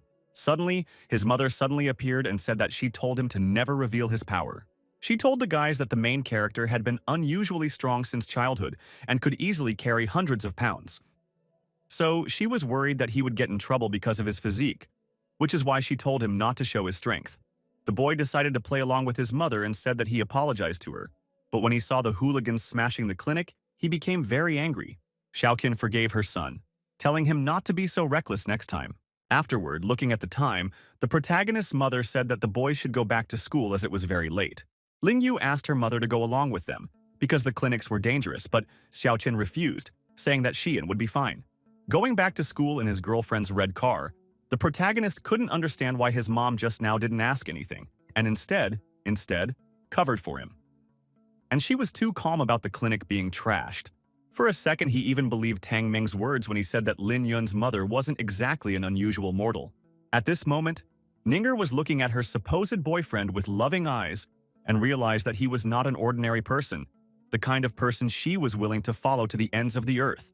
Meanwhile, alone with the girl of his dreams, Tang Meng didn't know how to start a dialogue with her. But because Ling Yu was curious about how long her brother had known Ninger, she didn't wait for Tang Meng to make the first move and asked him about it. Tang Meng got very flustered and, stammering, replied that he didn't know for sure, but he thought they had only met a few days ago. The next day after school, Sis gave her brother a pink rose, saying that it would remind him of her on the days when he would spend the night at the house Tang Meng had rented for him. When Niner came to pick him up, the protagonist decided to give her that rose. But the girl was not happy, and immediately asked Lin Yun if he knew what the pink rose meant in the language of flowers. The protagonist didn't know that pink rose means a symbol of falling in love, sympathy, and admiration, so he simply replied that this flower was given to him by his little sister, so he liked it very much. Hearing that this flower was given to him by his sister, Niner, immediately got out of the car and asked the guy to wait. A moment later, she came back and threw a whole bunch of pink roses at the protagonist. She then added that if she found out that he threw her flowers, she would chew him to death. Tang Ming saw that his boss was given flowers by two girls at once, almost cried because no one had ever given him flowers. But he was not confused and jumped into the flower bed and began to tear a bouquet of roses for himself. Tang Meng did self-hypnosis and did not even notice his strange behavior, unlike the other students of the school. Meanwhile, while in his rented apartment, the protagonist decided it was time for brush study. He was at the 3rd level of body hardening. With ordinary sharp weapons, it was difficult to harm him. But this brush was able to hurt him without any effort. The kid decided to see how sharp this brush really was and barely touched his finger, almost stabbing it through. The protagonist was startled when he noticed that the brush had started sucking the blood out of his finger. No matter how hard he tried to pull the brush away from his finger, he couldn't get it to work. He couldn't figure out how it worked or how to turn it off. At this second, he realized that if he didn't find a way to turn it off and it kept going on like this, it would suck him to death. If a normal person saw a brush suddenly start sucking blood, he would definitely be scared half to death. But the protagonist was not scared, because he had reached the level of passing through disasters, and what only demons and monsters he had not seen. After having so much blood sucked out of him, the recognition ceremony was complete, and he became the sole owner of this miracle brush. After all this, he could finally feel a connection with the brush in his hands. The bundle could become as soft or as hard as steel. He only needed to think about it. This brush was a very good weapon, for it could be used to draw amulets and engrave information in normal times, but it could also become a powerful weapon when facing enemies. After the protagonist dealt with the brush, he decided that he needed to rest and went to the beach to swim. After that, at 10 o'clock in the evening, he went to the stadium in order to run and improve his physical stamina. Close to 1 o'clock in the morning, he was already sitting on the bank of the river and cultivating. Close to 5 o'clock in the morning, when the protagonist realized that he had already reached the peak of the third level of hardening his body, he decided that it was time to check the results of his training. He decided to test how fast he could cross or swim across the river. Entering it, he gathered all his spiritual energy. He couldn't believe his eyes as he crossed the river in a blink of an eye. His physical changes were more significant than he thought. Before that, all 6 senses had reached a new level, even though the cultivation speed on the ground was much slower than in the cultivation world. With every time he reached a new cultivation level on Earth, the kid gained more and more strength. He was sure that he wouldn't make the same mistake again when he crossed the tribulation again. After his half-night training and cultivation, the protagonist hurried to school because he had promised Lingyu that he would never skip class again. After noticing that everyone started paying attention to the protagonist at school, he thought that after reaching level 3, his charisma had also improved. But all of this was only because the students were discussing a picture that one of the students had posted on the school forum, where Lin Yun was holding Cao Shanshan tightly to him. After seeing the pictures of Lin Yun and Shanshan on the school forum, Zhang Lin told her that she would definitely find the person who took them and punish him. Cao Shanshan told her friend that she actually liked the pictures and that they were quite well done. Suddenly, at this moment, the main character appeared in the classroom and waved his hand to the girls, wishing them good morning. Zhang Ling saw that her friend didn't even say hello to Lin Yun and immediately asked her why she was ignoring him. Shanshan proudly replied that she had nothing to do with him and was not interested in him at all. Hearing this answer from Shanshan, her friend asked her if she would mind if another girl asked Lin Yun out. Cao Shanshan replied that of course she wouldn't mind, being completely sure that the protagonist, except for his sister, doesn't talk to other girls at all. Suddenly, a girl with long silk hair and huge eyes entered the classroom at that very moment. All the students were shocked, but not only because this girl looked like a star, but because she asked where she could find Lin Yun. The protagonist didn't even get up from behind his desk. He just raised his hand and said that he was here. After walking out to the hallway with Lin Yun, the girl said that she had washed his jacket and his ID card also brought it. The girl he had saved that long ago evening by the river couldn't believe that the fatty would turn out to be really handsome if he lost a little more weight, of course. The protagonist took his jacket and asked the girl if she wanted to give him anything else. After all, he had saved her life this evening and expected something more than a clean jacket. Lin Menghan grabbed his hand and said that she would never forget his kindness. Realizing that the girl was very drunk that day, he knew that she didn't remember anything at all, so he decided to lie that she had stepped on his favorite glasses that he had left on the beach, after which he added that it was his mother's birthday present, and it was his favorite glasses. Lin Menghan found herself in a very awkward situation, so she apologized to the guy and asked him to give her contact information so that she would take him to the store next time to buy a new pair of glasses. The students were shocked when they saw that it was the goddess who took the phone number from the main character. Zhang Lin asked Shanshan how she thought where Lin Yun could have met such a girl, to which her friend replied that it was just meeting a girl and nothing more. Before she could finish, another gorgeous girl suddenly entered the classroom and also asked if the protagonist was in this class.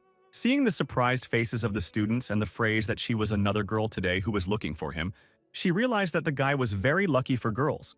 Cao Shanshan, on the other hand, became furious after realizing that this was not a chance meeting or acquaintance. The protagonist came out to the girl and asked her what she wanted from him and why she came to meet him. The beautiful girl replied that she wanted to thank him for saving her grandfather on the pedestrian street, saying that she was his granddaughter Mujun Feishui. At this point, the protagonist realized that his last attempt to make money from beauty had failed because he wasn't ready for it. But this was an opportunity he was determined not to miss. Seeing that Mujun arrived in a Maserati, Lin Yunpre suggested that she talk to him in her car to avoid unnecessary publicity. When he approached the car, the protagonist was shocked because it was the first time he had seen such a car. Once inside the car, the boy touched everything he could, saying that it was so beautiful that it could hardly be admired. The girl got angry and grabbed his tie, saying that she came here to thank him for saving her life and her grandfather. Lin Yun replied to her that her grandfather's life would not have been saved without his help. Therefore, he was very lucky, because usually people have to pay a lot of money to get treatment from the guy. Mu Yung understood what he was implying, so she said that she was willing to pay any money. Hearing this, The main character got excited and said that he wanted her to pay him $1 million and also give him her car. The girl was shocked to hear that he still wanted her car, so she asked the guy if he knew how much the car was worth. Lin Yun opened the car door with a frustrated face and said that apparently she didn't love her grandfather that much if some cars above his life. Mu Young dragged him back in and said that her grandfather's life was more important to her than anything else in the world. She then immediately pulled out a check from her checkbook for $1 million and handed it to the young man. After that, she left her car, leaving the keys in the ignition, saying that now she had fully paid for saving her grandfather, and therefore they owed each other nothing. The protagonist could not expect that he would get a cash reward of $1 million and a car, which he did not know how to use, but immediately decided that he would give it to his sister. After a few lessons, a young man who was also looking for Lin Yun entered the classroom. The protagonist approached the kid and asked him what he wanted from him, and did he also, like the others, owe him not a decent amount of money. Ninger suddenly appeared out of nowhere and stood between them, asking Li Qingchuan, the guy who was chasing her, where did he come from? He replied that he had come to see who the hell Lin Yun was, who dared to steal a girl away from him. Ninger immediately lit up saying that she was not his girlfriend and asked him to watch his mouth. Li Qingchuan said that he didn't understand why she was so cold to him, because she was the reason why he rejected many girls who were always crowding behind his back and wanting his attention. Realizing what kind of guy he is, the protagonist decided to play along and not stand aside. He hugged Ninger and said that he was happy to meet someone who was constantly chasing after his girlfriend. Then warned Li Qingchuan, asking him to stay away from her. Otherwise, he would admire his bruises under his eyes. Li Qingchuan laughed in response, saying that he didn't believe in this theater. After all, Ninger wasn't blind, and she couldn't give up on him and choose a fatty protagonist. The girl couldn't let her pretense be declassified at this moment, so she said that it was all true and kissed Lin Yun. Realizing that it was her own initiative, the protagonist reciprocated her. He didn't know that this was her very first real kiss. When Cao Shanshan saw this, she was furious and said that she would sew Ninger's mouth shut so that she would never touch something that didn't belong to her in her life. Cao was upset, not understanding why Shanshan took out her anger on her and not Lin Yun. Li Qingchuan was also shocked because he didn't expect such an act from the one he had been chasing all his conscious life. So he said that he would kill the protagonist. Suddenly, because of the intense excitement and stress he received at this moment, his heart felt as if it had received an electric shock. Seeing Li Qingchuan fell to the floor and was unconscious, Ninger began to blame herself, saying that she knew he had a congenital heart defect, but she didn't expect him to be so shocked. Looking at the protagonist with tears in her eyes, she begged him to save the kid. Tang Meng, who appeared at that moment, also asked the boss to save his childhood best friend. At the most inopportune moment, Tu Gang appeared in the corridor, the same thug whom Lin Yun had beaten up outside Zhuanyuan restaurant with his buddies. Seeing Tu Gang and the guys who came with him, Tang Ming warned the protagonist that the people behind Tu Gang belonged to the Green Dragon Gang. Tang Meng said that this gang consisted of a bunch of hooligans who were desperate for a fight, so there would probably be no way around it without a fight. Lin Yun realized that if things didn't take a big turn, they could all be expelled from the school. So he told Tang Meng and Ninger to leave him alone and leave the corridor with the rest of the students. They immediately obeyed him and started chasing the rest of the students away, saying that they had full confidence in Lin Yun and his actions. The protagonist decided that first of all he should help Li Qingchuan, and after that to deal with the gang of hooligans that surrounded him. Tu Gang, realizing his numerical superiority with a pompous look and a grin on his lips, asked Lin Yun if he was ready to die. The protagonist said that in order to know the answer to this question, they would have to get close to him.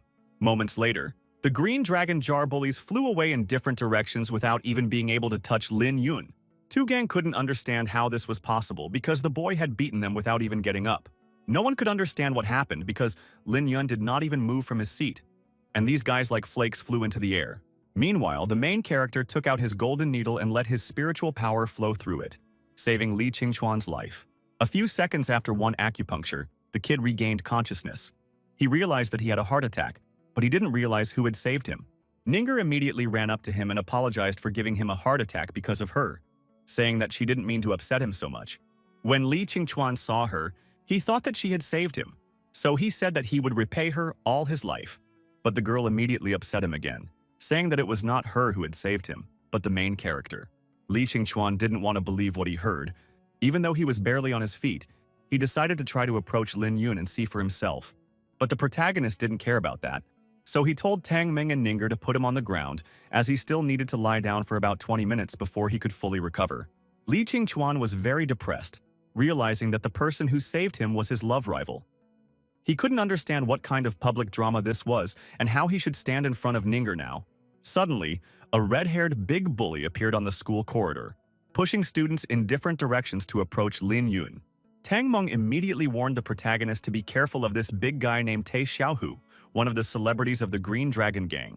He has a very strong body and has exceptional talent in martial arts no matter what kind. Before Tang Meng could finish his story, Lin Yun suddenly pushed him aside, and he did it not just for nothing but to save his life, because Tei Xiaohu did not want to listen to stories about himself, and immediately rushed to attack. After assessing his punching speed, the protagonist told Tei Xiaohu that he was a worthy opponent and could try to fight him. The protagonist stood in front of the giant and said that he wouldn't attack him back for the time being, and suggested that Tei Xiaohu deliver his strongest punch to him. The giant didn't bother talking and made another strong punch, but the protagonist easily dodged it because it was the same technique as the first time. Lin Yun thought that using the same technique twice was a sure way to fail. Tu Xiaohu realized that this would not work and decided to suddenly elbow the protagonist in the back. But Lin Yun saw the threat a few seconds before the blow, so he was easily able to dodge the blow again. The thug said that the kid was good and had a very good reaction, but he could not dodge the knee strike. Tu Xiaohu threw one of his strongest punches, wanting to end the boy once and for all, but Lin Yun managed to dodge it again.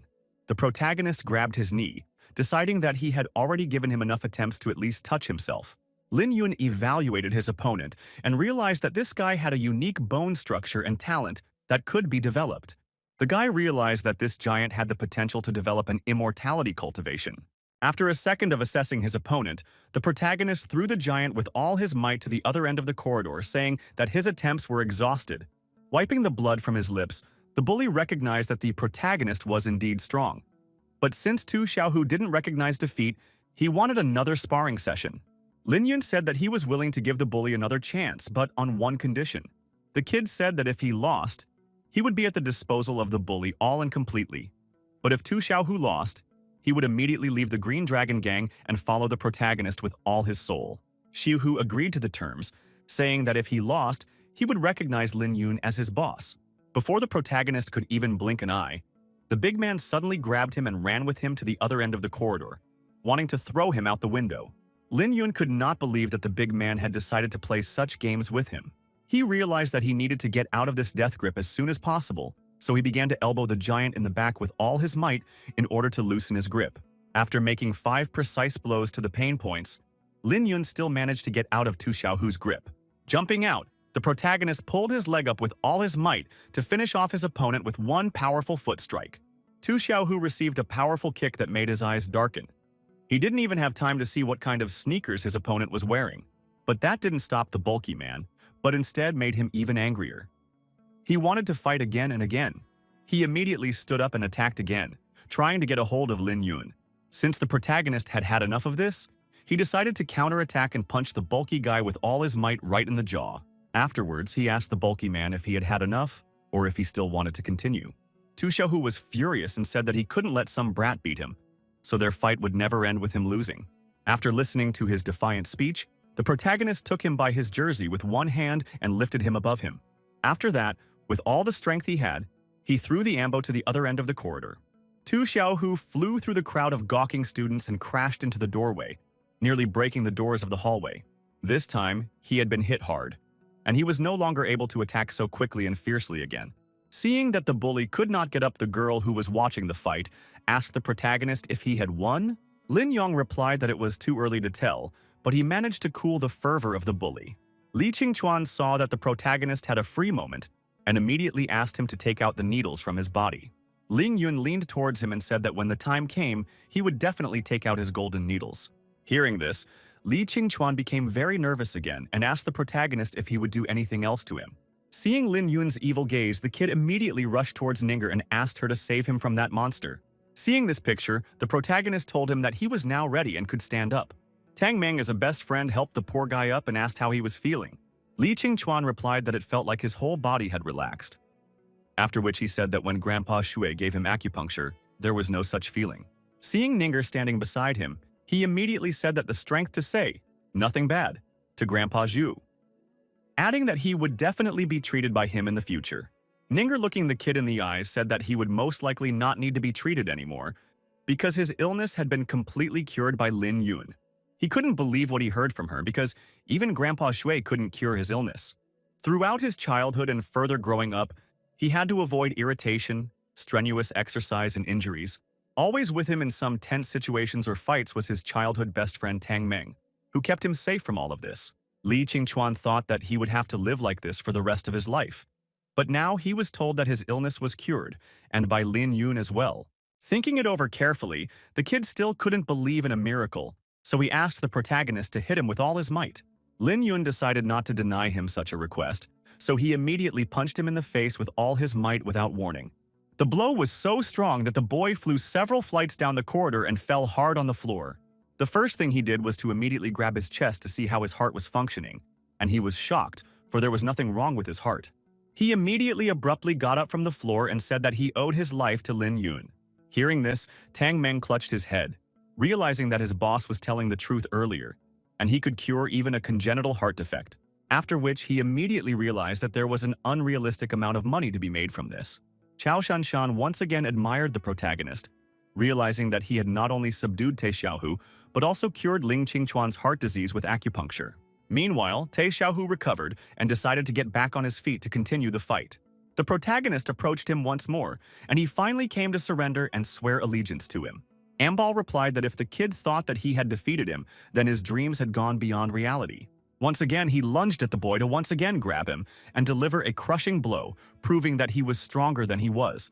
But this time, too, he failed as Lin Yun was no longer going to coddle him. The protagonist also immediately rushed to the attack and began to deliver merciless blows to the body of the bulky man. Te Xiaohu was a tough nut to crack. Despite the numerous blows he had missed from Lin Yun, he still shouted that he would never give up. Having once again knocked the big guy to the floor, the protagonist asked him why he did not want to admit defeat. After all, he was already tired of beating him. Realizing that the bully would not just give up, Ling Yun decided to try something more exciting. He picked up Te Xiaohu and threw him on his shoulder. The bully was shocked because he didn't understand what the kid wanted to do to him. The protagonist opened the window and jumped out with the bully on his shoulder to show him how flowery everything was before. But Lin Yun didn't fall. He ran down the wall with great speed and asked Te Xiaohu if he was ready to surrender. Even though he was scared, he kept saying that he would never give up even if he was beaten to death. Hearing another refusal, the protagonist said that then they would just have to make a few circles around the school campus. The big guy was already uncomfortable and asked Lin Yun why he was doing this and what he needed from him. The protagonist replied that he was going to completely destroy him. Just a few seconds later, Te Xiaohu realized that the kid wasn't joking and shouted that he was giving up. He even called the kid boss and promised to follow him anywhere. But Lin Yun wasn't interested in that anymore. So he told the big guy that it was too late and took out 5 golden needles. After which, he threw the bully in front of him and launched his golden needles at him right in the back. As soon as Te Xiaohong felt Lin Yun's needles sinking into him, he immediately felt that he was being destroyed from the inside out. The protagonist used his needles, but not to kill the ambalist, but to completely destroy the martial arts in him. Lin Yun used his own spiritual energy to purify his essence. He lifted the big man above his head and said that he was now not the Te Xiaohu he used to be. He then threw him into the basketball hoop with ease, saying that when he had rested enough, he would find a way to get down. The protagonist returned to the corridor of the school and told the Green Dragon Gang that he expected them to compensate him for the moral damage they had caused him. Hearing about the compensation, Two Gang with a frightened face immediately started shouting to his comrades to give the money to the protagonist as soon as possible, saying that otherwise they wouldn't be able to leave today. Taking the word of their frightened leader, the hooligans immediately took out their cell phones and transferred all the money they had to Lin Yun. The guy appreciated their sincerity and said that he was ready to forget about what happened today, but asked them to tell their boss Kun 2 things when they returned to the shelter. The first was that the protagonist would soon go to him personally to discuss the real issue of compensation. Second, he said that Te Xiaohu was now one of his men, and he no longer had anything to do with the Green Dragon Gang. The hooligans were shocked, for Te Xiaohu was the future successor of their gang leader. But realizing that Lin Yun was beyond their power, they accepted this information. Without thinking long, the bandits from the Green Dragon Gang told Two Gang that he was to blame for all of this. After all, because of his gross mistake with the schoolboy, they had lost the strongest fighter of their gang and suffered greatly themselves. Meanwhile, 4 police cars pulled up to the school campus. Out of one of the police cars came out the same pretty girl who had come to visit Lin Yun in the morning. Seeing the police, Tang Meng remembered that his father had told him that an influential female police officer had been sent from the capital to work on an important case. Seeing such an unreal beauty, Tang Meng and his best friend were simply speechless. At this moment, the protagonist approached Li Qingchuan and asked him, would he like to treat him to a meal for saving his life? Upon hearing a positive answer, Lin Yun immediately invited all his classmates to one of the most expensive restaurants in the city, saying that today was his treat, thus hinting to Li Qingchuan that he would have to pay for everyone.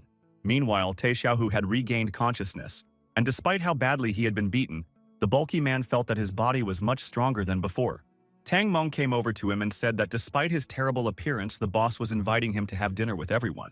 Hearing that he had been invited to lunch by Lin Yun himself, the bully jumped out of the ring and landed beside Tang Meng with incredible strength and speed. Gathering all of his classmates, friends, and close associates, the protagonist advanced to the restaurant. But suddenly, a group of police officers led by the very beautiful girl appeared in front of them and ordered Lin Yun to stop. The protagonist stopped and politely asked the police girl what was the reason they stopped them. The girl replied that today's incident required the protagonist's cooperation in the investigation, after which she politely asked him to follow them to the police station. Lin Yun didn't want to go anywhere, saying that he wasn't guilty of anything. The girl, however, grabbed his arm and said that she was not here to arrest him. Then she politely asked him again to cooperate with the investigation and give evidence, after which she would immediately let him go. Hearing that it is necessary to just give a statement, the protagonist pressed the policewoman closer to him and said that then she should go with him to a restaurant, where she would write down everything while eating. After a while, in one of the most expensive restaurants, the policewoman started her police interrogation.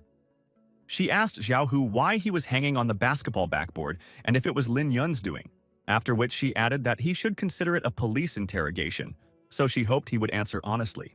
After thinking for a bit, the bulky man replied that he thought it was cool, so he climbed up there to get some air. Finally asking if Officer Lin was satisfied with that answer, Officer Lin couldn't believe it was that simple. But if Xiaohu said so himself, she had no more questions for him. Hearing Xiaohu's answer, Takmeng admired him, saying that he was good for not telling how badly the boss had beaten him up. Xiaohu replied that his policy was very simple. The underpowered must bow down. Tang Meng immediately asked him if he was really going to follow the boss in the future, and wasn't he afraid of the Green Dragon's side together? To which the big guy replied that the Green Dragon was not Lin Yun's equal. The protagonist was eating and happily listening to everyone praising him and marveling at his strength and charisma. Suddenly, he froze because he heard thunder. He couldn't understand what was going on, because according to the weather forecast, today was supposed to be sunny, and there was no hint of rain or thunder. Lin Yun and Tang Meng went to the balcony of the restaurant to see what was going on. When the latter saw that the day had suddenly darkened and strange lightning bolts began to appear, he decided that the world had come to an end. The protagonist realized that things were bad, so he ordered Shan Shan and Zhang Lin to go to the disciples in the other rooms and tell them not to panic. He also added that they could eat and order whatever they wanted. The main thing was that they should not leave the restaurant. Then he turned to his sister and Tei Xiaohu, telling them that they would go outside with him to look around. He also turned to Tang Meng and asked him what was the tallest mountain in Qingshui. Takmeng replied that it was Mount Lunpan, and at its highest point, there was a tiger cliff facing Qingshui Lake. The protagonist, you have already said that he will take the 3 with him to the tiger cliff, ordering Tang Meng to go to the place where you can see the entire Qingshui Lake, and the higher the better. Going out, Lin Yang ordered Tei Xiaohu to go to the mountain and climb to its top, and after climbing up to find him there. After that, the boy took his sister and the girl by the waist and asked them to get ready, saying that it might be a little shaky so they should hold on to him tightly. After counting to 3, the protagonist sat down a little and pushed off the ground with all his might, thus flying up into the sky. Once in the air, the girls were not scared, but on the contrary, each of them thought that it would be better if they were alone with Lin Yun. The protagonist at this moment was only thinking that he should hurry up, because he realized that this was a great opportunity for cultivation that was granted by the heavens, and he was able to do so, for in just a few seconds, they were at their destination. Once on the highest mountain, the protagonist and the girls saw that a natural spectacle called the Dragon Vortex was approaching them. The so-called Dragon Vortex is a periodic vortex that appears periodically over warm water, the upper end of which is associated with gas clouds, while the lower end extends straight towards the water, being a rapidly rotating vortex filled with water vapor. But this vortex was so big that there was definitely no shortage of dragon here. The girls were shocked, for they had just clearly seen the outline of a dragon. Suddenly, a very strong wind blew on them, which began to blow their sun and did not let them stay in one place. But the protagonist realized that this was not quite an ordinary dragon hurricane, so he took out his magic brush. He decided to absorb all the spiritual energy of this dragon hurricane, but in order to survive, he decided to use the brush. The guy realized that such an opportunity only comes once in a lifetime. The opportunity to use the dragon's spiritual energy to repurify his tendons and marrow, after which he would completely transform his body. The dragon tornado possessed a very large amount of spiritual power that was impossible for one person to absorb. Fortunately, the protagonist had a brush that could drain all the dragon energy out of his body by absorbing it. Otherwise, if such a huge amount of spiritual energy simultaneously rushed into his body, he would definitely explode and die. Looking at his sister, the kid realized that the innate spiritual body was really strong, as it absorbed a bunch of dragon energy without any discomfort. Cultivation with this type of physique was progressing at a breakneck pace, but because of its speed, it is not completely safe. Lin Yun promised himself that once his cultivation became strong enough to protect his sister from all threats, he would immediately teach her the cultivation method. The tired Ninger was holding onto the tree with all her might and was glad that the storm had finally stopped, as she had already thought that she was about to be blown away by the wind. Ling Yu and Nenner were shocked to see that the protagonist's face had changed after the storm. His sister said that he had lost so much weight that it was as if he had become a completely different person.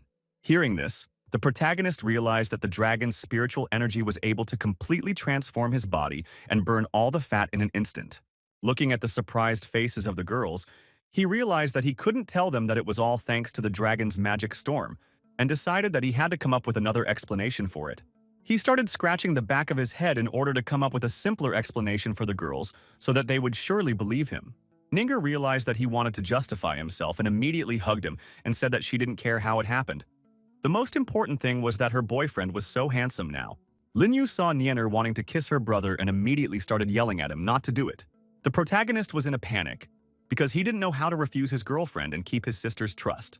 Suddenly, Te Xiaohu appeared on top of the mountain at the most crucial and incomprehensible moment. The protagonist lightning quickly escaped from Ninger's clutches and ran up to the bulky man, hitting him in the abs, and told him that he was good and from now on he should always walk beside him.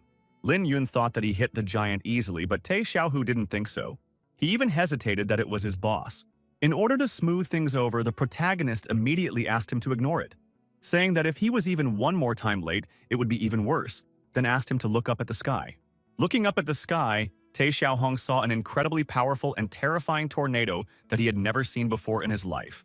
Looking at the tornado, Te Xiaohong noticed that water was being sucked into what he thought was the sky, and assumed that there were gods in the sky. Ningher, standing next to Te Xiaohong, said that he must have been taught nothing at school and told him that tornadoes are natural phenomena that roll up water and lift it up. The bully immediately asked her, where does the rising water go and why doesn't it fall back down? Unfortunately, she didn't have an answer to that question. No sooner had they enjoyed the beauty and terrifying power of the dragon whirlwind than suddenly, in the blink of an eye, it dissipated in the form of water vapor. Looking at this miracle, the protagonist said that there were still many things in this world that science would not be able to explain. Lin Yun said that there are mysterious powers that people can't see or touch, but that doesn't mean they don't exist. Ling Yu immediately asked him if it meant that he had changed so much because he had come into contact with these mysterious powers. The protagonist was glad that his little sister was so clever and understood everything at once, so he said that she was almost right in her guesses. Standing on the mountain cliff, Lin Yun said that the reason why he had brought them to the Dragon Vortex today was to make them realize this truth. The sister wanted to hug her brother, but Ninger beat her to it. She then said that Lin Yun was so strong, from now on, wherever he goes, she will follow him. The protagonist pushed Ninger away from him, saying that he had someone to save, so she should go back to school with his sister. He wanted not only to save someone, but also to pay for his kindness because, after all, without this brush, he would probably die.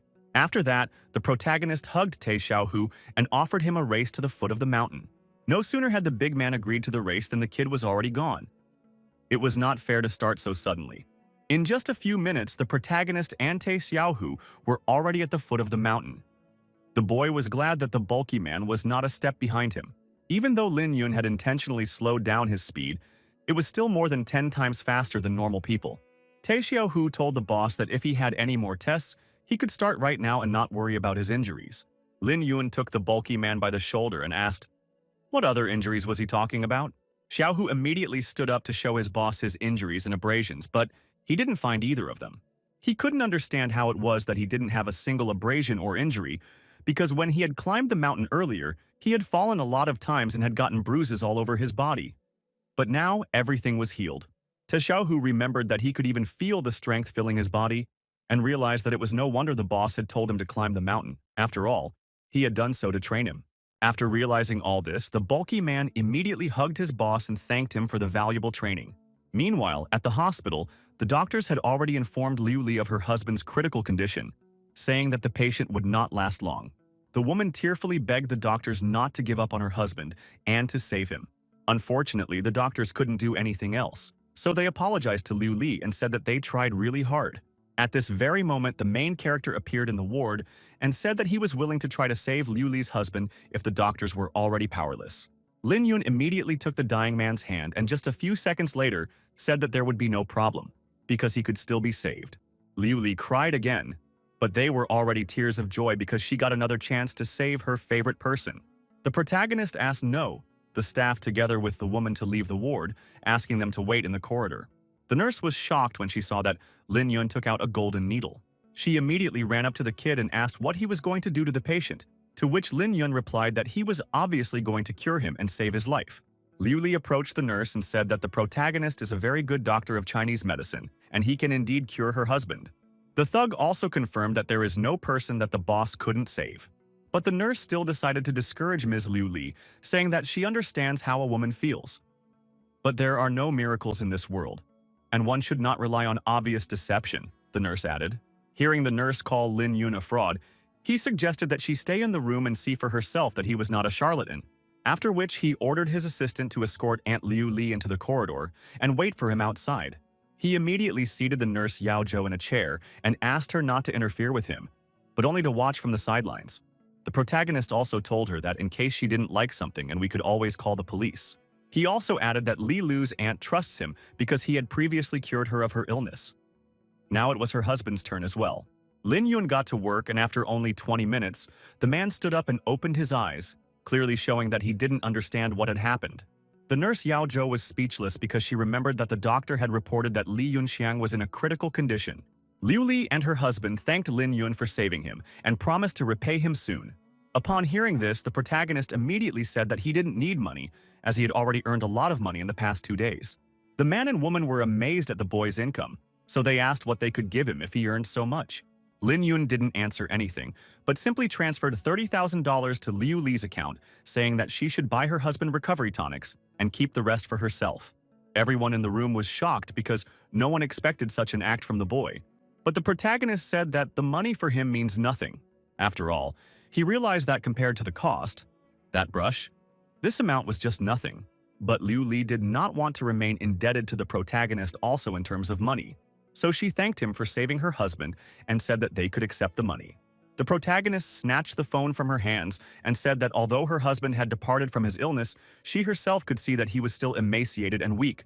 Although his appearance was not as bad as before, in fact he was suffering from the effects of his illness.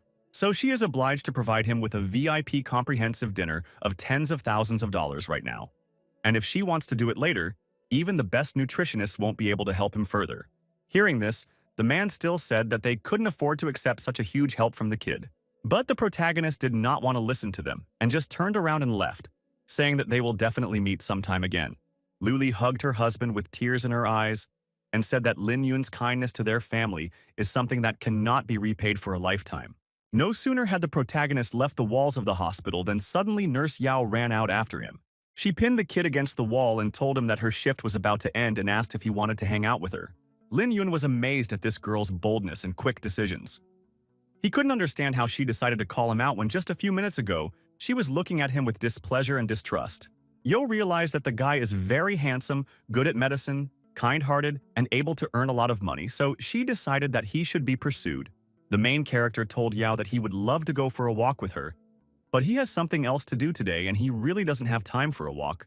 But the girl didn't want to give up just like that, so she asked him for his cell phone number so that she could invite him later. After receiving Lin Yun's cell phone number, the girl was over the moon. After leaving the hospital, the protagonist and Tae Xiaohu grabbed a cup of coffee and sat down on a bench. Lin Yun asked him if it was true that Guo Junfa had paid him to give him and the Green Dragon Gang a good beating. Tae Xiaohu replied that it was so, adding that it was also Guo Junfa who had given them a deposit of $10,000 and was to pay them the same amount after the job was done. The boy, hearing that there was a reward of $20,000 for his head, immediately told the bully to go right now and get the second part of the payment. But Tae Xiaohu objected to him. He said that he was beaten up and that he should go and return the deposit to Guo Junfa for not fulfilling the assignment. Hearing this, the protagonist realized that his assistant was a bit stupid, so he decided to fully chew him up on what he should do when the time came. Hearing the plan that his boss told him, Tae Xiaohu said that if they did that, they would be breaking all the laws. But Lin Yun reassured him, saying that he should only follow his rules and forget about the laws. As long as he followed him, he would be fine. The rule of the protagonist was simple. It was to never put himself at a disadvantage and always try to lure out as much as possible. Meanwhile, Tu Gang was telling Guo Junfa how easily Lin Yun had dispatched Tae Xiaohu by sending him flying over 7 meters high. He said that in the end, Lin Yun threw Tae Xiaohu into a basketball hoop. He also extorted tens to hundreds of thousands of dollars from the Green Dragon people. No sooner had Guo Junfa started to express his dissatisfaction with the thug and the Green Dragon Gang in general, then suddenly Tae Xiaohu knocked on the door of his hospital room and asked to come in. Guo Junfa saw the thug and said that he didn't have to come to return the deposit. He could just keep it as compensation for the physical and mental damage. Tae Xiaohu came closer to the kid and said that he had come for the rest of the reward. After all, he had managed to deal with Lin Yun.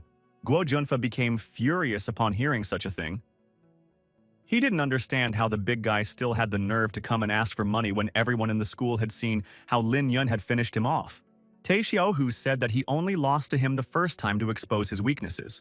After that, he followed him, attacked him before he was ready, and made him beg for mercy on his knees after only 3 punches. Guo Junfa couldn't believe the nonsense the bulky man had told him. He realized that the bulky man was just making up a tale for his ears. Tae Xiaohu grabbed the former boss by the scruff of his neck and told him that if he didn't believe it, then he would take him to Lin Yun, and he could see for himself if that schoolboy could even get up a little bit after the beating he had given him.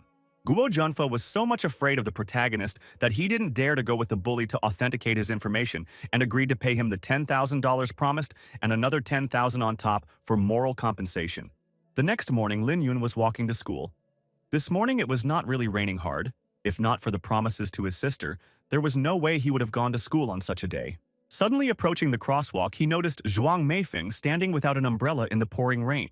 The girl didn't understand why it had chosen such a bad day to find Lin Yun. The protagonist approached the girl, sheltering her from the rain with his umbrella, and asked her what she wanted from him. Zhuang Meifeng immediately started yelling at the boy, telling him to get away from her, because Lin Yong is still a fat guy and not so handsome at all. The guy thanked her for such unusual compliments and said that if she didn't believe him, she could actually call his phone and see for herself. Zhuang Meifeng cried the same second, saying that she didn't have a phone. They had taken all her things and she had almost nothing left, she said. Lin Yun realized that things were bad and invited the girl to his house. Upon arriving, he immediately gave her his identity card to finally prove that he was himself. After the protagonist confirmed his identity, he offered the girl to undress because her clothes were wet. And in order not to get sick, she had to dry them. The girl was shocked at such an offer and said that she had nothing to wear in return. Well, the guy was not confused and said that she could lie under the blanket. The girl did not think for a long time and agreed to dry her clothes. Taking them off, she immediately covered herself with a blanket. After that, the main character immediately asked the girl what she was looking for him for. The girl replied that because he had beaten up Sun Xing, his family was now looking for Lin Yun to avenge him. The boy with a calm face replied that there are many people who want to take revenge on them, and they are hardly any different from each other. He is beyond them. The girl immediately jumped up from the bed and began to shout that he did not understand anything. After all, the Sun family had sent trained fighters after him, and he wouldn't be able to handle them. After hearing about the trained fighters, the boy said that he was just short of normal opponents, but he was afraid that they wouldn't reach him. Zhuang Meifeng told the protagonist that he doesn't understand, because this case is not so simple. The Sun family is so powerful that one random word could ruin his whole life. The guy immediately asked the girl why she doesn't want to marry Sun Xing if she knows that his family is so powerful. Zhuang Meifeng tearfully replied that because Sun Xing is a pervert with nothing but debauchery in his head, she would not marry him even in the face of death. The girl said that's why she ran away from home. If they find her, they will immediately take her to the Sun family. After some thought, the protagonist offered the girl to stay with him until everything calms down, but on the condition that she would have to clean, wash dishes, and take care of his flowers while he was away. The girl said that she wouldn't be a cleaner for him, because she had graduated from the Capital University of Finance and Economics, and she already had certificates as an accountant and financial consultant. She told Lin Yun that if he gave her a computer and some capital, she could double it in just a few hours. The protagonist immediately handed her a check and asked if she could make a few million from it. Zhuang Meifeng was shocked when she saw that an ordinary high school student had a check for $1 million. After thinking for a bit, the girl said that she could very well double that amount within 1 month. Hearing this, the boy immediately asked her if he could buy 2 big villas with the best view with the $2 million earned. This time, the beauty had to disappoint him, saying that the best villas in Qingshui City cost from $20 million. To earn 2 of them in 1 month, 1 million capital would not be enough. Hearing this, the protagonist immediately said goodbye to the girl, saying that he went to earn money then. Meanwhile, some strange people in military uniforms came to his house. Having scouted the situation and assessed the terrain, the pseudo-military hid in the cars. No sooner had the protagonist stepped outside, as he was immediately followed. The girl from the organization, condemned by the sky, named Xuan Qi, understood that if they follow him in a car, he will definitely notice them, so ordered Xuan Zhou to follow the schoolboy on foot. The special agents began what they thought was a covert surveillance of the schoolboy, but the protagonist easily spotted them and decided that this was a great opportunity to make money. He decided to confuse the enemy and began to move away from them very quickly to the southwest. After a few minutes, one of the agents noticed Lin Yun entering Lupin Park and reported it to the management. Xuanqi realized that this was a good opportunity to eliminate the protagonist today.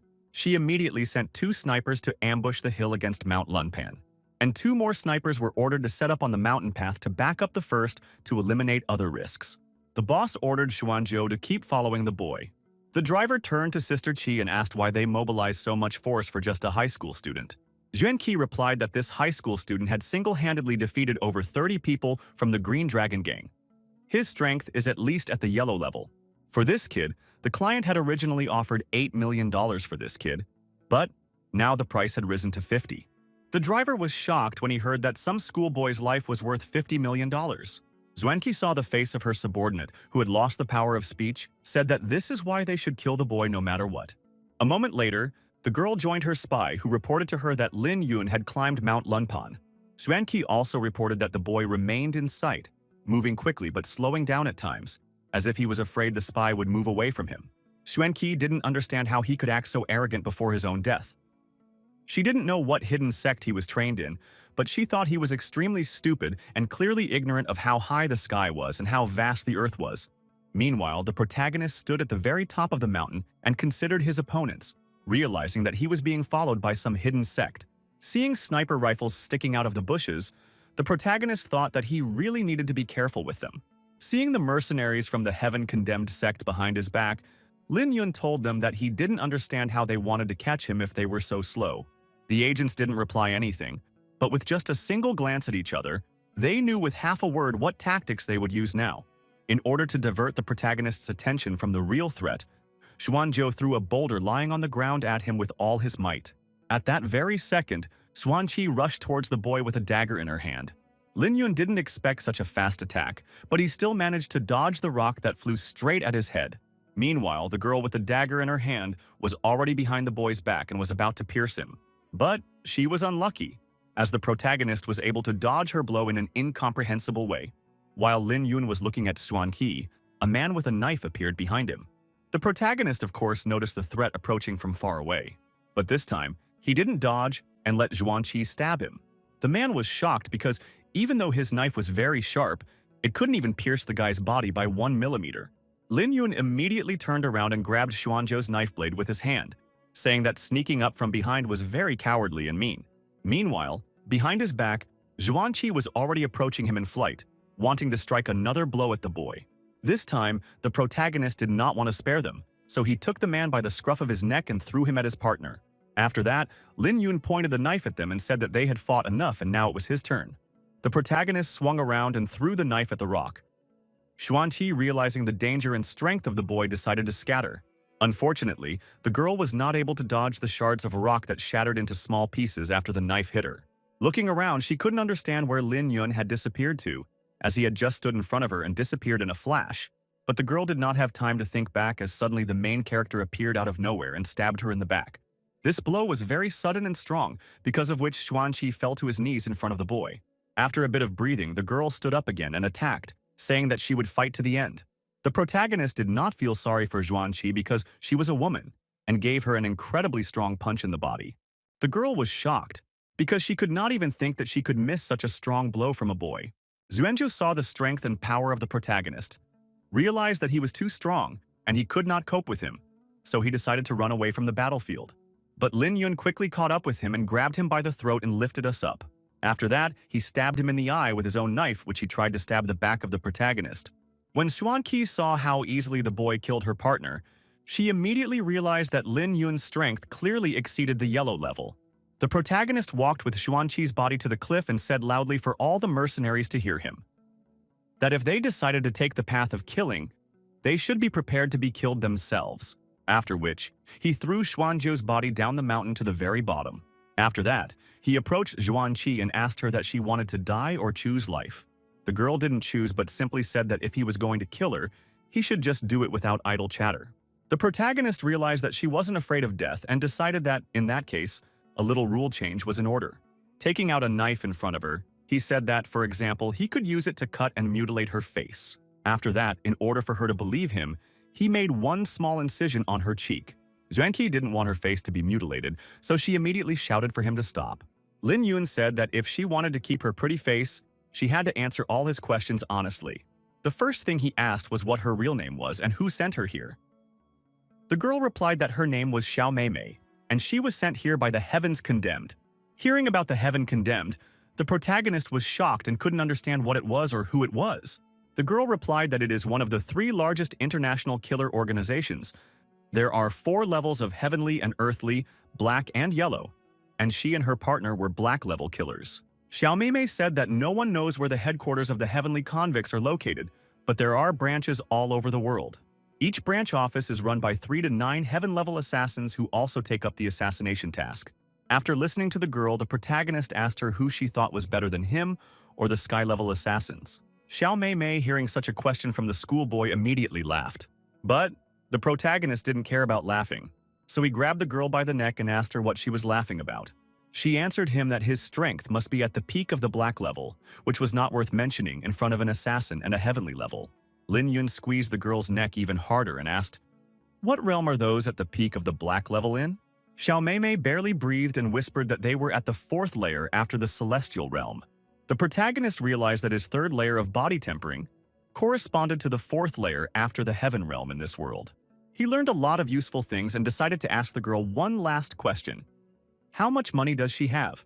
Xiao Mei thought that he would ask about the customer, so she immediately replied that she didn't know who ordered it. As soon as she heard about the money, she immediately cheered up and said that she had $17 million. Hearing that the girl has such a huge amount of money, the protagonist offered her 2 options for the development of events. The first option implied that he would mutilate the girl and throw her off the mountain to her fate. The second option was that he would let her live, but in return she must unwaveringly follow him. Her money, her life, and everything she has would belong to him from now on. Lin Yun could have easily killed Xiao Mei, but in order to learn more secrets of this world, he decided that he would rather let her live. The girl, without thinking for a long time, decided to choose the second option and keep herself alive.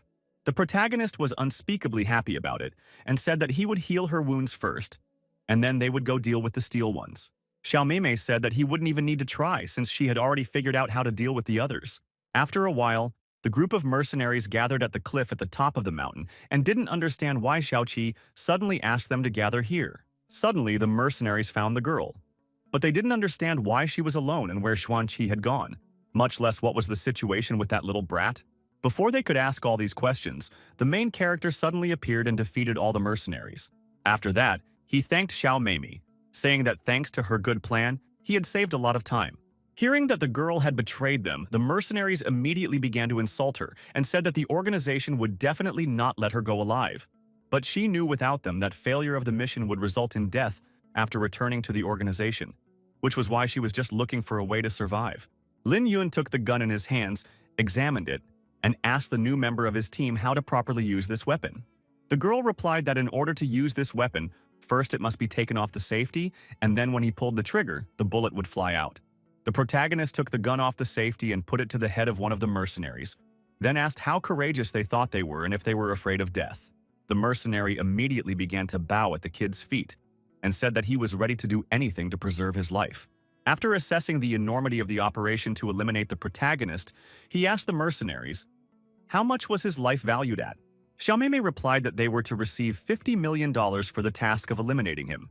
Hearing about such a huge sum, not only the protagonist was shocked, but also the mercenaries had never seen such a huge sum of money in their lives. Realizing that the protagonist is not joking and ready to kill them, mercenaries immediately began to say that they are ready to give all their savings in the amount of 8, in some 3, in some 4, and $2.5 million to save their lives.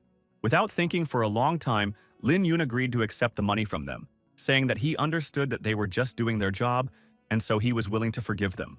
Xiaomei informed her new boss after a while that her former fellow assassins had transferred all their money to her offshore account. Almost $50 million came out. Lin Yun told the mercenaries that he had lifted half of the restrictions from them, and in 10 minutes, they would be able to move freely. After which, he warned them not to rejoice before their time because they would have to find him in Qingshui City in 3 months. Otherwise, they would die. The kid understood that this way they wouldn't dare to bother his mom and little sister. And after 3 months, he would already reach the Qi tempering realm, and then he would hardly be threatened by anything. The protagonist took Xiaomei in his arms and said that she is now his money pot, who is also injured on top of that, so he can't let her go. That is why he will carry her to his own house in his arms so that she can rest and recover. Zhuang Mei, meanwhile, was at the protagonist's house, sipping wine and thinking that she liked him since he saved her and let her live in her own house. Suddenly, the girl heard a knock on the door and Lin Yun's voice asking her to open the door. She immediately ran happily to meet him.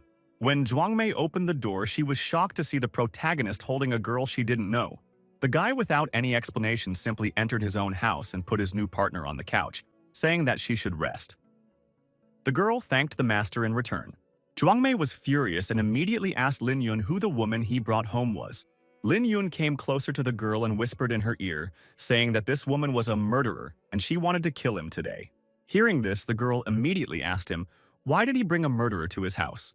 The protagonist, with a smile on his face, replied that since she now belonged to him, so he decided to leave her to protect Zhuang Mei while he was away. Hearing this, Zhuang Mei was furious, as she thought this was not a normal behavior on the part of the boy. She immediately grabbed the protagonist and took him against his will to the bedroom and threw him on the bed. After that, with a ferocious passion, pounced on him and started kissing him. The girl decided to take off her clothes in order to sleep with the protagonist and let him realize that he belongs only to her. But the guy wiggled as he could, not letting her undress and not letting her undress herself, saying that the time has not yet come and he can only kiss. But to enter physical intimacy in any other way is impossible. It was all because he didn't have enough cultivation to destroy pure yang bodies right at this moment. Suddenly, Lin Yun's phone rang, and looking at his face, it was clear that something serious had happened. Zhuang Mei did not have time to blink an eye as the protagonist once again ran away, leaving her home alone. The girl went to bed, thinking that there was nothing wrong with it, as long as he did not bring other women home. Half an hour ago at the Lido Hotel in one of the nightclubs, Meng Linghan was in the club having a drink with 2 very unpleasant men who were clearly trying to get her drunk, saying that she was a nugget who would become a big star in the future. Luckily, the girl knew how to stay sober no matter how much she drank. She wanted to uncover the secret of Qing Yun's movie television company that lured and tortured many girls under the pretext of nurturing stars. Meng Linghan wanted to obtain proof of their crimes exactly today, risking her own life. Suddenly, one of the men approached her with a new glass of champagne and said that after she drank it, they would immediately go to the audition. She couldn't believe that she would still be able to get behind the scenes and find out all the dirty deeds of this company. After the man said that they were looking for such an amazing beauty, the girl realized that they finally took her bait and decided to empty her glass. After drinking another glass of champagne, Meng Linghan couldn't understand why she suddenly felt dizzy and blurry in her eyes. She immediately apologized to her companions and said that she urgently needed to go to the bathroom. But one of the men picked her up under her arms and said that there was no need to worry about it, as the listening room had everything she needed. At that moment, Meng Lingan realized that something had been slipped into the champagne glass she had last drunk. The men dragged her into hotel room 1688 and threw her on the floor. They didn't expect this woman to be really hard to get drunk, but luckily they were prepared for it. After that, they decided to report Mr. Ugu that everything was ready and the girl was waiting for him in room 1688. After regaining consciousness, the girl heard the hotel room numbers the men were talking about. Meng Linghan realized that no one but the June line could help her. In this situation, it was already too late, so she called him, and after giving him all the information, asked him to come quickly. It was because of this phone call that the protagonist left his house late at night. After arriving at the Lido Hotel, Lin Yun immediately asked the guy at the front desk how he could get into room 1688. The kid asked the protagonist why he wanted to get into this room. Lin Yun grabbed the kid by the throat and lifted him above him and told him not to ask stupid questions and just guide him to this room. Under the threat of mortal danger, the kid still led the protagonist straight to room 1688. When he saw the schoolboy, the ambo standing in front of the door immediately said that he had no place here, and if he did not want trouble, he should get out of the hotel. My protagonist didn't think so, so with just one punch, he managed to take down the ambo who was blocking his way into the room. Lin Yun did not knock and ask to be opened. He did not have time for that. So he simply kicked the door with his foot and entered to save Meng Linghan. Entering the hotel room, the protagonist saw Meng Linghan lying unconscious on the bed, who had called him just half an hour ago and asked him to save her. Seeing Mr. Guo standing beside her bed, the protagonist immediately realized that he was up to no good, so he immediately gave him a powerful blow to his chest. After that, he gave him another powerful punch right in the face in order to immobilize him for sure. After that, the protagonist immediately walked over to the girl and she hugged him. He told her that he would give her acupuncture to help suppress the effects of the drug and asked her not to move. Suddenly, the very men who drugged the girl returned to the hotel room and asked Mr. Go what was going on and what was the schoolboy doing in the room. Realizing that things were bad, the men told Director Guo Zhang that they would straighten things out right away. Hearing that these men are all accomplices and were trying to hurt Meng Linghan, the guy went into a fiery rage. Lin Yun told them that if I was a challenge for them to control their lower body, then he would gladly teach them a lesson. The men were shocked to hear such a thing from some schoolboy they had never seen before. Throwing Meng Linghan on his shoulder and taking the briefcase with the money he had snatched from the hooligans, Ling Yun said that he would count this money as today's interest until he finished the rescue. Then he warned the beaten men that he would come back for the main compensation after a while. Meanwhile, in his apartment, two girls sat on the sofa and looked at each other silently. Zhuangmei couldn't sit there for so long and asked Xiao Mei if she had any plans for Lin Yun. Without thinking for a long time, the girl replied that she had no plans for the protagonist since he was her master. Unexpectedly, the protagonist entered the apartment, holding another girl on his own shoulder. He immediately put Meng Linghan on his own bed, giving her the best and softest bed in his apartment. Seeing how bad and painful the new girl was, that she couldn't even lie quietly in the bed, Xiao Mei immediately realized that she was under the influence of a strong drug, and if left like this, she would die. Realizing that the protagonist brought the girl home to save her, his girlfriend Zhuang Mei said that she and Xiao Mei would not bother him and would go for a walk. The protagonist asked them not to go, but rather to help him by saying that he was going to perform acupuncture on the main channels. Meanwhile, the girl was getting worse and worse by the minute. She was already starting to throw fever. The drug was stronger than the protagonist thought, so he asked Xiao Mei to hold the girl from behind and prevent her from moving so that he could help her. After only 1 hour, Meng Linghan was sleeping peacefully in Lin Yun's crib. Zhuang Mei was in awe of the protagonist, as in the face of such a stunning figure in sight, he didn't even try to do anything.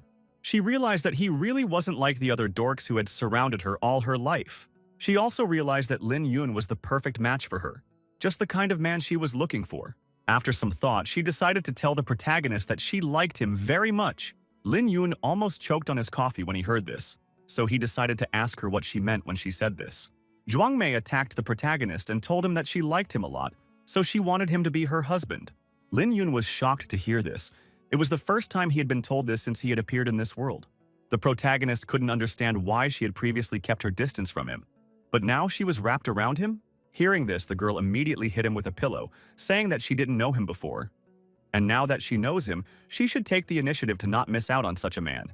Zhuang Mei calmed down a bit and told Lin Yun that she was very serious about him, and that she didn't even think of sending her away. The protagonist said that he had no intention of chasing her away. When she heard this, she immediately threw herself into his arms saying that he was the best man in her life. Xiao Mei appeared in the room and interrupted their idol, telling his master that the woman in the bedroom was awake and wanted to talk to him alone. Ling Yun happily jumped out of Zhuang Mei's clutches and rushed to the bedroom for a private conversation with the rescued girl. When Ming Linhan woke up, she realized that she was ashamed in front of the main character because he had seen her in a very inappropriate way, and she didn't remember half of what had happened to her. As soon as she saw Lin Yun, she immediately asked him if it was possible that he despised her and didn't like her. The protagonist answered her that he just hoped that in the future she would become smarter and stop going to such dirty places wearing such clothes. Meng Lingan was shocked by the schoolboy's reproach and said that she was a policewoman and she went there to find evidence of their crimes. Hearing such an excuse from the girl, Lin Yun asked her, was she worthy of being a police officer? And how could she protect anyone if she couldn't even protect herself? He told the girl that if he didn't know how to use the 9 kinds of needle technique, he would have to use a more intimate method to save her. The protagonist pointed his finger at the girl and said that she would then lose the innocence she had so desperately guarded. Meng Linghan, upon hearing this, immediately got out of bed and told Lin Yun that if it was him, she wouldn't mind.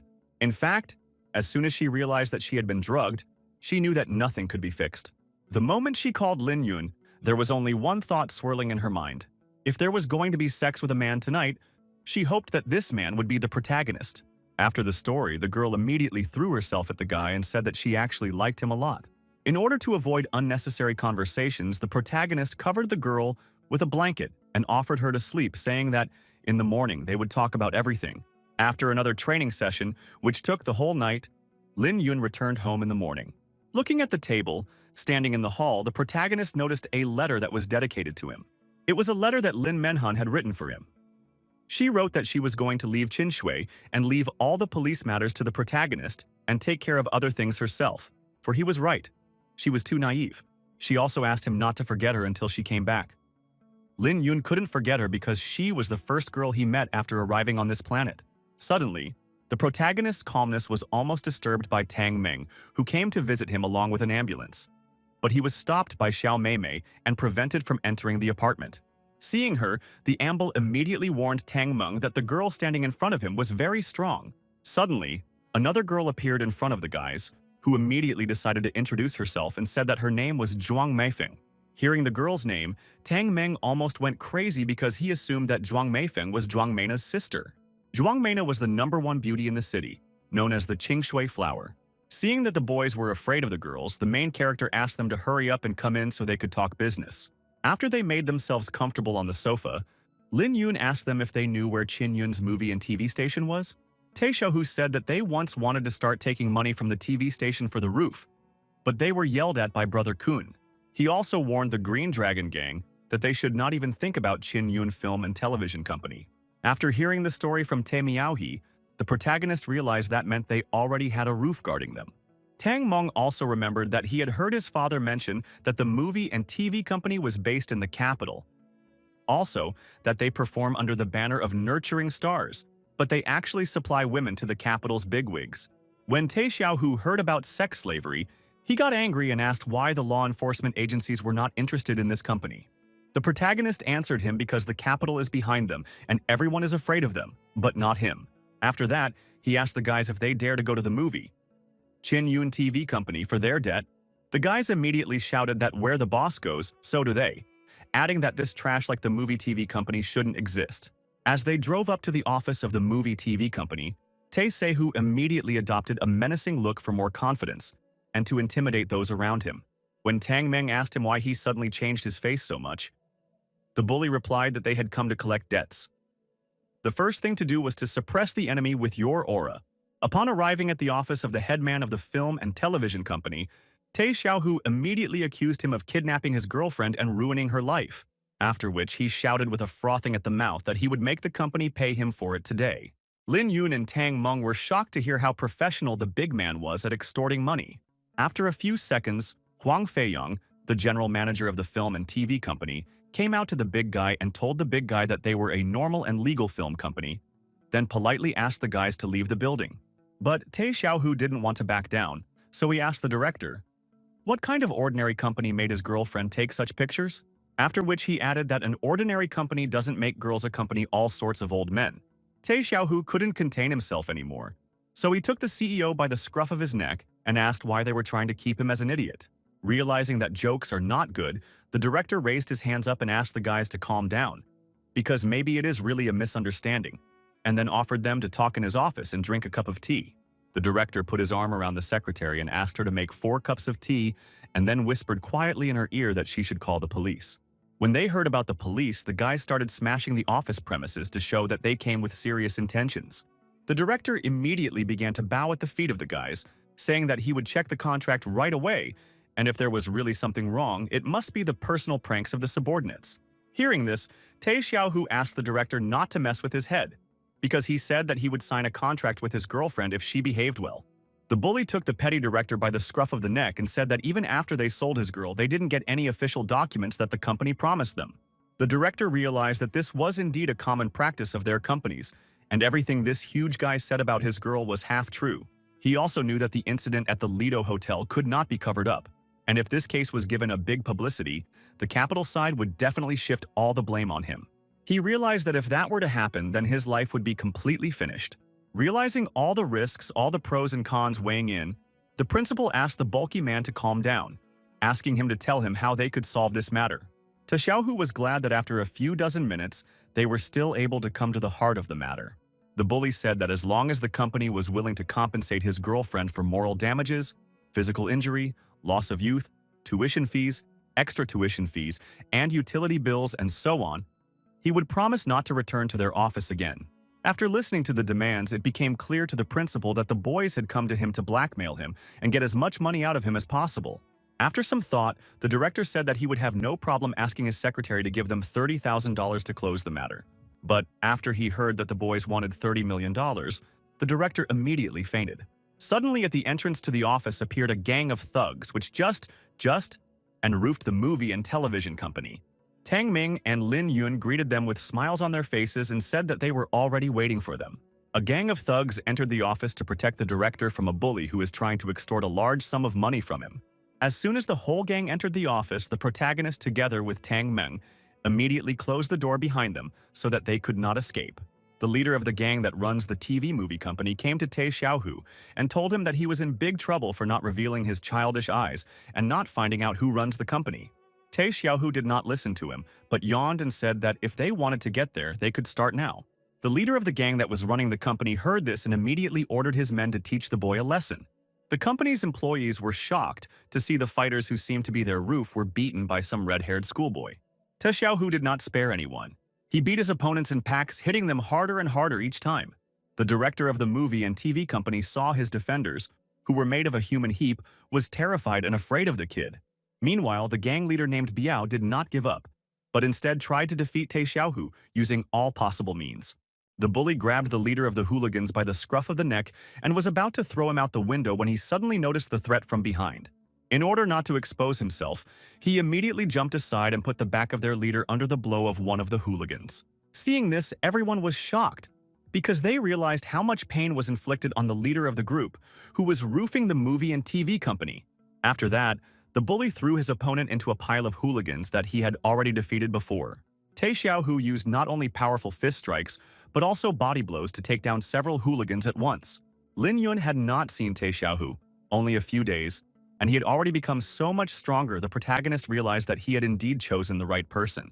Less than 10 minutes passed. Tae Xiaohu had dealt with all the thugs who wanted to physically hurt him. After he had dealt with everyone, he immediately turned to the principal, saying that he had asked him nicely before, but the principal had responded by sending people to beat him up. Tae Xiaohu said that if they didn't want to do it nicely, he would call the police right now and tell them everything they had done. The principal realized that if the kid called the police, he would be finished, so he offered the bully to settle the matter privately, saying that he was willing to pay him full compensation. The director immediately asked the secretary how much money the company had, to which she told him that they had a little over $30 million. Tae Xiaohu thought for a moment. $30 million was not a small amount of money, but after a moment's thought, he took the director by the scruff of the neck and asked him how much money he had in his personal account. The director realized that he was in a desperate situation, so he told the bully that he had $5 million, which he would be happy to transfer to him. Tae Xiaohu didn't want to wait long, so he said he wanted the principal to transfer the money to him right now. The principal immediately sat down at his desk and opened his laptop. Then within 1 minute, with just one keystroke, transferred all his savings to Lin Yun's account. After that, the principal asked the protagonist if they could forget about all of this since he had settled the account. Lin Yun replied that it was impossible. After that, he asked the principal to write a promissory note, saying that if he couldn't pay the remaining money within the agreed time, this Chin Yun film and TV company would become the property of the protagonist and his partners. Tang Meng added that he must write everything without mistakes and not forget the official seal. Lin Yun warned director Huang that if he found out in the future that the director was still doing such bad things, he would not be able to get away with a simple monetary compensation. Huang immediately realized that the boy was not joking. He even seemed scarier than Tae Xiaohu. Tae Xiaohu was glad that he was able to scare the movie and TV company so much, and Lin Yun was happy that he had finally raised the money to buy a villa. When Tang Meng heard about the villa, he tried to dissuade Lin Yun from buying such an expensive property. Tae Xiaohu, on the contrary, supported his boss, saying that it was just buying a house. But Tang Meng didn't think so, because he knew that this was an unusual cottage village and the boss might not have enough money in his pocket. Coming to the same cottage village in which the protagonist wanted to buy a villa, they were met by a girl, a realtor. Looking at the boys, she said that, unfortunately, to visit the villas require proof of property, and she cannot accept clients who do not meet these criteria.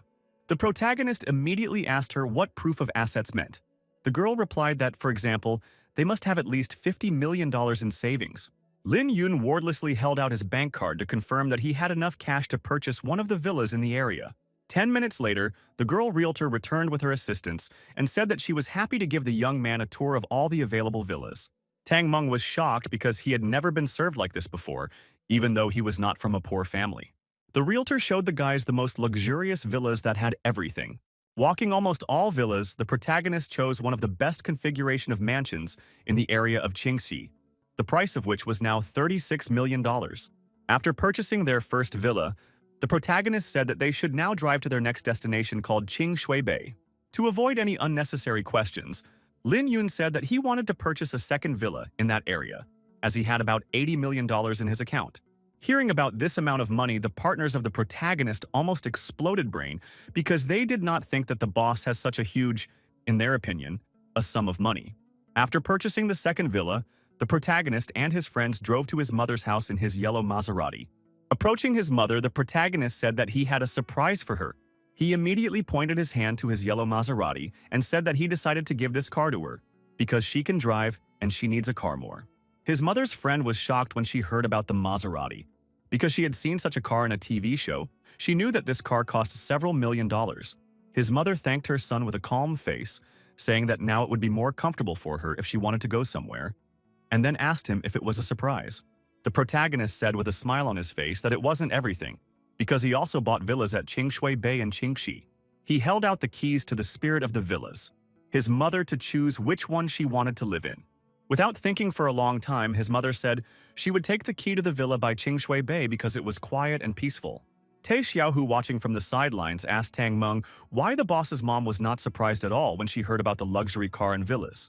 Tang Meng replied with a smile on his face that Auntie Lin's knowledge and vision was not comparable to that of ordinary people. After receiving the gifts, the mother asked her own son to come into the clinic for a moment to talk. She told her son that it didn't matter to her what he was doing outside. She wouldn't interfere in it. She then told him that if he was serious about making money, he still needed to have a steady source of income. That way, he wouldn't have to worry about anything, and he would always be in control. Lin Yun said to his mother with a smile on his face that he planned to open his own clinic in the center of the city. That way, as long as he had patients coming to him, he would be able to earn money steadily.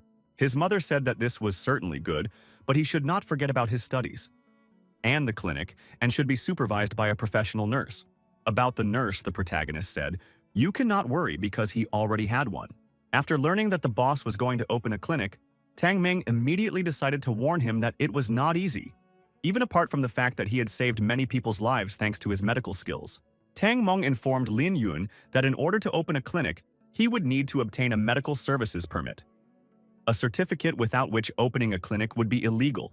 The protagonist, after some thought, decided that his grandfather, Ninger, could help him with this if he took the necessary measures. Hearing about Ninger's grandfather, Tang Meng said that this is a miracle, the #1 doctor in China to do such for him, like 2 fingers against the pavement. After thinking a bit, the protagonist suggested splitting up. He will go to the school for Ninger, and Tang Meng will go to the school for Nurse Yaozhou. The protagonist also ordered Tai Xiaohu to return to practice and train hard, because that was the only way he could become even stronger. After 3 days, the protagonist and his companions went to look at the rented room, which Tang Meng said was the largest and most comfortable, and was perfect for the clinic.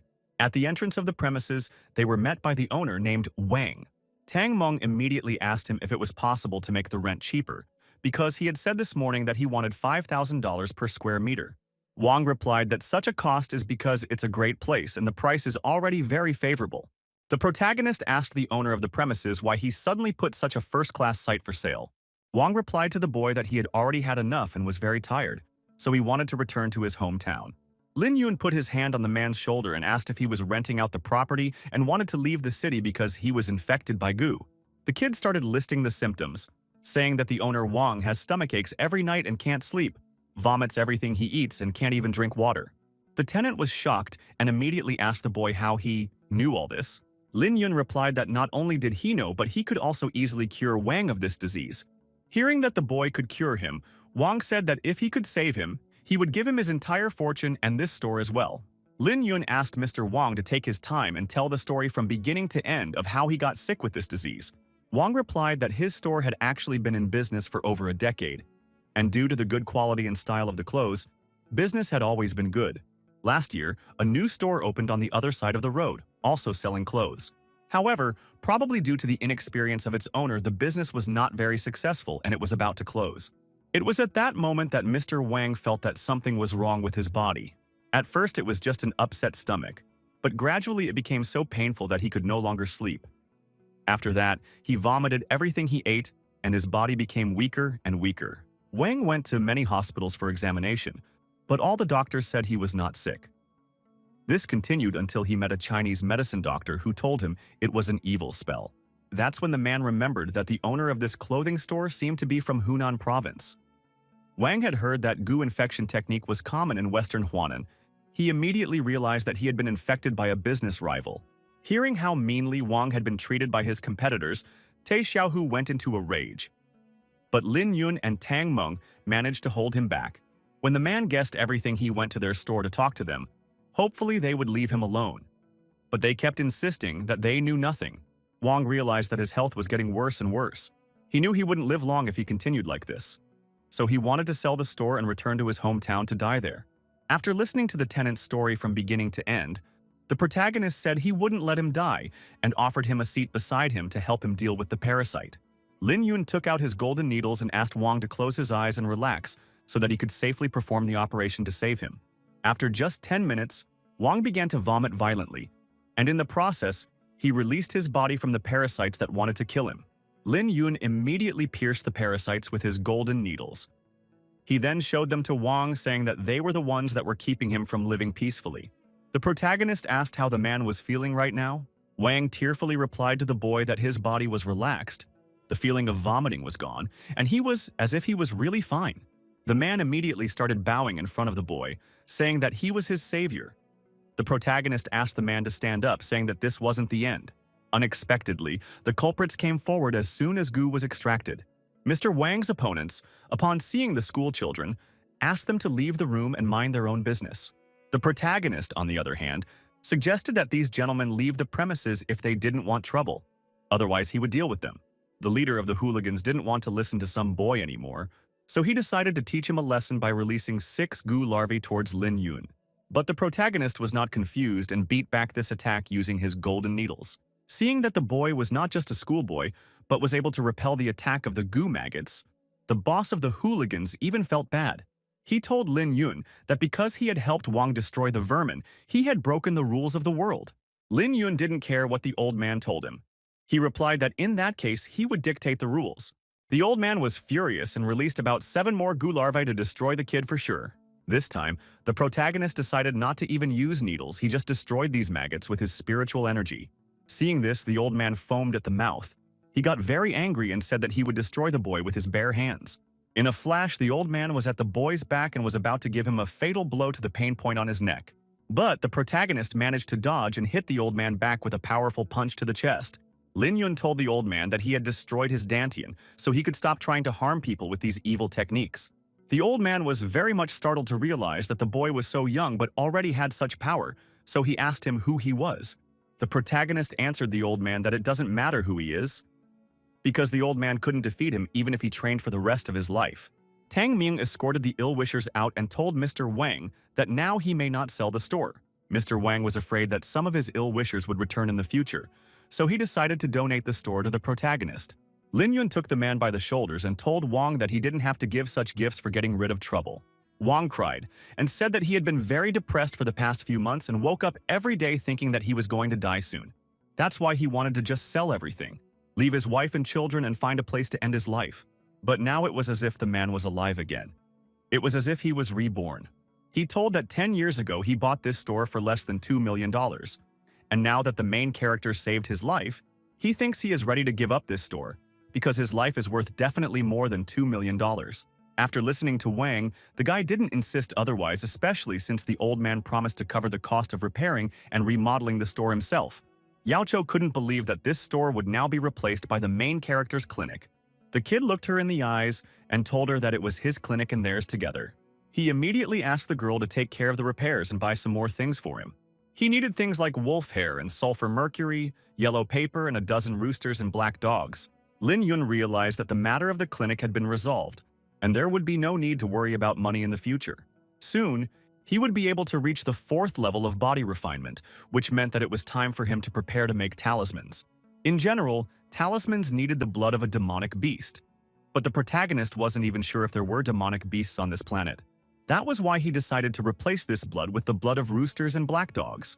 Lin Yun realized that if he managed to catch a demonic beast, he would be able to make a talisman to gather spiritual power, and then he wouldn't have to rely on the luminary family grass.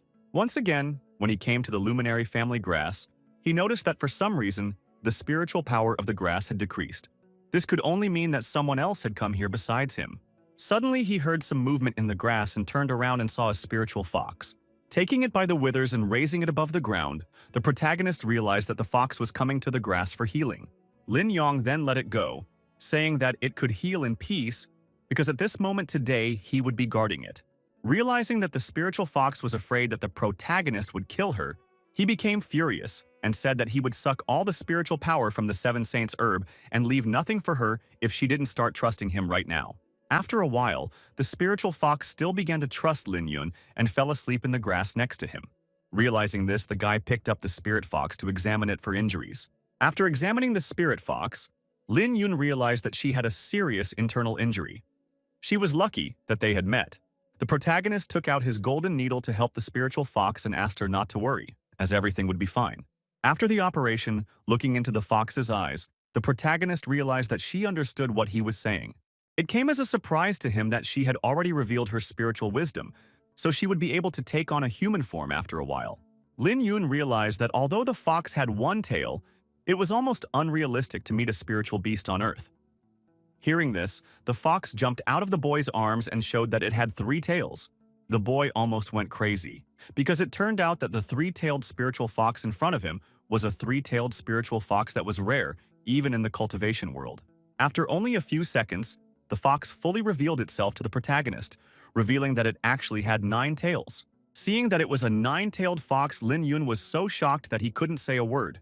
From the ancient scriptures, the protagonist had learned a long time ago that after the 9-tailed fox reaches adulthood, it flies through the sky and passes underground. She is unrivaled in the art of illusion, making her more powerful than even the 4 sacred beasts. Lin Yun didn't realize how small yet tough the spiritual fox in front of him was. Suddenly, the fox ran up to the protagonist and grabbed him by the pant leg and began to pull him along. The boy realized that she wanted to take him somewhere, so he got up and followed her. The fox took him to some unusual cave. The boy felt that the aura in the cave was unusual, and there was something wrong with it. Walking through the cave, the boy came to a rocky mountain, realizing that this was a great formation, the yin-yang of the dragon shackles. Yin holds yang. Yang protects yin. This is the dragon's only burial place. The boy looking at the fox couldn't believe that he couldn't find this cave before, such a huge crater in the valley. Suddenly the boy's cell phone rang. Xiao Bai, that's what he called the fox, got scared and ran away. Picking up the cell phone handset of the protagonist was almost blown away by the wind, because the girl on the back began to shout that Xiao Meimei suddenly felt a terrible pain in his entire body and said that his restriction had begun to take effect. Hearing this information, Lin Yun said that it would be soon and immediately pushed off the ground with all his might and flew into the air. The spiritual fox saw Lin Yun flying away and without thinking for a long time, decided to follow him. Xiao Meimei, meanwhile, was breaking hard. She felt as if her body was turning inside out. So much was she in pain. Zhuang Meifeng asked her not to scratch and calm down to wait for Lin Yun to come and heal her. Xiao Meimei grabbed her hand and said that it was because of Lin Yun that she was dying right now. Then, looking into the girl's eyes, Xiao Meimei said that the husband Zhuang misses so much is actually a devil. Suddenly, Lin Yun appeared and asked her to shut her mouth, and told his wife to bring him a basin of hot water. When she saw that the boy took out his needle and wanted to do something to Xiao Meimei, she grabbed his hand and said that she was ready for him to kill her, just so she wouldn't have to endure this pain anymore. She said she hated the protagonist. He responded by saying that if he had lost that time, they would have done no better to him than he did to her. He told her that they would have either locked him up and tortured him brutally, or they would have just brought his head to get their money. After that, he took the girl by the chin and told her that this was the reason why she had no right to hate him. After that, he told Xiao Meimei that he and her were essentially the same person. Hearing her husband's conversation, Zhuang Meifeng dropped the basin of hot water from her hands. She realized what Ling Yun really looked like.